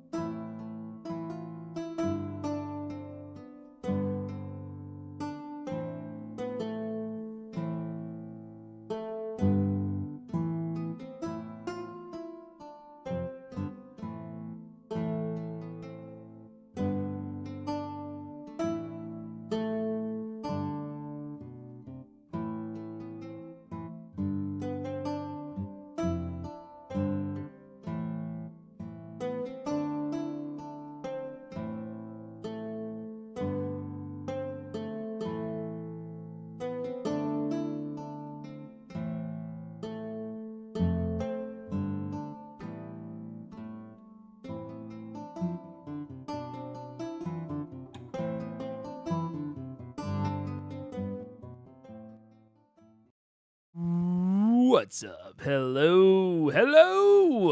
All right. We're going to keep going. I thought about it a little bit more on the break, just to update you guys with where I'm at. This combat so far from me gets a rating of, I think it would have been better in Theater of the Mind. That's about the rating that this combat gets at the moment. I'm going to be actively searching for things for that to not be the case, but that is because I've liked all the narrative stuff. I've liked some of the descriptions. This kind of clusterfuck of things coming in. But yeah, I have no reason that I can see for there to be a map.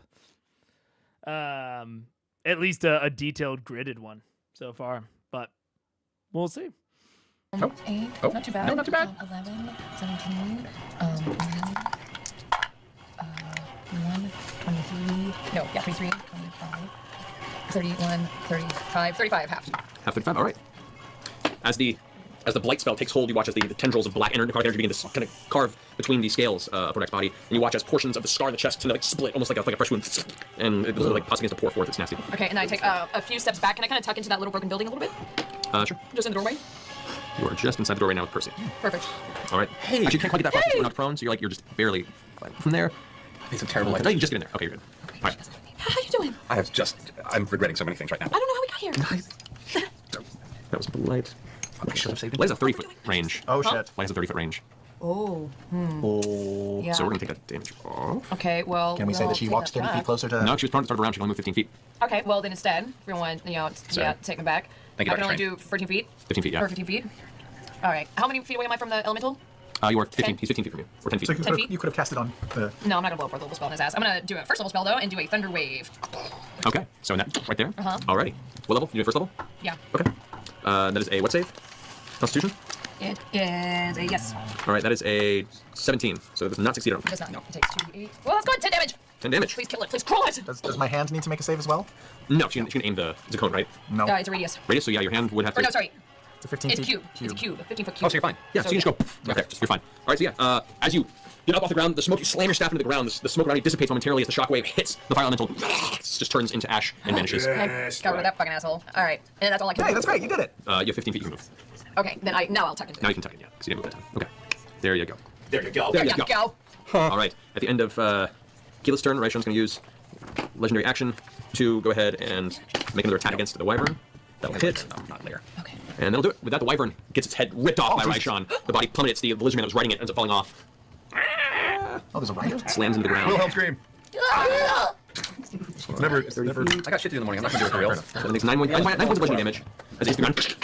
It's still alive, but it's like kind of looking at the screen dragon. Alrighty, that ends Keyleth's turn. Jarrett, who's currently afraid as shit.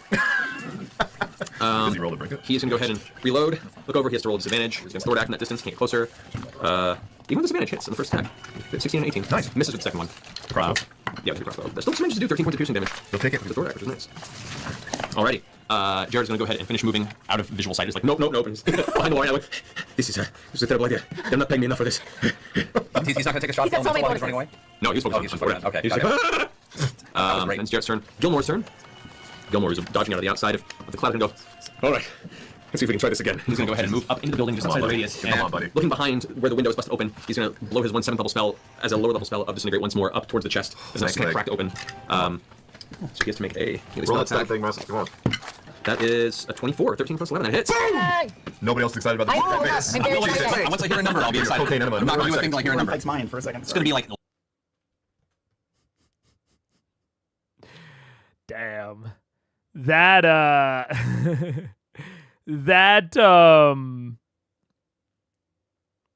line is very, I don't know. I don't want to spend too long speculating on, PC mindset. But I think that interaction of like, oh hell yeah, guys, why aren't we excited about this? And it's like, because I think we're just kind of just kind of slogging through, and every turn something new shows up. Oh, yeah. And again, there's not, the only objective is just do more damage. So it's even funny of like Taliesin responding with, I'll be excited once I see a number, because that's the only thing that matters at the moment. I won't belabor it too much, but what happened to Jarrett? He's been afraid for the last 2 turns. So he's basically had his turn just kind of skipped because he didn't get a Hero's Feast. But yeah, that's, yep. 11 points of damage, and I'm Seventh not level disintegrate. I'm not going to clap until I hear a number. Alrighty. That's an additional 3d6 to that. That's 13d6. Oh, What? okay, that's Plus 40 points of force damage. What? 13d6. Now y'all are excited. Now we're on I'm with the Gilmore, I'm a true fan, OG. So it deals 88 points of damage to Thordak. Oh! You watch as Thordak's, as the beam slams right into the side of Thordak's shoulder and torso area. The beam is kind of firing out from behind the broken wall. The wings extend as he's kind of bearing down on Vax. And as it hits, the flesh just kind of peels away and turns to dust in the vicinity. You can see just reeling from the pain. The mouth kind of opens wide, the eyes go wide. As it begins to curl across, as it does, you see there's now a bit of bone exposed there where the flesh once was. You can see the scar removed and pulled back, and you can see on the inside of the ribcage, just barely exposed, the outside of a glistening red crystal that is embedded in Thordak's He does chest. have it. He was just covered. Skin's grown over it. It's being absorbed, so I'm not going to. That is the end of Gilmore's turn. No, so.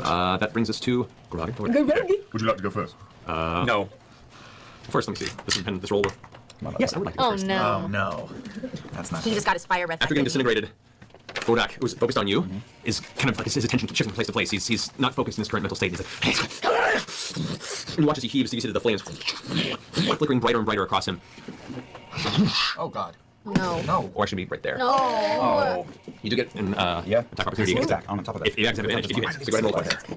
Okay, Yes. got him. 26 plus 27. 27 hits. Go ahead and roll damage with sneak attack. Yeah. Are you using the sword? Yes, I am Yes. using Yes, the you are. sword. I love it. Yes, I am using the sword. Where's my 10-second back? Alright, there it is. 10 plus 6 is 16. Plus all of this shit. 16, 17, 23, 29, 33, 34, 38, 42, plus Hunter's Mark. 2, 43. Plus 3d6 for your dragon. I already did, No, you didn't. correct, 43, thank you. 43. 49, 50, 51. 51 points of damage as Thordak rushes away from you. As you see that as you cleave across his underside, you watch as the blood kind of spills out. As he, well, actually, he doesn't land. He's staying up in the air. Yeah, there's no plastic big enough to support him. Yeah, he ate too much. He can't get up He's in the too air. fat to fly. Too many Krispy Kremes. Which is currently up. Oh shit, he's high. You just hit Grog. I did, yeah. Hold on. He does not appreciate that. Grog will calm down. Here's Jenga right here. That dragon's coming down. Oh. Holy cow. There's rocks. It's on the It's rocks. like a mousetrap. Holy cow. Oh my gosh. Which is out. Well, Grog. do it. Oh my gosh. He's too big to fly, we told you. We'll use the theater of the mind, Matt. There we go. Oh I'm the my little God. bump of that table, and He's it's so all big. good. No, I mean, I'm serious. Like, it's all coming down that's now. bad news. The angle I have is super leaner. It's like he's gonna knock over everything anyway, when he comes down. It's going to Fire Breath. That's going to be Grog, Kima, Pike, and Gilmore. It's me? Oh. Yes. And the hand. And the hand. I really don't want that to fall. It's going to break. So I need Grog and Pike to roll a dexterity saving throw. All right. Come on, Gil. Yes. No. Even better. 21. That's still not enough. Pike rolled a 10. Okay, so That was a 19, right? rolling this here, that is. The hand rolled a 9. Oh wait, Fun. wait. That is. No. Okay. That's 102 points of fire damage. Halved. Halved for both of you, so 51 points of fire damage. No, yeah, to both of you. So 51 points of fire damage to Grog and Pike. Pike needs to make a Constitution saving throw to try and maintain concentration. Wait, What's there's 19. their Constitution save? What do you mean? Her modifier, so total of 20. Not enough. Oh, so no. so it's half damage to take. She has to roll like- She'd roll like a She natural couldn't have 20. ever She made it. probably couldn't have made it, yeah. So Beacon Hope is gone. It's going to come. Beacon Hope is gone. Using 51 points. 651. That's right when she needs it the most. Right when she needs it the most. Yeah. I agree, Daniel. I mean, I think the Jarrett's predicament with the fear highlights the Hero's Feast. The Poison Cloud highlights Hero's Feast. Like that is one thing I will say very positively is both of those aspects highlight Hero's Feast. That said, that is something that I can't give that I find myself hesitant to give, too much kudos to, because they basically always do Hero's Feast before a big combat, and dragons have a fear aura, so,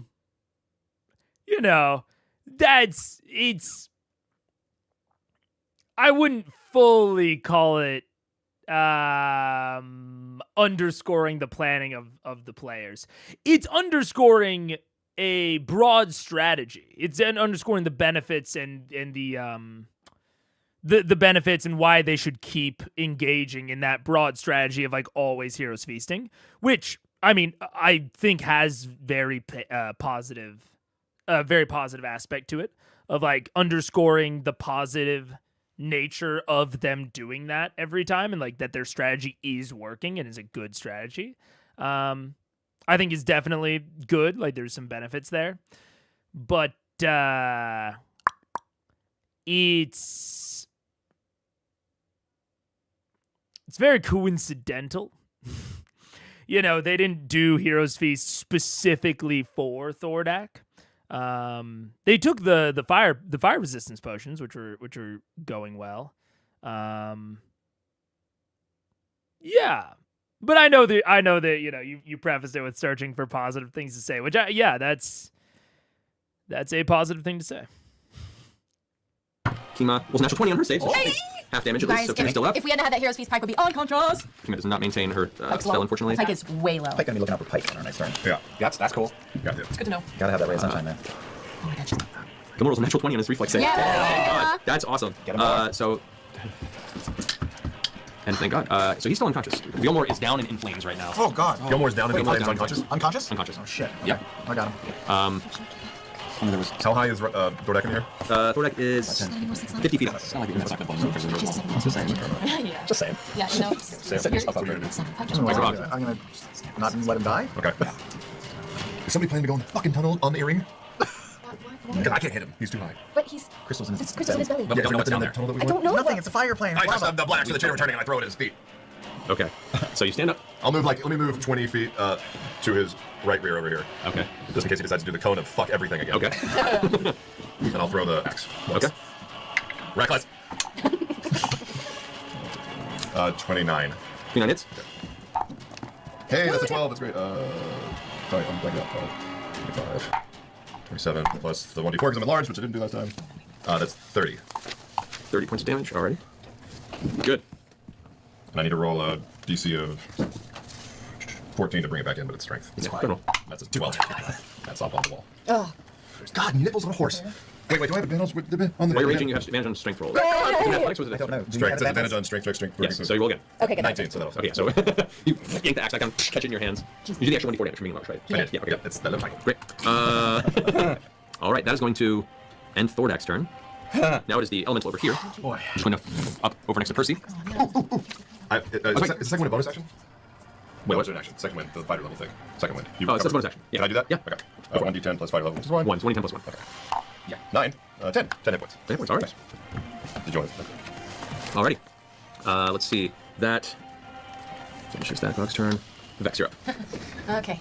I'm gonna shoot him. Move around the corner I'm there. gonna reach back. That is fair.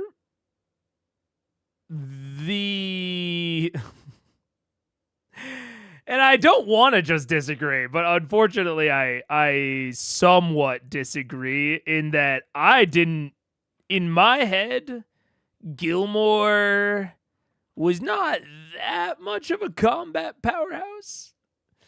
I mean, I don't think we've ever seen him in a combat before. I could be wrong.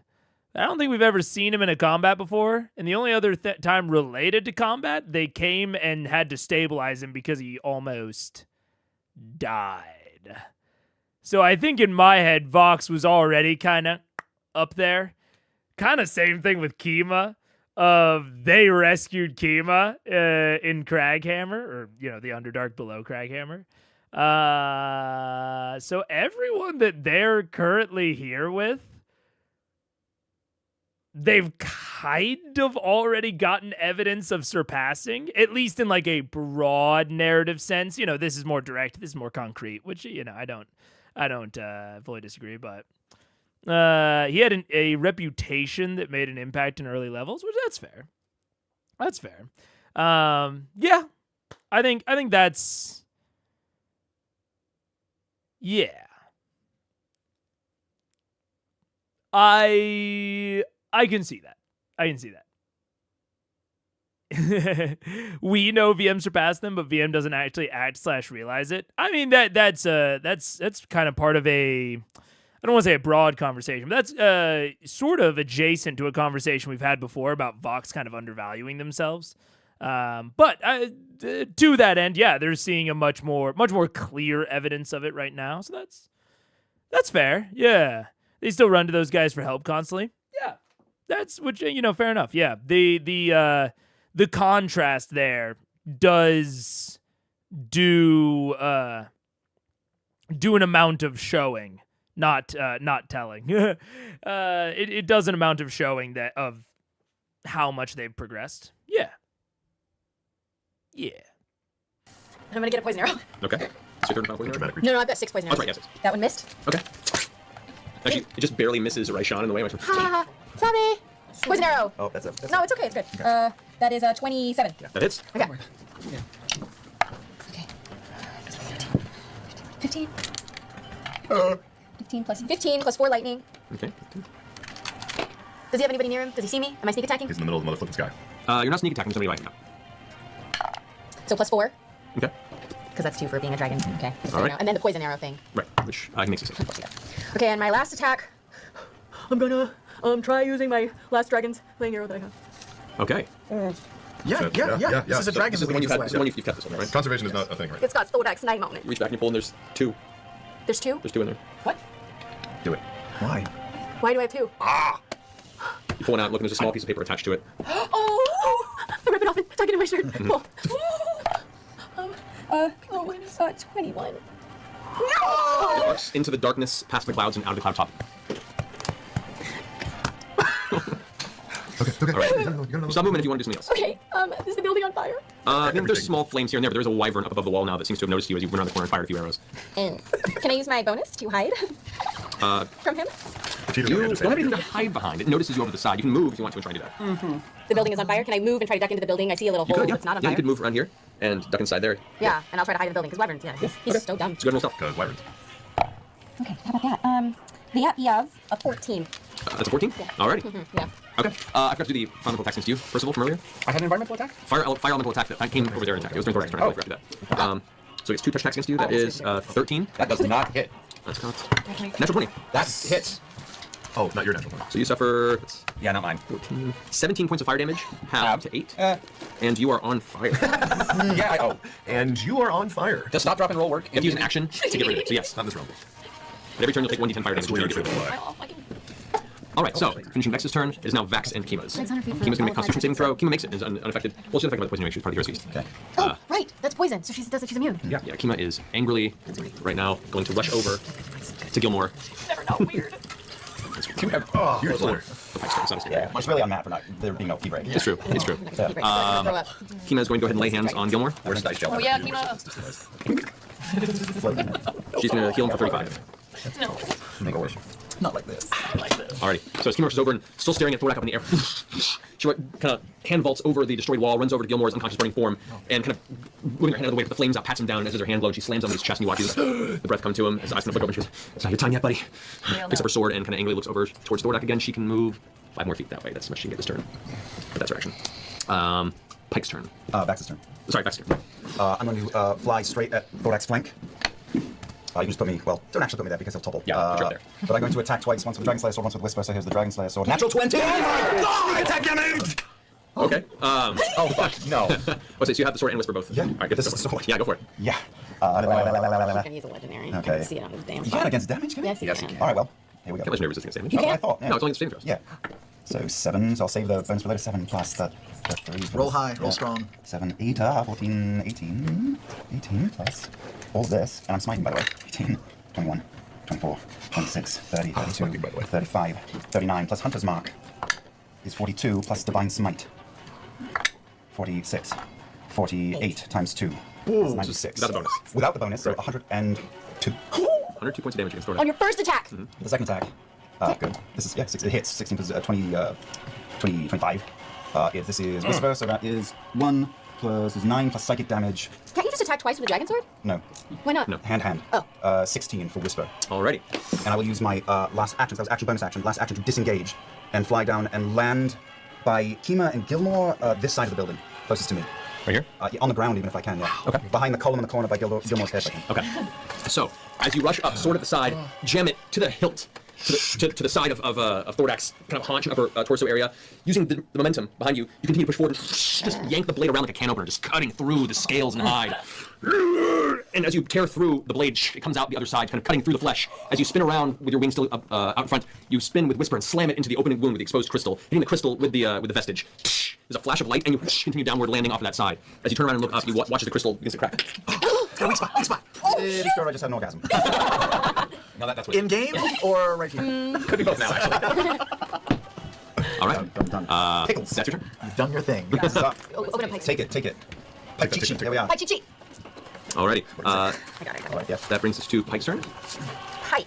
Pike has to make nothing because of the Here's poison. these. Yep. So what's Pike doing? Pike is gonna cast heal on herself at 7th level. So she's gonna heal herself for 80 points. Whoa. Okay. Yeah. Whoa. That's not Yeah, her. girl. 80 So points. she's got 84 points now. Okay. She was low. And then she was super low. Fuck her fucking ass. She can take a death, remember. She can actually take a death. But Okay. yeah, like she does. But then she can't heal people. Yeah. And then who is anybody injured around her?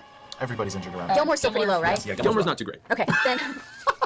Then she's gonna run. Maddie. She's gonna cast healing word on Gilmore Okay, he's within range. at what is that 2nd level that she can do it at? Right. So it's 2d4 plus So 5. that. Oh right, because now she's. Yeah, begin hook's gone. Save Nurse's favorite I'm child. fine. I'm hilarious. I'm 10. hilarious. All right. And she's gonna use her movement, I think, to run back into the building with Scanlan. That's as far as she can get right there.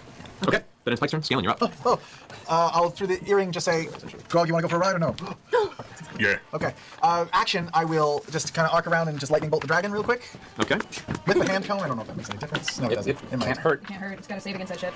Yeah, you can see it from there. It's high enough in the sky. You don't have to arc around. You just go. Okay. Okay. Makes a save. Yeah, great. So wait, I still roll damage and he takes half? Yeah, he takes half. Okay. Okay, that's fine.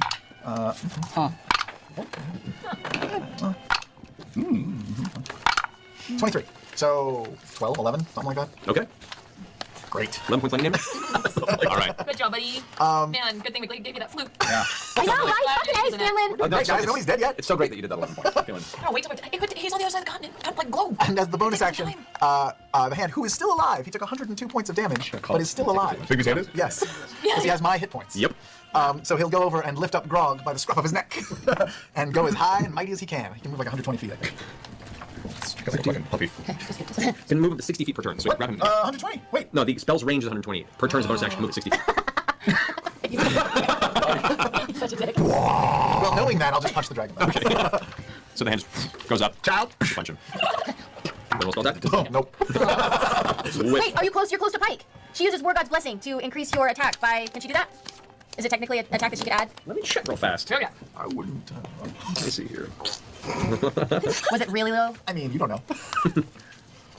Makes an attack roll. It's like So yeah. So, yeah. So do I roll the 10 or is it just a plus 10 bonus? Plus 10 bonus. So it adds 10. Yeah, 23. 23 just hits. Oh, it does hit. That's the number. 68. 23 is like the 88. magic number. 23. No, it's usually 48, I think. 48 you cast it. It's usually 50 23 times. Yeah, so it's It's usually 21, 48, so now it's 22 60. It goes up by 2d8 every level higher. Oh, Oh my shit. god, 4d8? No, 8d8. 8d8? Yes. What just happened? Pike What happened? Punch the dragon in the face. Pike with a big- happened. Oh my god, Ashley is the MVP tonight. Okay.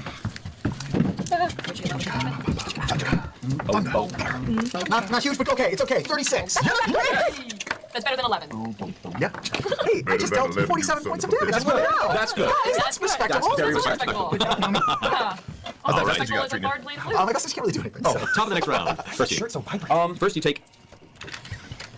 Oh, where's it? Oh, you take 10, 5 points of fire damage. So I take 5 points. Yeah. That is terrifying. Oh my god. Thanks for getting my attention for that. That inspired. Somebody gets inspiration die. I'm going to spider climb. I'm going to stay within striking distance of the. I'm not going to disengage from the jerk, but I'm going to climb up onto the wall above him, if that's okay. I'd say yeah, you can do that. Well, the wall next to him, there's nothing above him. No, It's like open. I'm shooting at the television here. Here? That thing. Okay, so you can move around and Yeah, get like on the climb wall. up there and be sideways. And I'm going to pull out bad news. I'm going to try something new. I'm seeing that big spike. There's a big metal spike stuck in his chest right now. No, it's Okay. fine. You just want, there's a crack in the crystal. It's exposed. Is there still not a metal pole? I thought you There's no got metal I pole, thought you got hit by a thing. No, you got hit by a vax. Okay, I thought he also got hit by a thing. That's okay. I'm gonna try something weird. So I'm gonna spend a grit for advantage on the shot because Constructing a pole vault. I'm gonna add 2 points of Cabal's Ruin to this.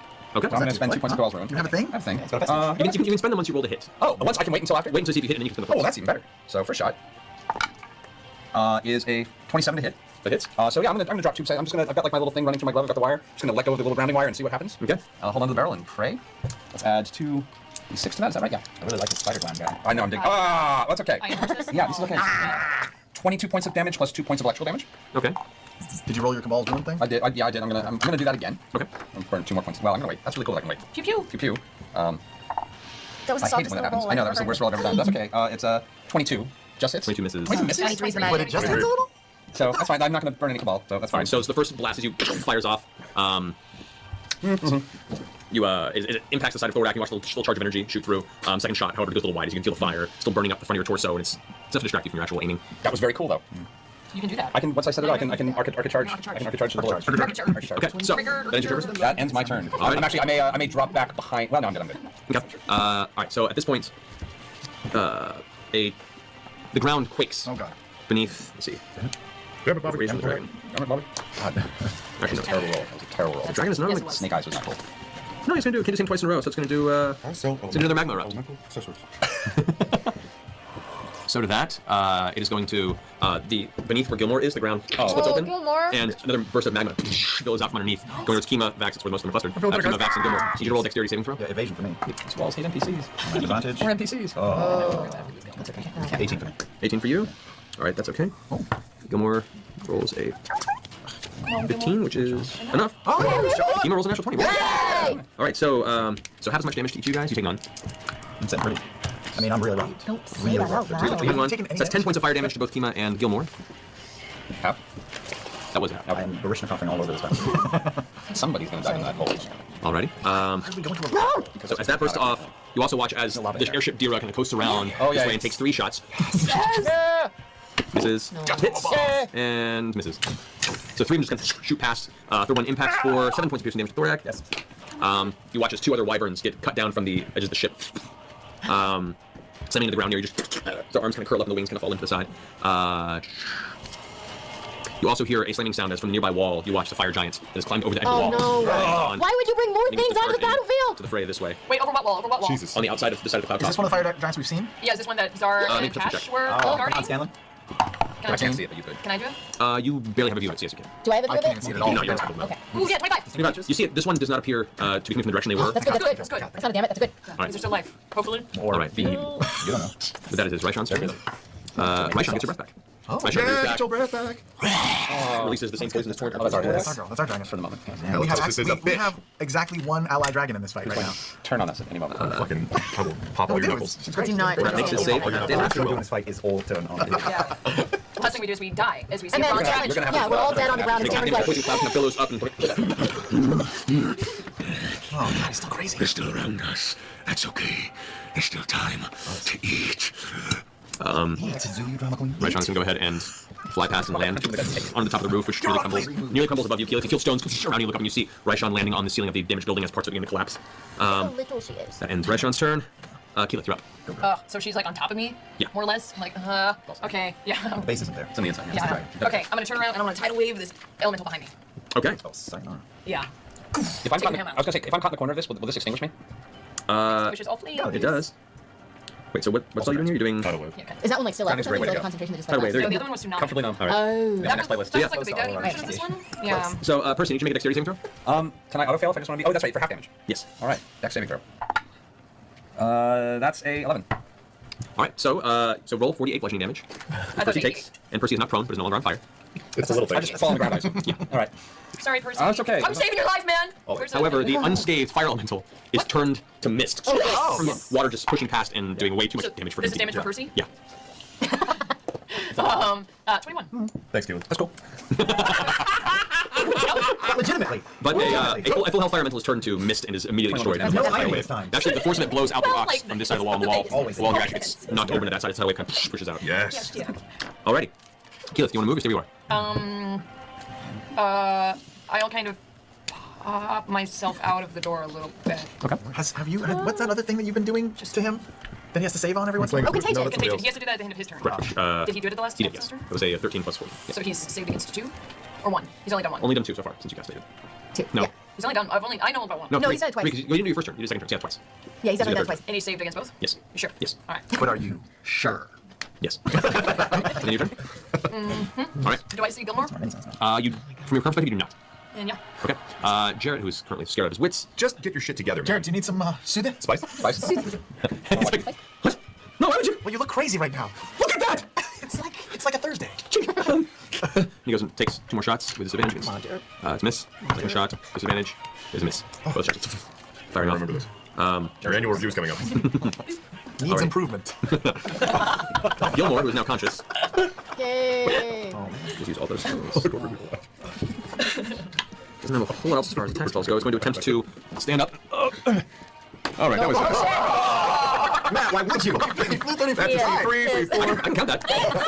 No. He's not giving me shit. Why would you? As he gets up, he's like, leans back and kind of backs out of the rubble, takes in his surroundings. This is the magma kind of receding from the crack in the ground. This is... You guys bring me to the greatest places. Oh, he's not looking too good. And releases a lightning bolt. He's not looking too good? Not looking too good. He's going to release a lightning bolt 600 health points. at 5th level. 5th level lightning bolt. 5th level. 5th level lightning bolt. Yeah. Thordak makes it save. And that will be... Come on, dice. All right. 26. 39, half that. That would be 24 points of lightning damage against Thordak. Alrighty. That ends Gilmore's turn.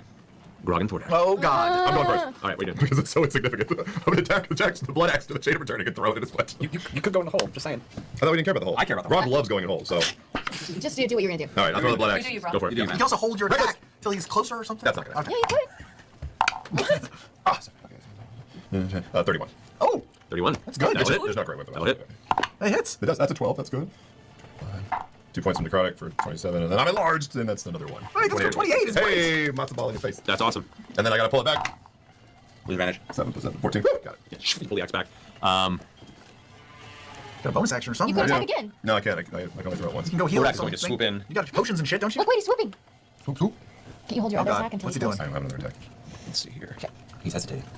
Just I'll restart the attack before anything can happen. I get 2 attacks in an action. Disadvantages. Is that like He's just hovering. Just thinking of his slate. Like that's what happened to your old life. God, he's going to his other Dungeons and Dragons game. upcycling old He's like, well, I'm over this. Oh God. How? That's dangerously close. I know. Oh God. Okay, right there. Hello. Gilmore just Gilmore behind. is up his butt. Right, Sean, right there. Who's in that? Lands right up next to Pike. Noah. Everyone else in that vicinity. Oh no, that's Pike and Scanlan. Oh isn't it? boy. Yep. And Oh Jesus! What? Why would you do that to Pike? 5 on that. Because Pike keeps healing everybody. That'll be towards Jarrett, Scanlan, and Pike. I'll cutting words this. How many more Bardic Inspiration dice do you have? I've used only 3. You inspired one, you cutting words twice? Correct, alright, cool. It's your 4th. Yep. So cutting words that with a poem I will make up on the spot. Oh, roses are red, violets are blue. I'm a gnome, and you're an asshole. Roll a d12. Roll Pike's dexterity saving.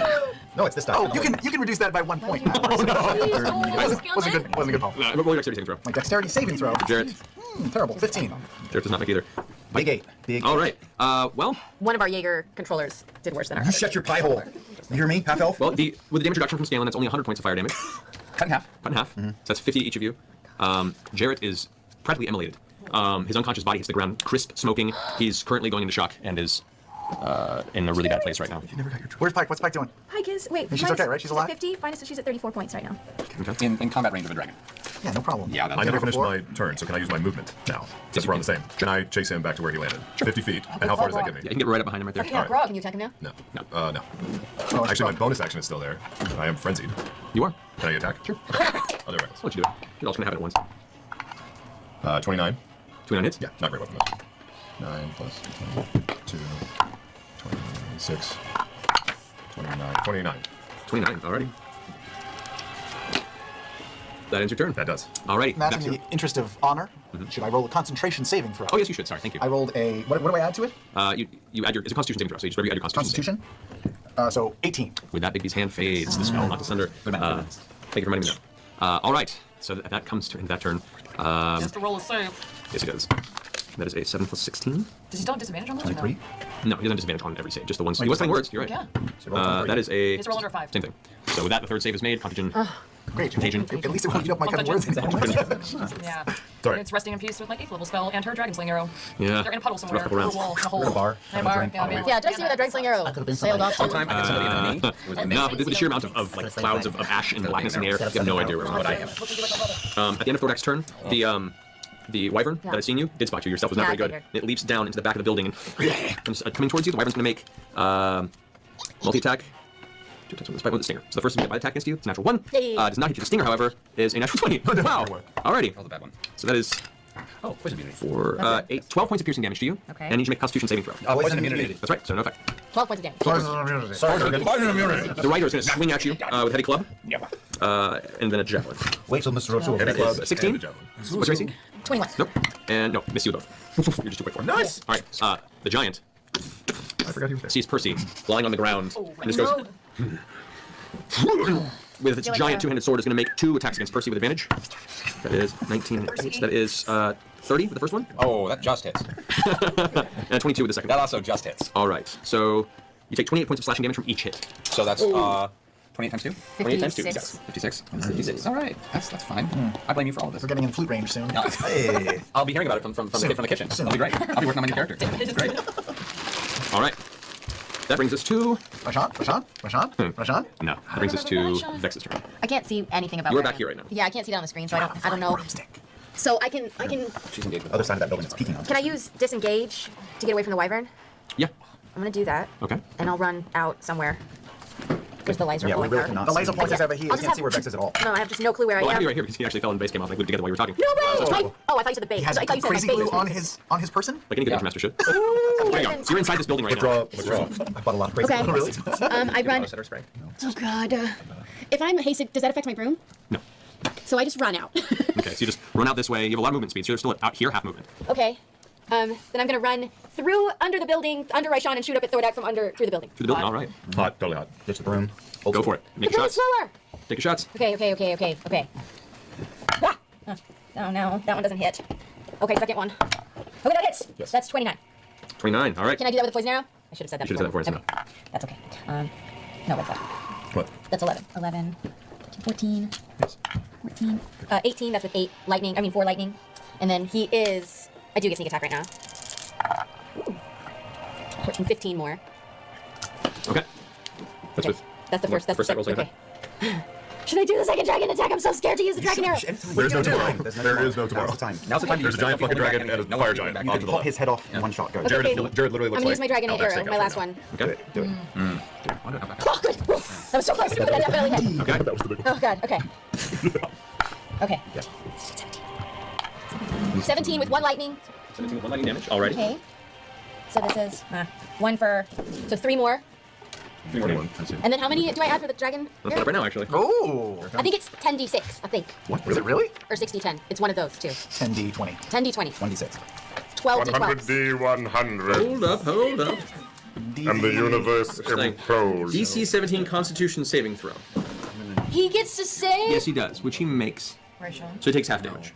So it's 60-10. Pretty good. Whoa. So roll What is this? 60-10. 60-10. Right. Okay. That's okay. I'll just roll this because this is easier. Because kill him right now. Now wait, I think this would be really what really needs to happen right now. Because what if this dragon slaying arrow doesn't kill Thordak? So really, I think Sam should cast Bigby's hand again and just kind of like punch it just to really make sure that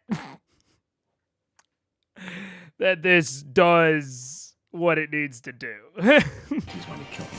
15, 16, 20, 26, 32. There's nothing I can do about it. I can fix these. Okay. Really? Just 60 Because what if this cool Oh, that moment was just- doesn't Yeah. work? 32 halved. 32 half. All right. Worth it. Worth it. All right, so you release the first arrow, which goes and strikes Thordak in the upper shoulder, kind of wing area. Turns around and kind of goes to face you. The arm and the wings open angrily. As you release the dragon slaying arrow, it goes and hits the side where the chest is currently disintegrated, exposed. As the arrow, using the power of Fenthras behind it, slams into the crystal. The crystal Wait, breaks? shatters. What? What? As it breaks, you watch as Thordak goes, and the form begins to slowly shrink. Wait. Shit! Not dead. And just seems to be grinning and laughing through the pain as the swollen primordial dragon form of Thordak begins to slowly wither and wither. Oh, you have another model? What? It's even bigger. Look at that little beauty little Baby! He's a little Tiny boy, yes. little baby That's still a pretty fucking huge dragon. Yeah, Putting that out there. I mean, but that's pretty great. Oh, he's so sad. Oh. So now, like, Okay, so I wasn't too far off in the idea that there was a phase 2. Now, is he going to dive into the hole? like there are hanging folds of dragon hide skin. Like the form shrunk, but portions of it still are kind of just sagging off of it. It's like Fat bastard. I was just saying fat bastard. Can I duck around the side so that I'm kind of I'm in the building, just like not in the opening? Yeah. okay. There you go. All right. Did you expect the phase 2 to be physically smaller? Not at all. Not even close. I definitely thought that if they killed the Heartstone, it would kill Thordak. Which that's something to note. I mean, it makes sense to a degree. Yeah, the Heartstone / Ember Seed was able to be destroyed via non-specialized means. Really. Via non-specialized mean. This is a bit contrary to how Allura described the not endurance, the toughness of the original Soul Anchor. But we do know that Raishan corrupted the Soul Anchor in order to turn it into the Ember Seed. That process could have weakened it. Interesting. Yeah. Because Allura was like, no shot. Like, we're never going to be able to kill that. The only thing I can assume is that Raishan's corruption must have weakened it somehow. Because otherwise, Allura is just wrong? But that seems like a very... How do I say it? That seems like a very prominent thing to be so wrong about. So I assume that the things that have changed also shifted that, yeah. The indestructible gemstone has been destructed, yeah. Wasn't that the whole point of the dragons going the corruption route of the gem in the first place? They couldn't destroy it? Yeah, exactly. Which, I mean, that seems a little odd if it's like, if it becoming corrupted meant that it could be destroyed, but maybe they just didn't know that. It also could be particularly like, I did say through non-specialized means. I will say, caveat, it was the dragon slaying arrow plus Fenthros. So a bit specialized, but not necessarily built for that specific task. It's a little strange, though. It's a little strange, because it's like, if the Heartstone could have been destroyed after her corrupting it, yeah, maybe she just didn't know. And it still seems like it was plenty robust, right? They've done multiple attacks to it. But interesting. Did Raishan do that? I thought it happened because Thordak was in the fire plane. He was getting stronger, stuck in the fire plane before Raishan pulled him out. She pulled him out by corrupting the stone. Her words were, "I corrupted the binding stone." It's when she's bragging on herself. It's right here. I've got the quote. Oh, do I not? I have to have the quote somewhere. She tore open the gate to let Thordak. Girl is gone now. Oh, no. I do have the quote somewhere, but I know she said I corrupted the binding stone. Binding. Let's see. Binding stone. Does that? No. We're just going to try binding. Binding. Oh, this is Pyra. That's not. Why did that come up? No, the binding will not allow it to leave. That's not what I was looking for. Binding. Soul anchor item? No, I don't think so. Oh, yeah, right here. I don't know. I know I have a deeper note about this, but Raishan also referred to the thing Thordak as a binding stone, which seems to be synonymous with soul anchor. Raishan also references corrupting the binding stone. But I don't know. I need to get all of the notes out. They're not done yet. Anyways. We're using corruption to describe that binding. No, she specifically said that she corrupted it. Quote unquote. You can look that up. I'm confident about this one. When she's telling Vox Machina the history of her and Thordak, she says she's doing a whole brag on herself moment where she's like, but I put together the Chroma Conclave members and I corrupted the binding stone and rah, rah, rah. She's having a big ego moment and she says that she corrupted the binding stone. Yeah. But yeah, I don't know. It does just seem, I was just not expecting it to be able to be destroyed unless they like otherwise killed Thordak. So I don't know. I thought Lowers, I assume he got big, yeah. Raishan did some magic to the gem. Yeah. Raishan did magic to the gem. Yeah. I assumed he got big while in the fire plane. He did. It is, at least I think the way that the current in-fiction characters are understanding it is big in Fireplane, and then the Soul Anchor got transformed into the Ember Seed by Raishan. That was like the corruption part. She transformed it into the Ember Seed that could allow him to bring out a little bit of the elemental plane of fire. And then, so he just kept growing.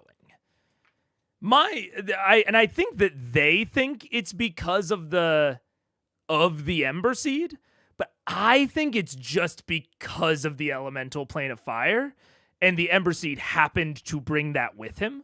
But that's my understanding. I think their in-fiction understanding is that it's because of the thing in his chest. But, you know, hard, yeah. That's my understanding, yeah. Because I was wrong. I didn't think she specifically used corruption. Yeah. Which, like, is a bit of a weird term, honestly. But it could have just been during her ego spree that she might have even used technically the wrong term during that.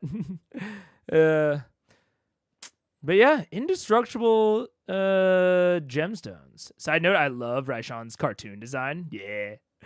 I am excited. I've only seen like thumbnail versions of their cartoon design, like this one for Thordak. Because I just get one that looks relatively right for thumbnails and then don't look at the rest. So I'm excited to see it. Following the logic of names having power, what if she corrupted it just by giving it a new name? Bro, that's some Name of the Wind shit. That is some soft-ass ritual magic. Possible, but I feel like that takes some eldritch understanding of the world. But maybe, yeah. The corruption allows him to leave the plane and bring some of the fire plane with him, helps stay bigger and stronger. That is my understanding. I think they think that the stone itself was just inflating him, but I think it's the corruption, or it's the connection back to the fire plane. Yeah, that was my theory, or that is my theory, I guess. Yeah. Name of the Wind shit. No, how dare you on Ursula Quinn's internet. Bro. I don't know, Ursula. I'm sorry. I know Patrick. I've read it. I don't know who Ursula is. I do think read Earthsea. I do need to read Earthsea. I need to read Earthsea. I need to read Discworld is different, right, than Earthsea? Discworld is different. I also need to read Discworld. 50 years earlier, SMH. Look, bro. You gotta remember, I'm young and spry and Gen Z, technically. I wasn't alive 50 years ago. Let's see. The best mid... Yeah. So this was the best mid-battle stop point I found, was the deflation. Yeah. Discworld is Terry Pratchett. Right. That's right. Earthsea's 5 books. Discworld is 40. Holy fuck. Am I going to push through? I think I need a break from the battle.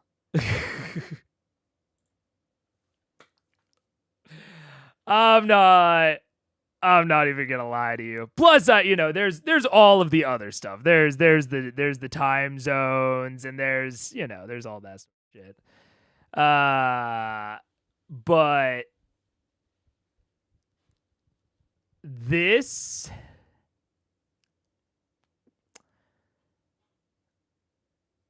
yeah. In terms of like, if I had like a tier list of combats, this is with Smokey. This combat's on the same tier as the Smokey combat.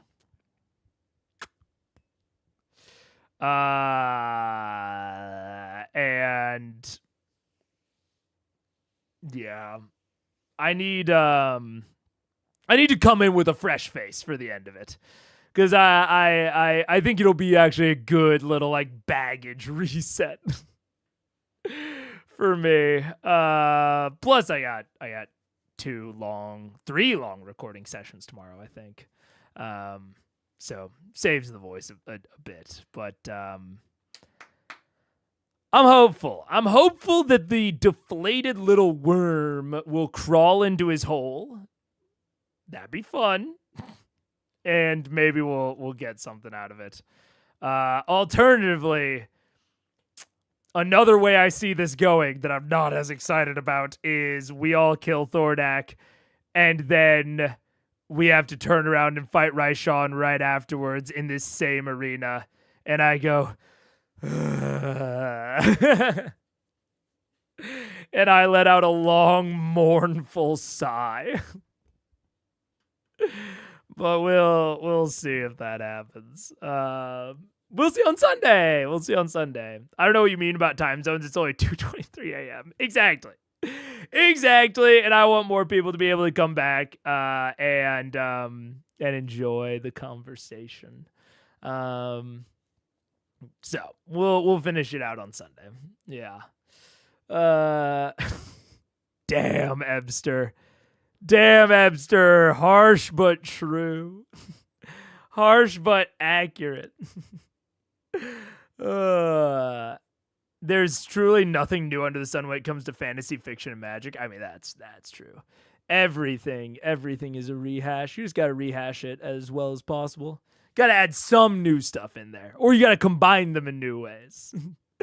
Yeah.